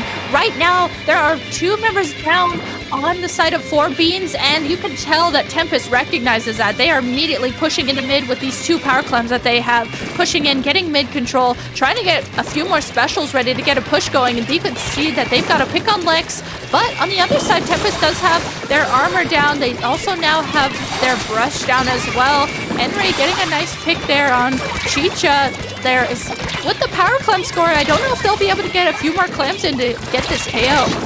They're trying, but they're 3 down, and the defense that's getting put down by 4 Beans right now, trying to prevent them from gaining access to their basket. They get the point. They get 1 more point out of that, but just not quite. And we have so many clams right now on the side of 4 Beans, a total of 34. All of those power clams, 2 power clams are going to go in, take that down to 19. They have 6 little clams on them as well. And Lex trying, not quite getting it in though.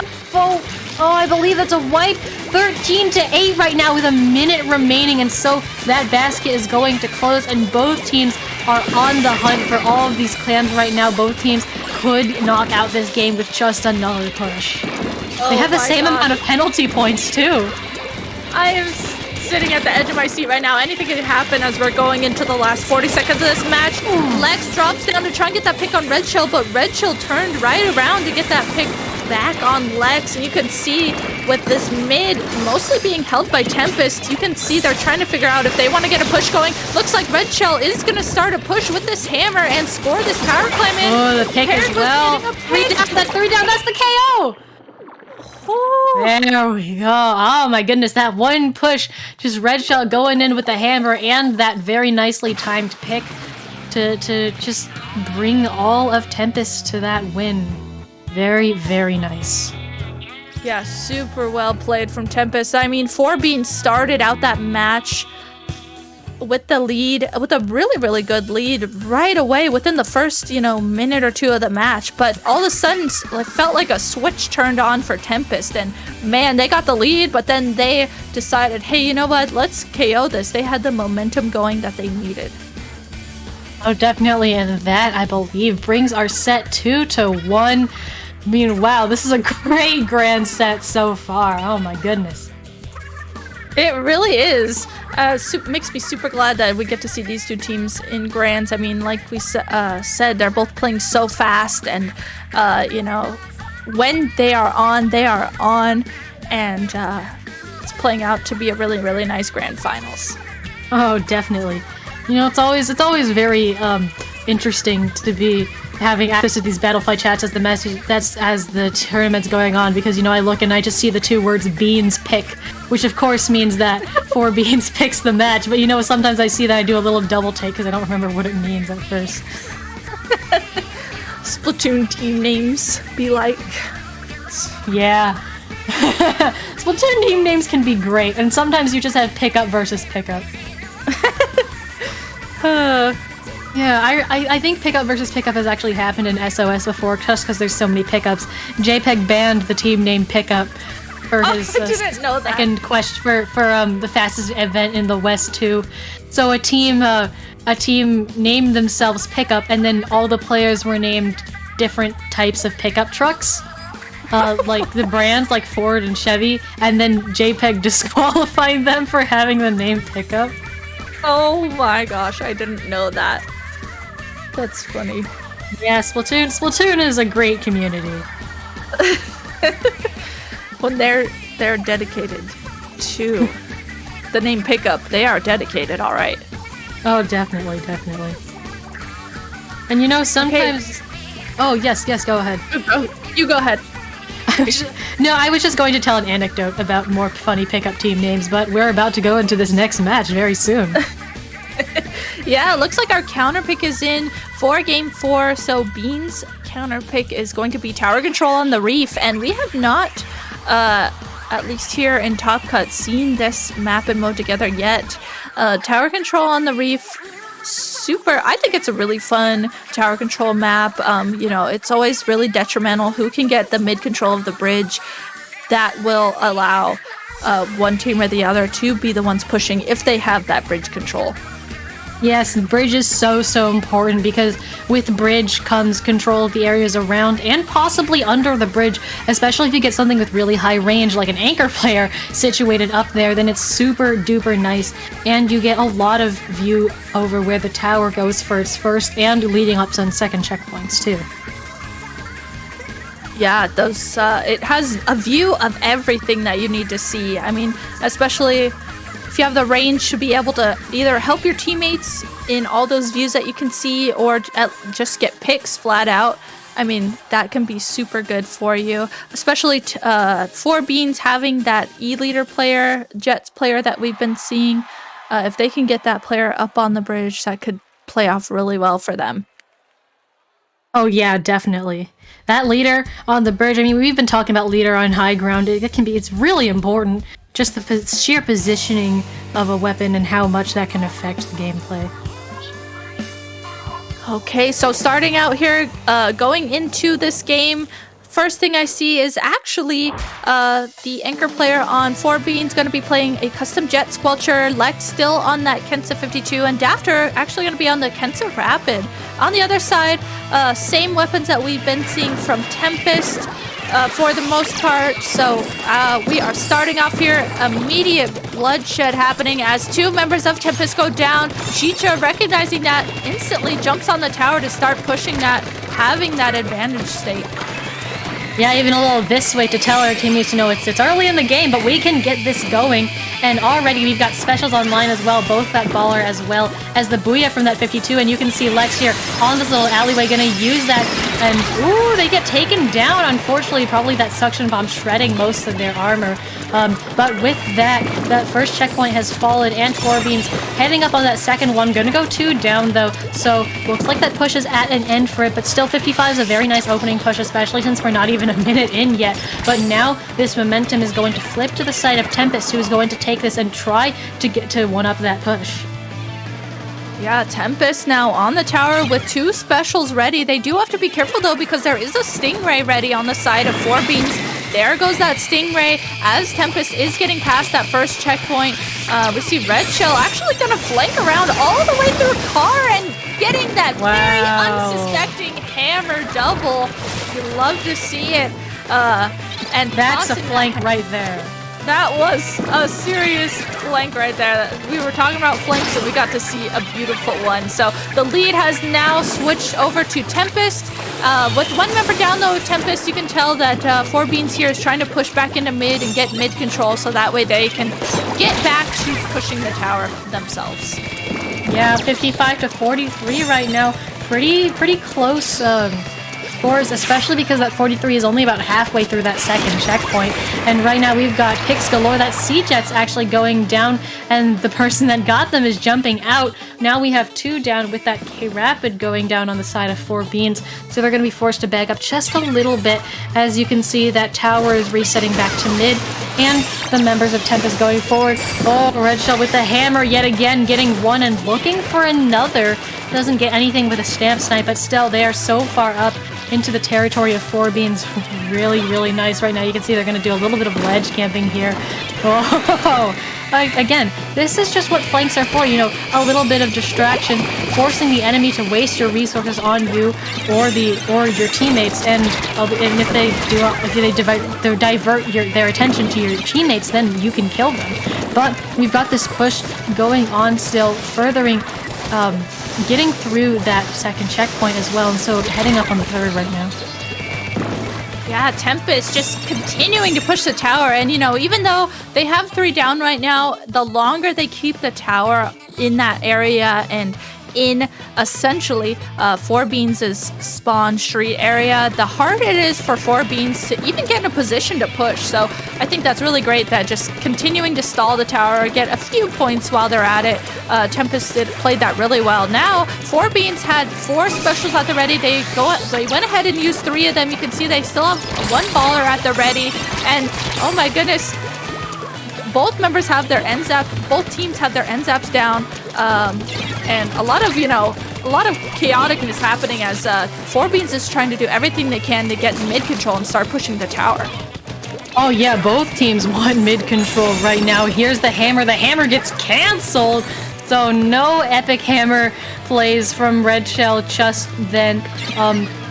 That tower though slowly gonna reset back to mid as there's no one on it, and right now we've got that Booyah Bomb coming out, not gonna find anything but pushing Drifty back, which is still really important. And 4Beans is looking for a big opening right now. They need that wipes or 3 down situation. Lexia getting that 1 pick, trying to make more of those picks happen. Nicely placed splash ball onto the tower. You love to see that happen. And they have that Booyah Bomb as well. The Booyah Bomb and the Baller are both gonna get popped. So protecting the tower 1 point away. There is the lead, combined with that 3 down on Tempest. Going to be really important there as they continue to get past that 3rd checkpoint. We've got the Stingray coming out here, switching off on the tower. 1 person goes down the tower. 3v3 situation right now. They are 9 points away from just ending this match, but it doesn't look like Tempest is going to let them do that. Tempest goes 3 down though, and Lex getting back on the tower, so the tower still stays around this, but it is just so stalled right now.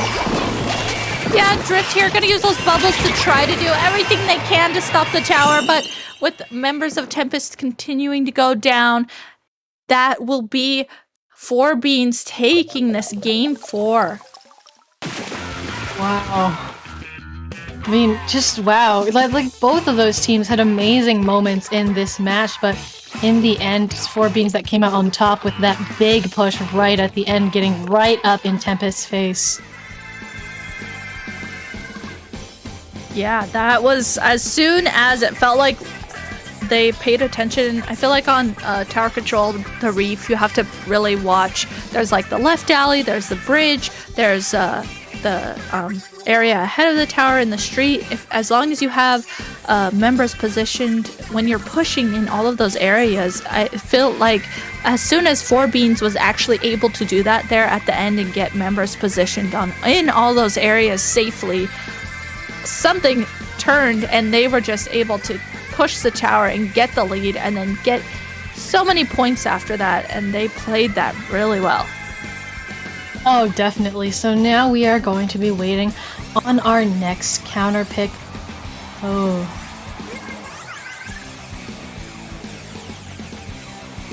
Next counter pick, and with the score at 2-2 and 4Beans winning that last match, that means it will be Tempest's turn to counter pick again.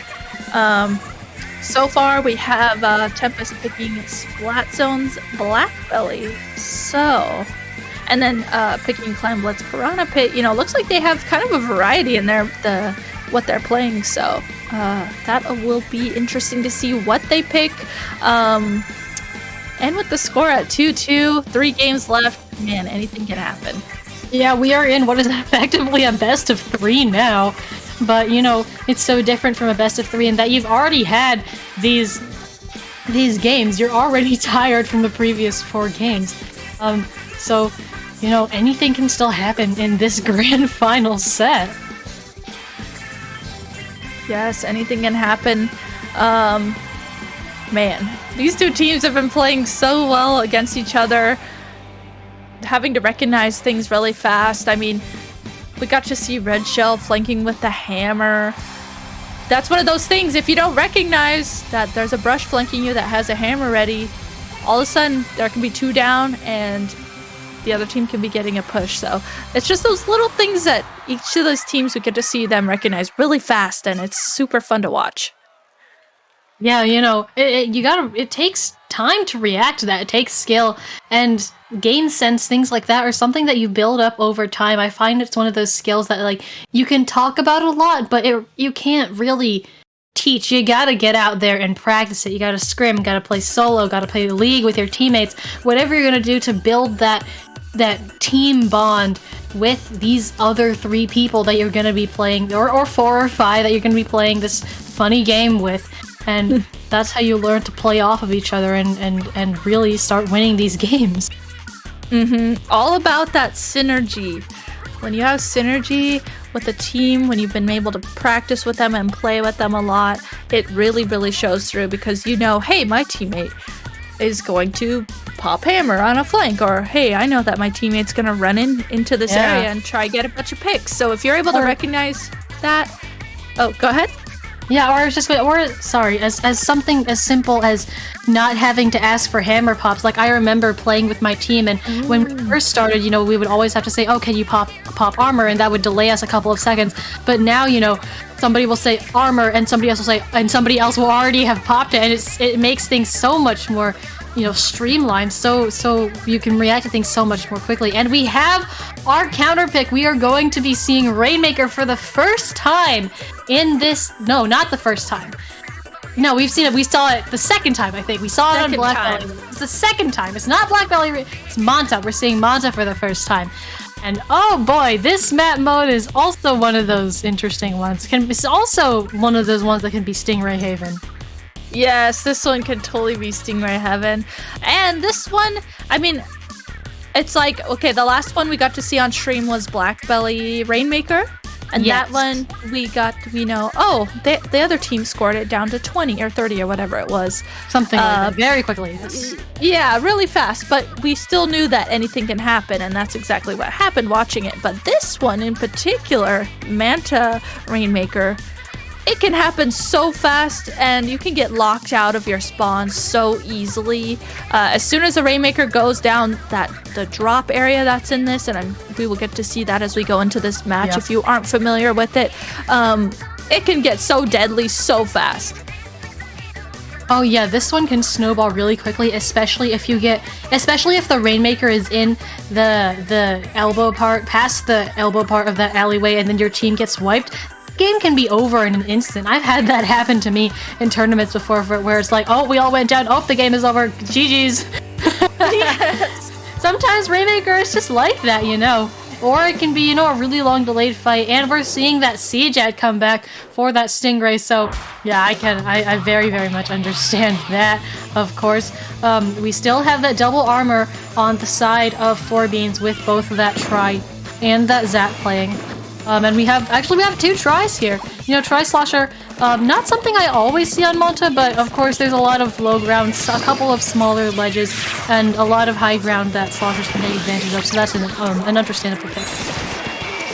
Yeah, I could definitely see that Tri-Slosher pick.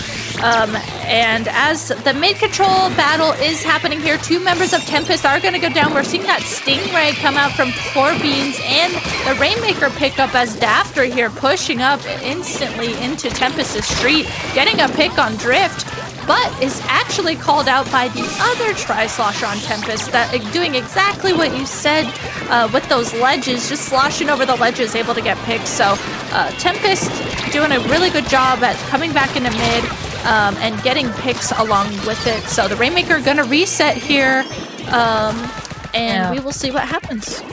Yeah, that's one down on either side right now as the others have respawned. We're seeing jumps in from both teams as well. It looks like that's going to be Tempest in control of mid, looking to get a little bit more picks in control of the Rainmaker. They get that lead. I believe that they're taking it overcut. Yes, and they've made it, so they get it before both the Stingray and the Booyah Bomb are aimed at them, almost completely destroying those bubbles. Cut is pretty much the fastest way to push the Rainmaker, but it's also the most dangerous because of the huge risk of falling off. I wonder if we'll see somebody fall off of Manta this match. It's very entertaining to see it on stream. But meanwhile, we've got 4Beans back in control of that Rainmaker. They've gotten it back to mid, trying to push it forward in mid, but they need to get picks on the members of Tempest first, otherwise they're not going to be able to push forward into those more cramped areas. You can see they have cut painted as well if they decide to take that, but they need to get rid of the members that are preventing it from going over there. Yeah, we can see Chicha there holding the Rainmaker, trying to stall this out as long as they can, allowing their teammates to get specials ready and get some picks. Red Shell on the side of Tempest is down right now, so that might create an opening here for Beans to start pushing. It looks like 2-3 members down with Tempest right now. Chicha pushing the Rainmaker here, getting it down that drop. Luckily, though, Henry was right there on the ledge to stop the Rainmaker, but the Rainmaker now is in Tempest's spawn as 4Beans has the lead. Yeah, I was gonna say, Henry was very, very lucky they were close enough to catch that Rainmaker because they were almost chasing that Rainmaker, and you don't want to be farther from the pedestal than the Rainmaker is, otherwise you're gonna have to be chasing it all the way back into your base. So that Rainmaker has reset, and we're going into the last 2 minutes of this, 33-53 right now. So we've got Henry picking up that Rainmaker. It looks like they're trying to take it this upper left route, but the Stingray quickly catches an eye on them. Although they get the pick, they're not able to take it any farther, but the Stingray is still here. 2 members down though on Tempest means it's going to be very difficult for them to maintain any presence there at all. So it looks like they're going to give it up in the interest of staying alive and retreating back to mid.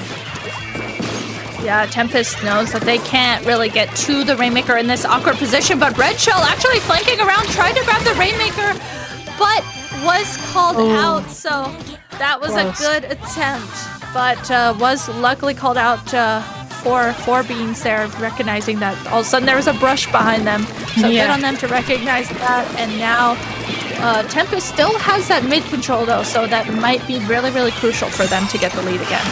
Yeah, always wise to leave someone to watch a Rainmaker. I've seen too many clips of somebody just being able to waltz over behind them and take that out. But it looks like Tempest here attempting to make a push through cut. They have someone waiting for them, but that someone gets taken out. Hopefully the Rainmaker pushback doesn't push the Rainmaker right off the edge, because there is a little bit of pushback when firing the Rainmaker, and now that Stingray is going to take out that Rainmaker. So close yet so far.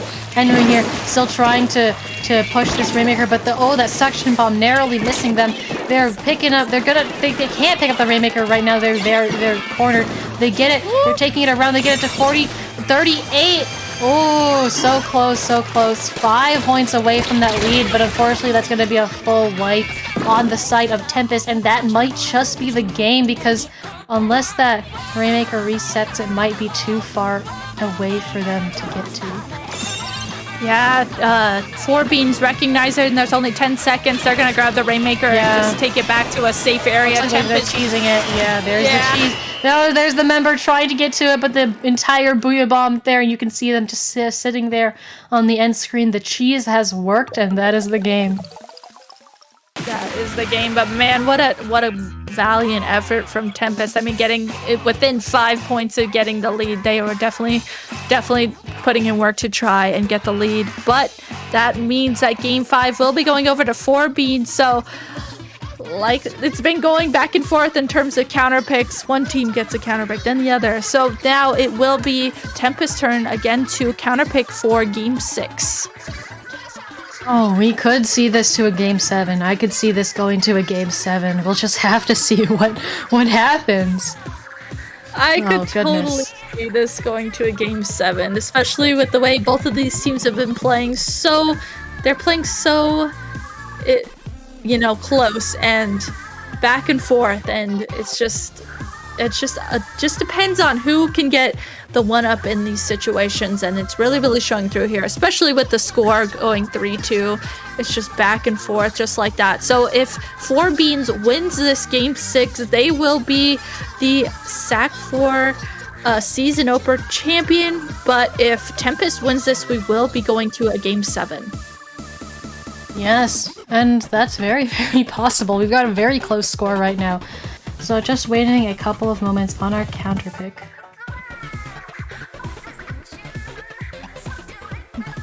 Yes, just waiting a few more moments here, and Tempest, man, they've had to do, what is that, 3 counter picks now, So they must be looking at this list really thinking, what can we do that we feel really confident on, or maybe that 4Beans won't play as well on. But I feel like, Rainmaker, Manta, definitely a really, really good, feels like a good counter pick for an E-leader.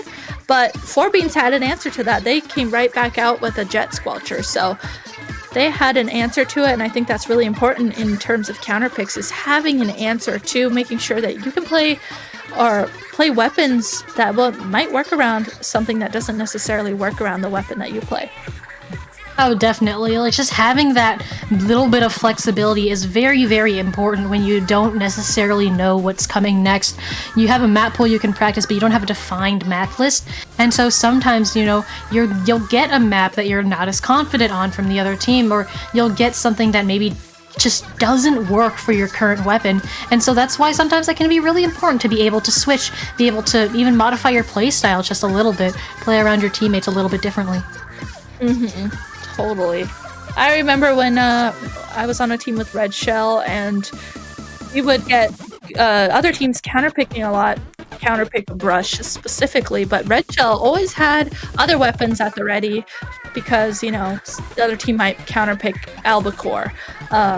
So it's just little things like that are really important to counterpicks that might be specifically something that your weapon might not be good at.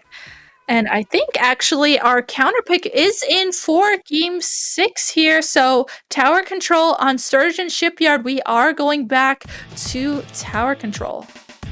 Oh boy, Sturgeon is another one of those that I see as counterpicks in tournaments. This one having only 2 checkpoints instead of the usual 3, but they are longer checkpoints. Yeah, definitely longer checkpoints, and that second one is the one that's super deadly. If you can get past the first one, that's definitely really good, but that second one is just right in the middle of all the madness. So if you can get past that one, you are in the home stretch, or you at least have gotten your lead very decently far. Yeah. It can snowball a lot after that second checkpoint. Sometimes Sturgeon is just like that. And often that if you have a good situation in which most teams will wait for a 3-down or wipe situation, or a very advantageous situation to push for that first checkpoint, it will fall with little to no resistance. But sometimes you just have to hop on that tower and try and get something started. Yeah, just have to hop on and get something started. Otherwise, you might just be stuck trying to get mid control. And mid, of course, the tower is right on that the little hill that's right in the middle of the map. And there's the potential for a lot of, flanking to happen. Of course, Sturgeon has that underneath area, underneath mid. So sneaky things can happen there. And once you get mid control, that's definitely a really good starting point for this map. It's just a matter of getting there and making sure your team doesn't go down. Oh, definitely. But here we are, we're going to be starting this game 6. This is going to be tournament point for 4Beans, as well, as they are currently ahead in the score. We've got that E-leader scope. Or is that a scope? I can't tell. That's certainly a leader, though. And it's coming back for this game. Yes, it is a scope, and you can already see that this is going to have so much pressure, so much long range, and be able to really watch over mid from this snipe point of view. Yeah, this mid-snipe area. You can see Red Shell actually trying to really work on focusing on, putting pressure on that E-leader, but with 2 members of TEMPEST down, Red Shell and Drift having to back up. You can see Drift will try to get Bubbles going to maybe get some picks with the Bubbles. Drift, you're stuck in mid on the tower, is going to get called out.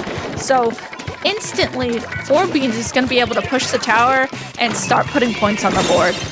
Yeah, and here they go, this first checkpoint. You can see it is a little bit longer than the usual checkpoints that we have in the 3 checkpoint maps. That is going to fall, though. We have the rain as well as the missiles coming out. That zap is down, but that is not stopping them at all. They're still looking for picks, though. Unfortunately, the leader going down as well. So that means that their tower rider is down, and they're just going to back off a little bit. That's 3 down now with that zap, the one who has just respawned. So, we're going to see a pushback right now from TEMPEST going back into mid.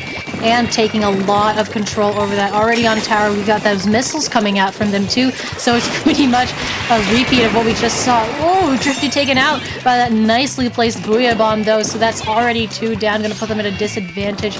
They're trying to get through that first checkpoint, and they do, having teammates coming back, but it looks like they've decided it'll be likely better to retreat, try and keep their position in mid, but they go 3 down, which is really, really unfortunate.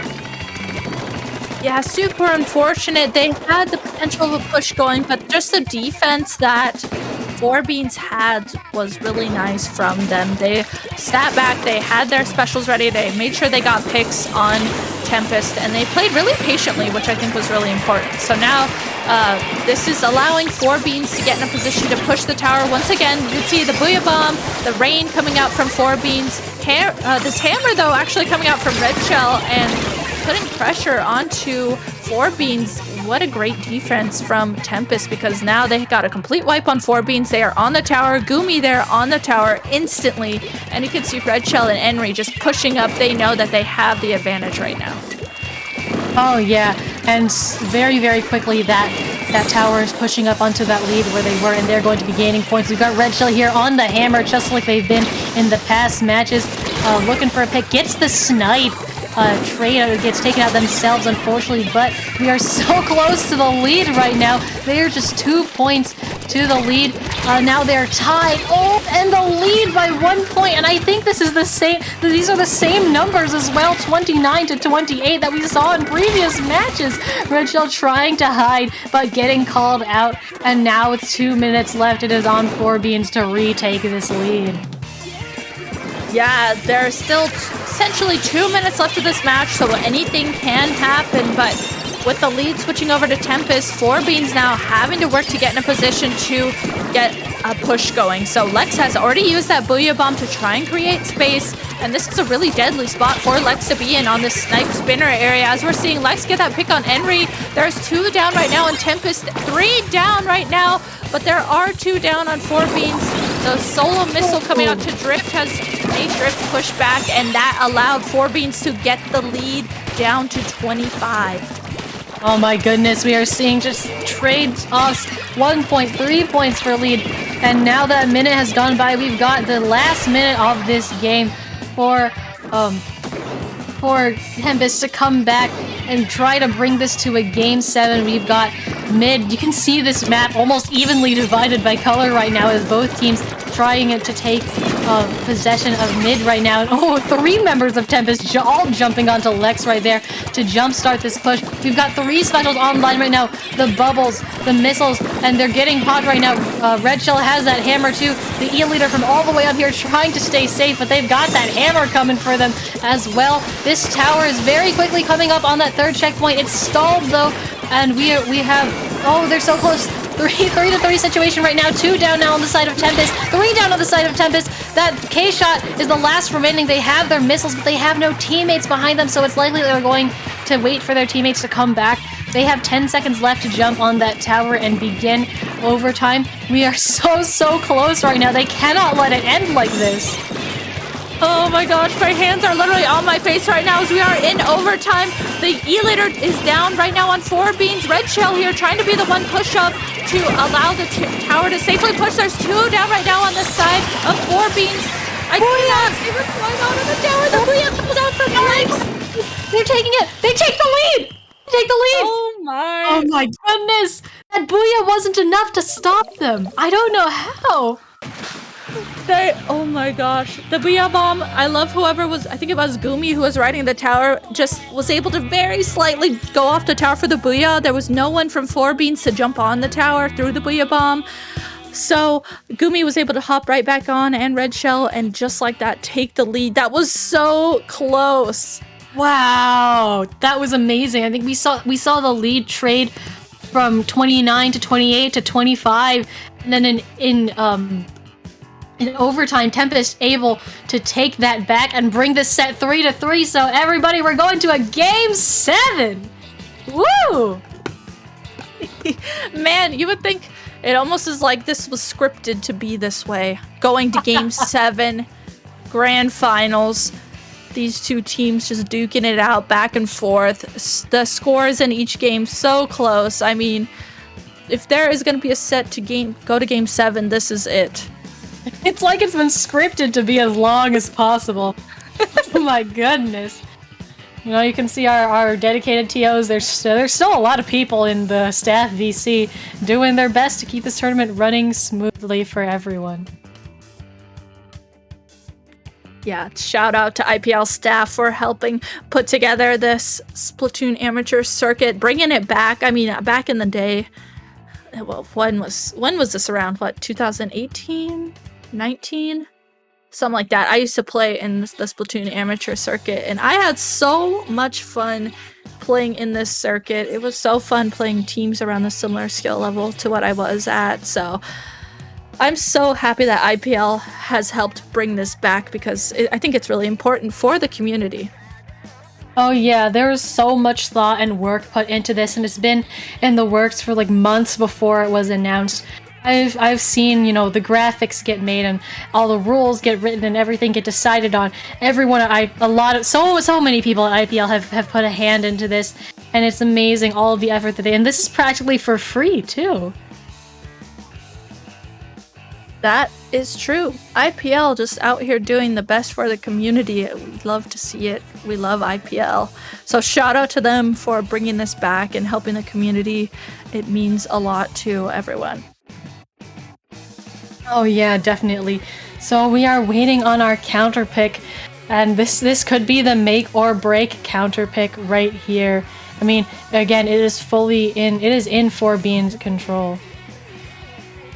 Yeah, in 4Bean's control, so this is their counter pick. And what's interesting about this set is the counter picks, not necessarily so far the team that has done the counter pick has won the match. So, you know, anything can happen as we go into this. I think the last set we watched, one of the last 2 sets we watched, it was like the team that did the counter pick was winning the one that they picked in particular. But this set has not been like that. It doesn't really matter who did the counter pick. Yeah, anything can happen with these 2 teams.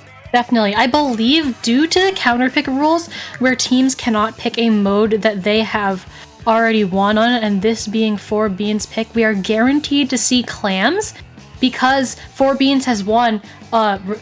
They won Splat Zones on Mako, they won Tower Control on the Reef, and they also won Rainmaker on Manta. So the Clam Blitz on Piranha Pit was won by Tempest.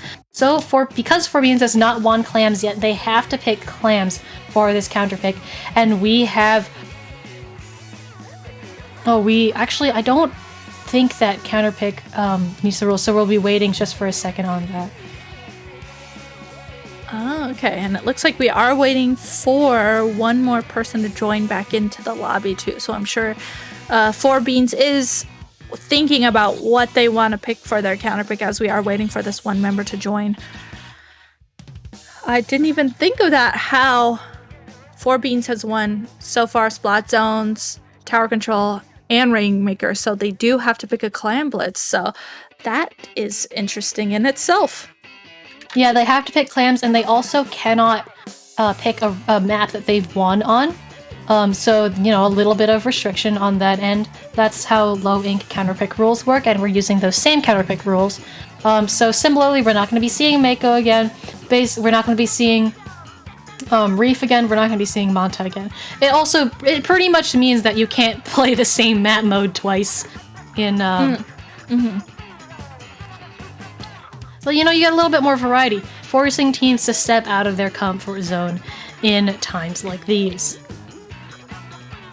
And while we wait here too, I am looking at the bracket. So in the 3rd place match that has happened already, it was some of it versus Wavelength, and it looks like Wavelength has actually won the set 3-0 over some of it. Yes, and also we've got our results from Silver bracket in as well. It looks like Exclamation has won that Grands match over 4-1 over Bean Tycoon, and for 3rd place their Destiny Troops has won 3-1 over Viscosity. So great job to those. Oh man, so this is it. We are just waiting literally for this one game to happen. All the suspense is put on this one game, Game 7. That is what happens when you get a Game 7. It's so much. We also do have our results from Bronze Bracket, with Campfire winning over Port Raccoon 4-1, and Blazing Storm winning 3rd place over Crab 3-1. So great job to all of those teams. It's so cool to see all of these teams come out. And, you know, you're going to get awarded points. We got a fun little point system coming up. And this is a season, too, so those points will build up over the course of this SAC season. This is something I loved about SAC and Midway. I loved that it's like a whole season. So that just gives you incentive to play the game, play with your team. You have something to look forward to. You have a goal. So that's something I really love about SAC and Midway when that was happening too. Just that incentive to play the game, and you know, you want to be the team getting the points every tournament and making it to top 8 at the end of the season. So super stoked that this is back right now as we are starting the new year, and these teams will have this tournament to look forward to.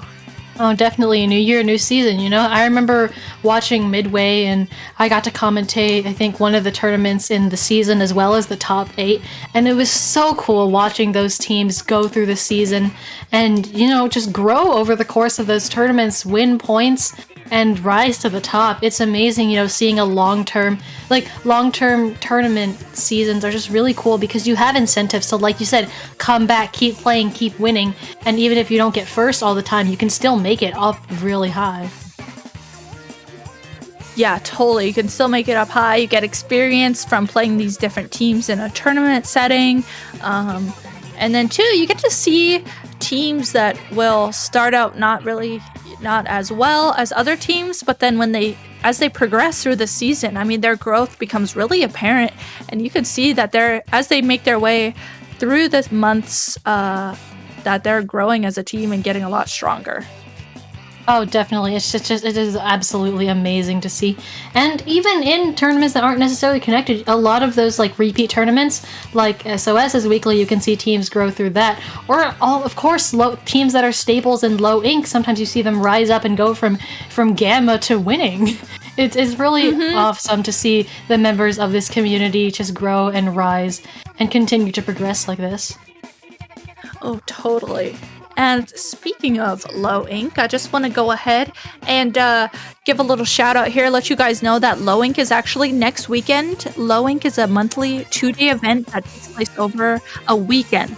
So the tourney bars entry to anyone past the skill cap to help you get matches that are closer to your skill level. And then Inky here has put up the wonderful slide, and I'm sure there will be a link posted in chat. If you are interested in playing in low ink, that is next weekend. Yes, and if you can't play, or if you're just not going to play, do tune into the stream. That's actually how I started commentating for IPL. I commentated February 2021's Low Ink, and I ended up here. I ended up, going to Riptide and commentating that.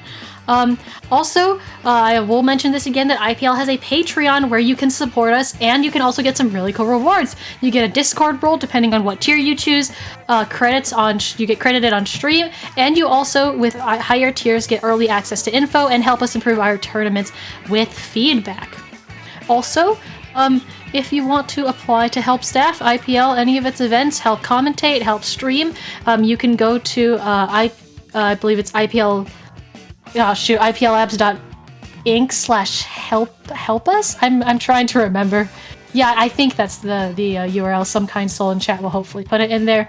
And it's really nice, we have a great community here. A lot of nice people. And also, keep on filling out those bingo cards. I'll be making new ones for the tournaments in the rest of the season. A bingo card. Shout out to the bingo cards. I love those so much. Yeah, that's me and Quark and the rest of IPL staff and VC giving us suggestions for what to put in there. Okay, so we did have to restart the lobby here, just waiting for one more person to join in. And while we were restarting the lobby on our end, Game 7 counterpick has been decided. It is going to be Clam Blitz on Humpback Pump Track. So, like Kater had said before, 4Beans could only pick a Clam Blitz map because they have won all the other modes besides Clam Blitz already. So this is going to be their counterpick. It is indeed. So, Humpback Clams. This is gonna be quite the way to end this. I mean, It really is. Humpback Clams can get so chaotic, and there can be so much going on. I mean, just the big... It's a big open map, but it has the big hill in the middle, and then there's the elbows. I mean, there's so much that can be going on, and especially with the way that these two teams have been playing, so fast, so chaotic, I could see this getting super hype and super chaotic. oh, definitely. I mean, like you said, the clam baskets. I keep saying clam blaskets for some reason. They're just so close to where mid is. You can just run up and dunk in a clam. But also, you know, you have the option of going around all the way on the right, possibly the left, and putting in the clam that way, which works especially if a lot of the other team is already in mid, and, you know, then they can't defend against that. It's kind of like Muscle Forge in that way, where you have this impassable wall that you can only reach by going around a really long path on the side. Yeah, and if you aren't watching the other team, then you could definitely get caught off guard on this mode. You know, if someone is going around that far right side, if someone is going to go around the left elbow, if you are not watching it, you could get deadly really fast, and your whole team could be in a completely wrong position, have to jump back, have to come back, you know, it can get so chaotic. Oh, definitely, and having to jump back sometimes just takes so much time, and by then you've lost the lead by like 30 points. Glamblish sometimes just can get like that. It's really difficult to deal with sometimes. And you know, because we're seeing a brush, that could very much happen. You know, sometimes you see just brushes run around back and score before you know it. Okay, so we are starting out Game 7 of Grand Finals here as we get to see the weapons coming out. Similar weapons from both teams that we have been seeing. One main switch up I am seeing is Henry going on the Kensa 52, and then on the other side, One Shot is on the Vanilla Jet Squelcher. Yeah, Vanilla Jet, I can definitely understand that. You get a lot more mobility, you get those missiles, and Mist, which is actually super useful here because you have so many, you have so many, you know, little curves and humps. Of course, it's in the name, Humpback, but they really impede mobility. As you can see here, it forces players to take a completely different route than what they might have wanted. And we're starting this off with a quick 3 down, actually, on the side of Tempest, meaning that 4Beans is going to use this to maintain a lot of map control and get a lot of clams underneath them. Likely going to be trying to start a push in a little bit. They have that power clam as well under them. They have a lot of clams. They're trying to get those picks. You can see someone going up behind them, that Zap, but quickly getting chased out. Right now, they're actually a little bit on the back foot right now, with Tempest taking a good chunk of mid, and they need some picks, although they have a lot of clams to try and get this push going. They do have a lot of clams, and they did once again get 3 down on the side of Tempest. So One Shot here using those missiles.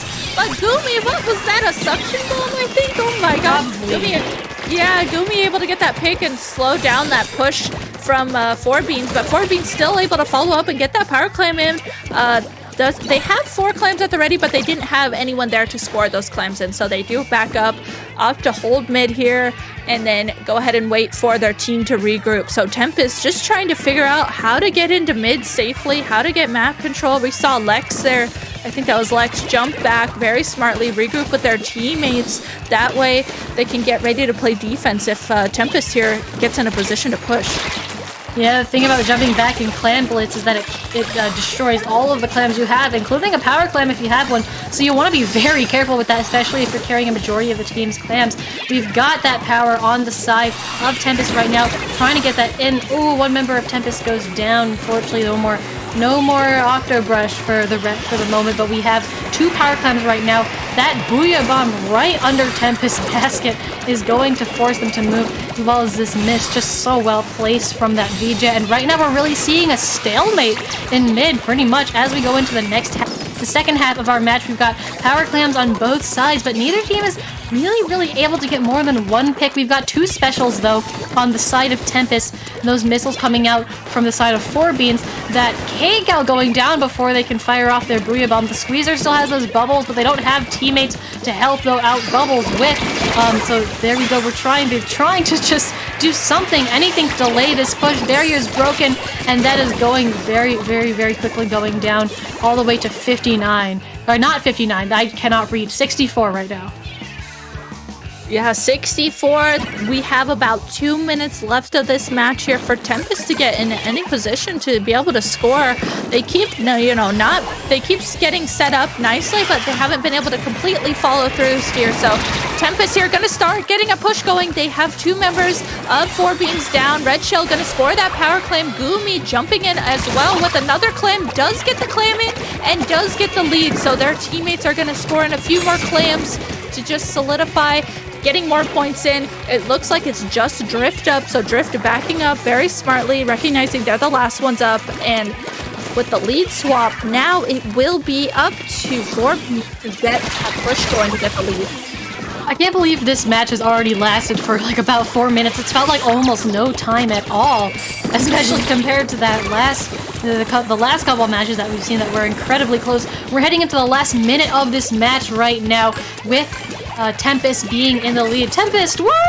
And 4Beans is really on the back foot now. It's really up to them to take control of this lead. They need, really, if they get a power clam in, they can continue that momentum and get the lead. So it's not too big of a task, but especially, and there we go. There is the power clam in. There's that Booyah Bomb. We have a few more clams on the side of 4Beans, but are they going to get them in time is the question. Oh, we've got this Zap guarding, gets the pick as well. So that power clam alone is not enough to take the lead. They just cannot get it. And Tempest coming right back with that, furthering their lead, getting it down to 24 and counting. Oh my goodness. With 3 down now, that K-Gal has to back up, but they've got it down to 15. And with 6 seconds left, and that basket just now closing, that pity clam is all that 4Beans has right now in this overtime, this like 20 seconds that they have to get it all the way across this map. And all of these booyahs going in right now. You can see across the map these booyah bombs are happening. We're still in overtime, but that time is running out. We have that power clam, but it's just not quite there. Two of the members going down, and that is the end of SAC Season 4's first qualifier. Yes, that means that Tempest has won the first SAC Season 4 qualifier. Man. Wow. That game was amazing. This just kept happening with both of these teams. One team would be dominating, but then all of a sudden a switch turns on, and then the other team just comes back and is able to just get the lead and just dominate after that. And that's been happening back and forth with these teams. So congrats to Tempest. Man. Yeah, that was an amazing set to end on, and we just had a great top cut this entire time. Thank you for commentating with me, Rissa. It was a pleasure. And also, we'd like to give a shout out to Coral, our sponsor for this season. They are funding the prize pool for SAC as well. Twitter handle at QKingCoral. A huge thank you to them. Yes, thank you, Coral, so much. We appreciate what you do for this tournament and allowing these teams to have something at the end of this. Super appreciated. So with that being said, that looks like it's gonna be it for us. Thank you everyone so much for being here to watch this with us, and thanks for the teams for playing in this tournament. I'll just go ahead and shout myself out, and then Kater here can close it out. So if you don't know me, my name is Rissa. You can find me on Twitter, Twitch, and YouTube at Rissa High. And that's about it from me. I'll go ahead and pass it off to you, Kater. Yeah, I am Cater. You can find me on Twitter at Cater_, where I post art, do commissions, and I talk a lot about the other stuff that I'm going to be commentating. I'll be on the mic for LSL tomorrow as well. But yeah, that will do it for us. Thank you to everyone in the chat that came out to watch today. Like Rissa said, thank you to all the teams that played. Thank you to Inkfair, our wonderful streamer, for sitting through all of this. It is probably very late for him. Go get some sleep. Yes, but that is it. Thank you very much, everyone, and we'll see you next time.